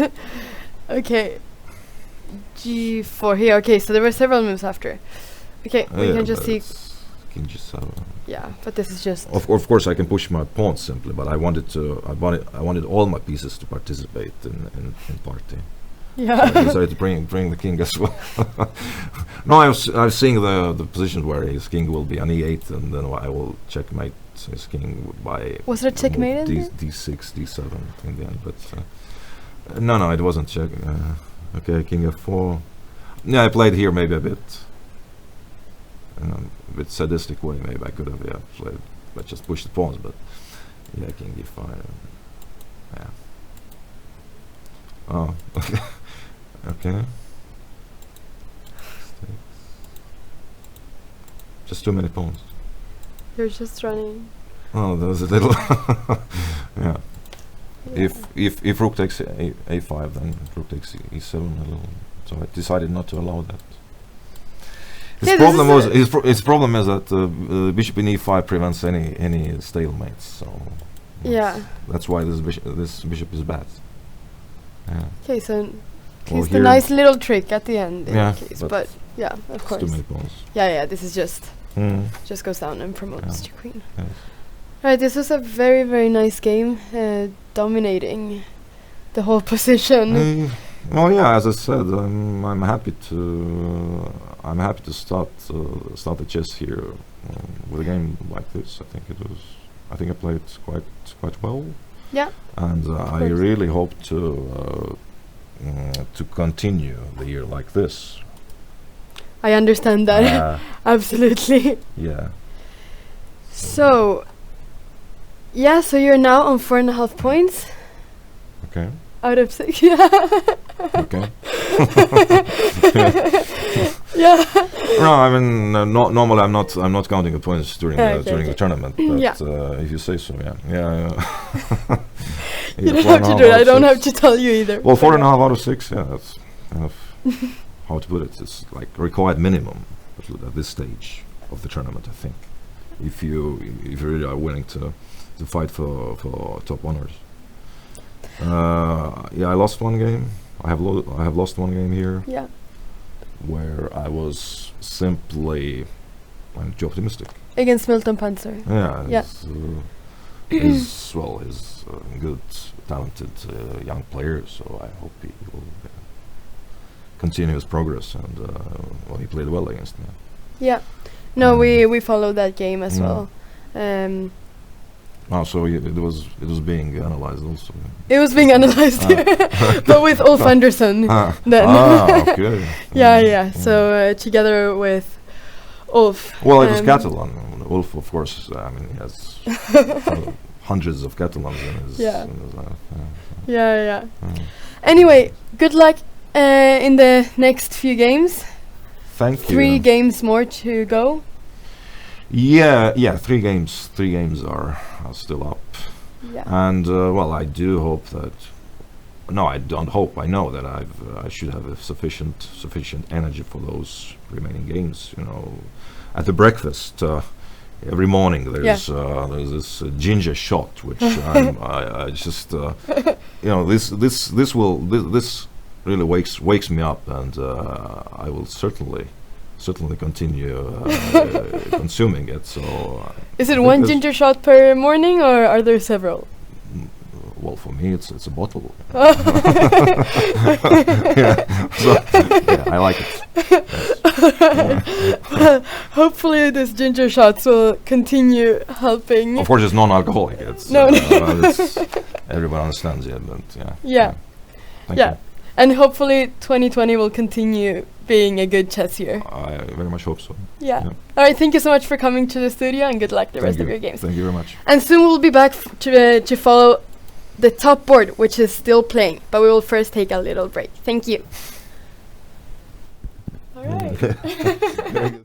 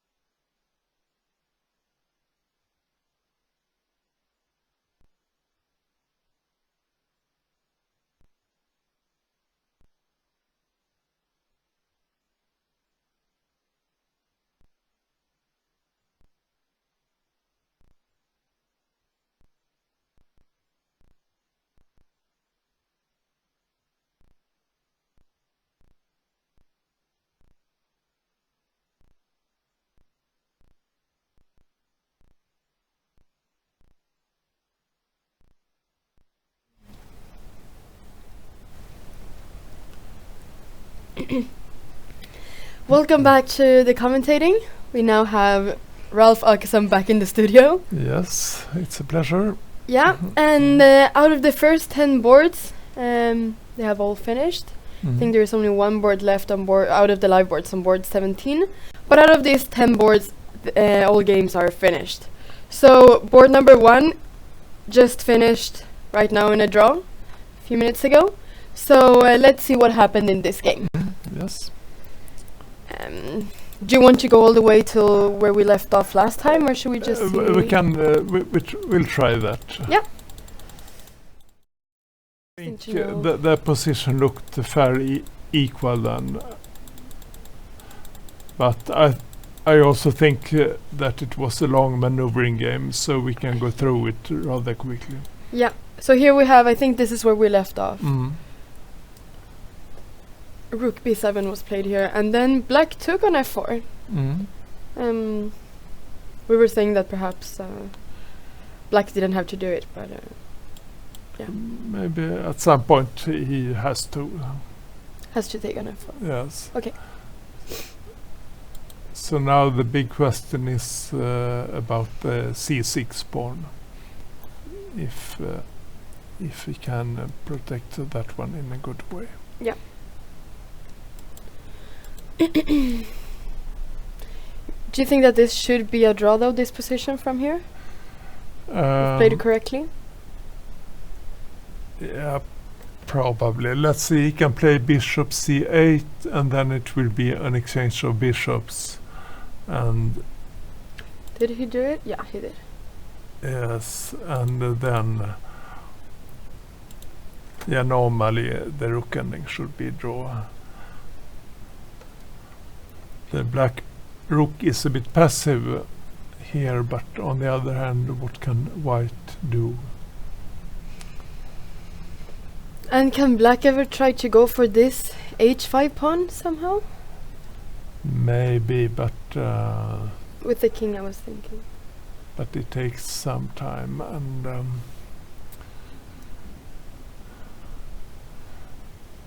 yeah, well, I can enter with this king and threaten king g5, and then black has to play maybe pawn to h6 or maybe king h6, and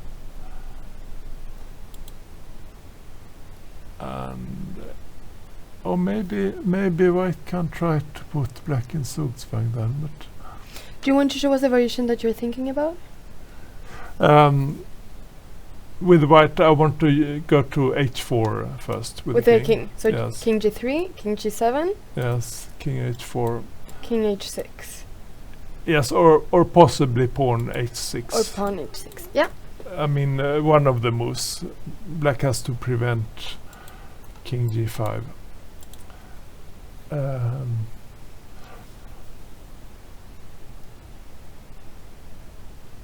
Maybe king h6 is dangerous because then he's almost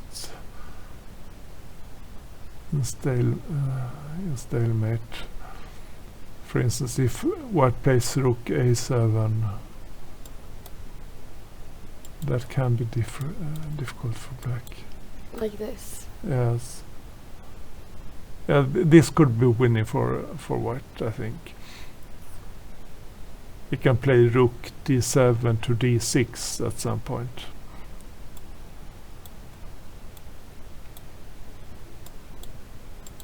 So earlier on, maybe black should have played h6. h6. Instead of king h6. So yeah, so black should have played h6 then. Yeah, instead. Possibly, yes. But of course now black has himself lost the possibility to attack the h5 pawn. Actually, I think this is what happened in the game. Yeah, okay. Very similarly, so maybe we can just see from the game. Okay, so instead it went like this, but quite similar to rook a3. So now white has a very long way plan to move his king all the way to b6. But that certainly takes some time. I'm just going to.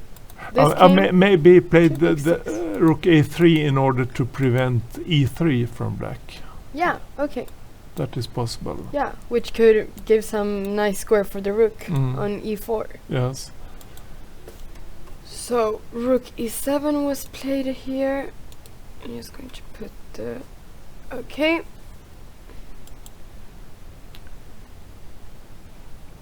Yes. Yeah, the white plan is to move his king all the way to b6, I think. Yeah. Okay, yes.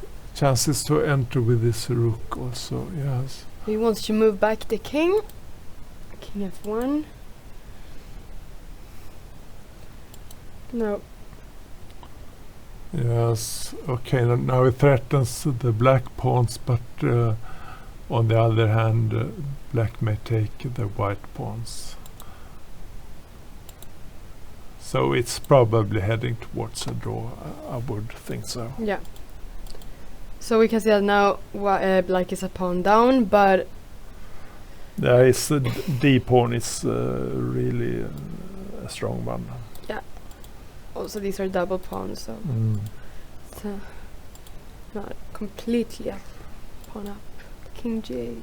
Yeah, for sure, Volkov thought a long time before he entered this position, because he really has to take care of the black d pawn. Yeah. And there could be some lines which really depend on one single tempo here. Yeah, so probably entering this endgame required a lot of Yeah, calculation. Yes, indeed.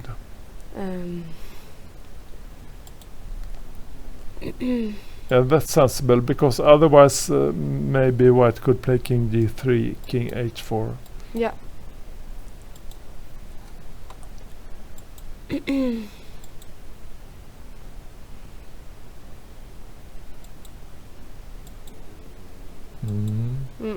And h6.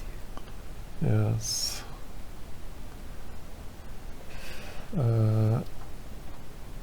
King h8, or yes. Rook f7.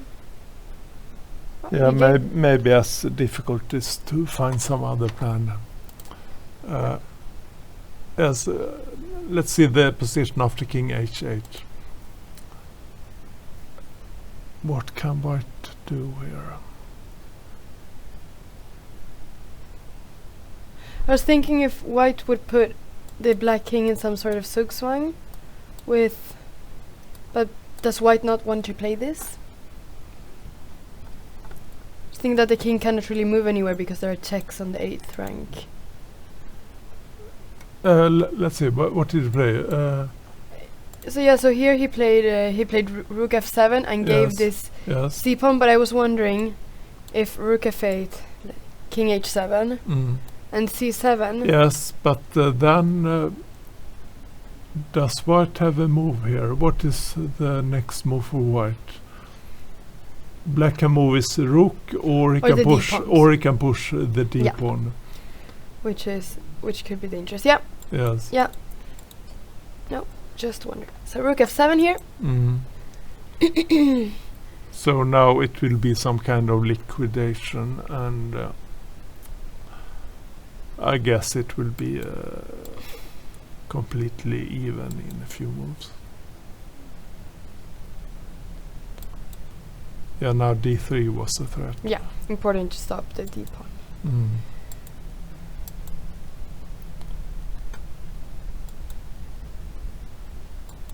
Yeah, now there is perpetual check, I suppose.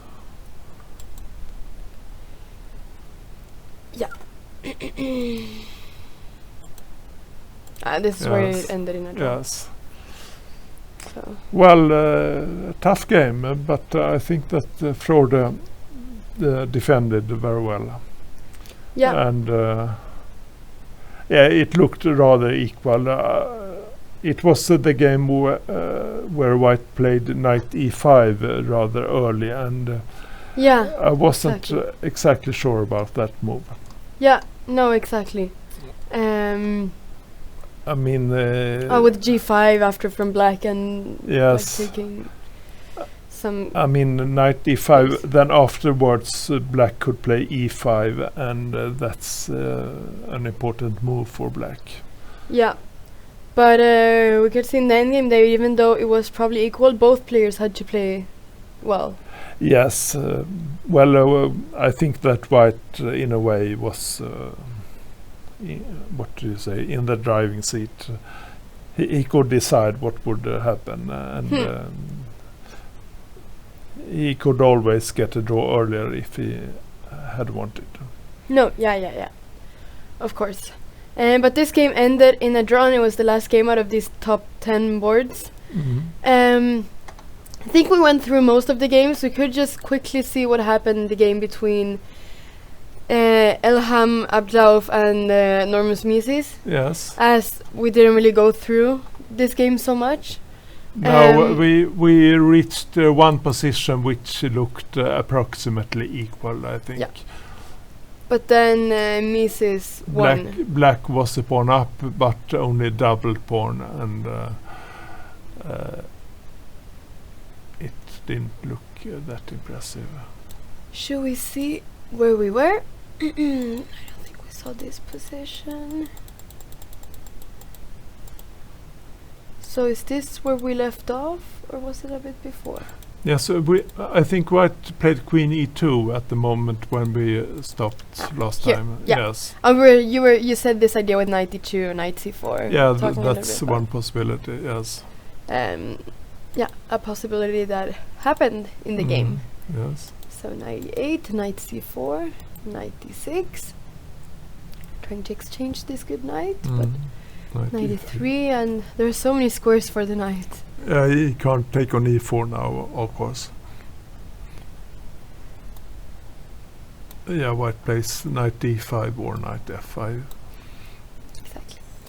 And you take it with check, of course. So cannot take on c3. So f3. Okay, f3. Now white has a solid defense here, and well, the question is how white should continue. Well, it looks quite equal, I must say. Knight f5 was played. Yes, okay. It's a critical move, because if black exchanges, white has to take with a pawn. Normally he wouldn't like that, perhaps, but at this very moment the e5 pawn is falling more or less. Very weak, yeah. Yeah, yes. Probably you cannot. So black has to play something else here. Yeah.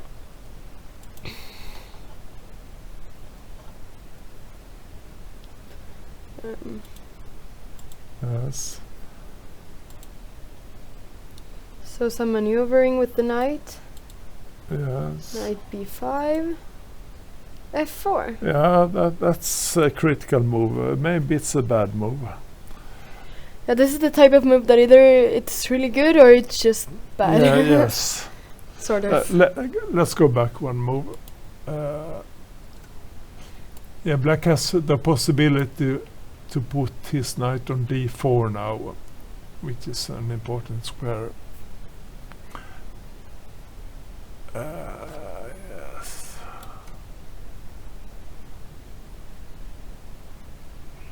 Yeah. I don't know. I think it still looks quite equal. So maybe that was why he wanted to play f4 to Yes. take away some control of this d4 square. Yeah. Maybe white could play something like queen e2, knight d4, queen c4. Of course, that's another idea. Yeah, so yeah. To play slower than what he did. f4, f6, f takes e5, f takes e5, Yes. queen g3. We can go through this quite quickly, but threatening c7, rook a7. Okay, but white shouldn't really be No, So this bad looks here, all right. right? I mean, if black couldn't take on f4, then f4 could be reasonable. And he couldn't. I thought that perhaps he could have taken the pawn, but maybe not. Not really sure. What happens if he takes the pawn? White takes back, and Is it because there are threats of e5? but then the white bishop becomes stronger, of course. Maybe knight f5 Yeah. is also good. Yeah, okay. Yes. So in the game, I guess the position was still quite equal. A few moves later. Yeah, because the game ended in 39 moves, but it feels like it moved 29. It's fine Yeah. Yes. Yes. for. Mm. And also, you cannot really take here, right? Because or what happens if you take here? Do you play rook? I was thinking if white plays knight takes e4 here. Yeah. If black If plays black takes knight, takes on e4. Yes. If maybe rook g4 then after. Yes, maybe. Oh, sorry. Yeah, we were looking at this. Maybe this. Mm. And then Yes, e5 it's is possible. Black would be very weak on the king side, and if he plays g6, then white can try to push his h pawn. Okay, so let's just see the last few moves. Here, it ended 8 moves after this, the game, Mhm. so I'm not sure what I happened. think that there was something strange towards the end. Because this looks fine even, Mhm. and it's in 6 moves. Yeah, something extraordinarily happened. This looks completely fine.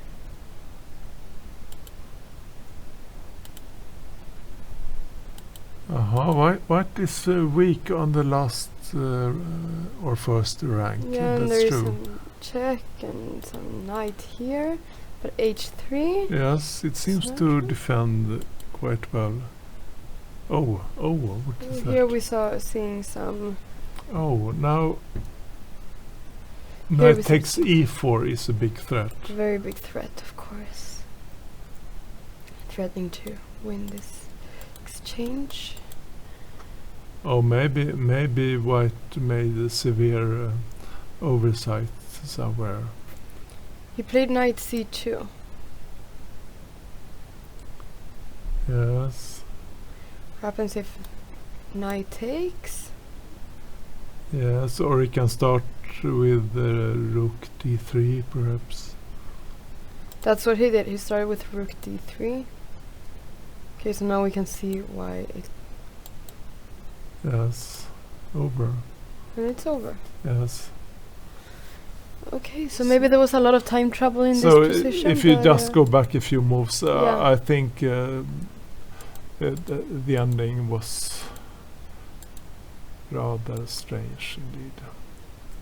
He could have played rook d2 as well, perhaps, or rook somewhere else. He didn't really have to go to c5, I suppose. No, rook d2, maybe knight g4, and then queen c5, because white must defend along the diagonal. But that should be alright for white, I think. We're looking at this. Mm. And it's, Maybe he has to play queen c5, yeah. because otherwise the check on b6 is annoying, probably. Is it? I'm just wondering what happens if queen e2. A queen b6. Queen b6 and check. And they go. Yes. Let's see, knight e3, but then of course knight d5 is possible. I was thinking rook here. Yes, well, okay, maybe it's not. Winning the piece? No, Almost? it's no problem. So that is Yeah. possible also. Yeah, yes. Yeah. So Yes. But okay, he wanted to defend this, so he played rook c5. Yeah, but then probably rook c5 is the big mistake here. yeah, allows all this all this Mm. activity for Mm. black pieces, which just becomes too much for white. Yeah, and I'm quite sure that he overlooked the move queen b6 here also. Yeah. All right, so we have now Yeah. gone through all these games, Yes. and a it's lot been of a lot of interesting games. Yeah, as you said. I must say. as you said today, a lot of players were really trying to win. They were hungry for a good fight after the Yes. rest day yesterday. Yes, So Th- you were right about that. that's a good point with the rest day. Yeah, in the beginning when you said this. But it's been a really interesting day with a lot of different games Mhm. that have been really nice to follow. And tomorrow, round 7 will also hopefully be very nice. Hopefully the players will still be very eager to win. Yes, This last now we few are approaching the end of the tournament, so the last 3 rounds will decide everything. Yeah, very decisive few rounds left. Mhm. Thank you so much for being with us here today, Ralph. Mhm. Really nice to have you here commentating. Yes, thanks a lot. Yes. I will be here tomorrow as well. Yes, you will. And don't forget the book if you want to read about Ulf Andersson and it's his life as a chess player. Get this book from the chess store if you want to get 110 crowns. If you want to get it for 110 crowns cheaper, for 250 crowns, and get it signed by Ulf Andersson. Don't forget about this. Once again, thank you, Ralph, and see you tomorrow. Yeah, thanks a lot. Yes. Thank you. Mm, mm, mm.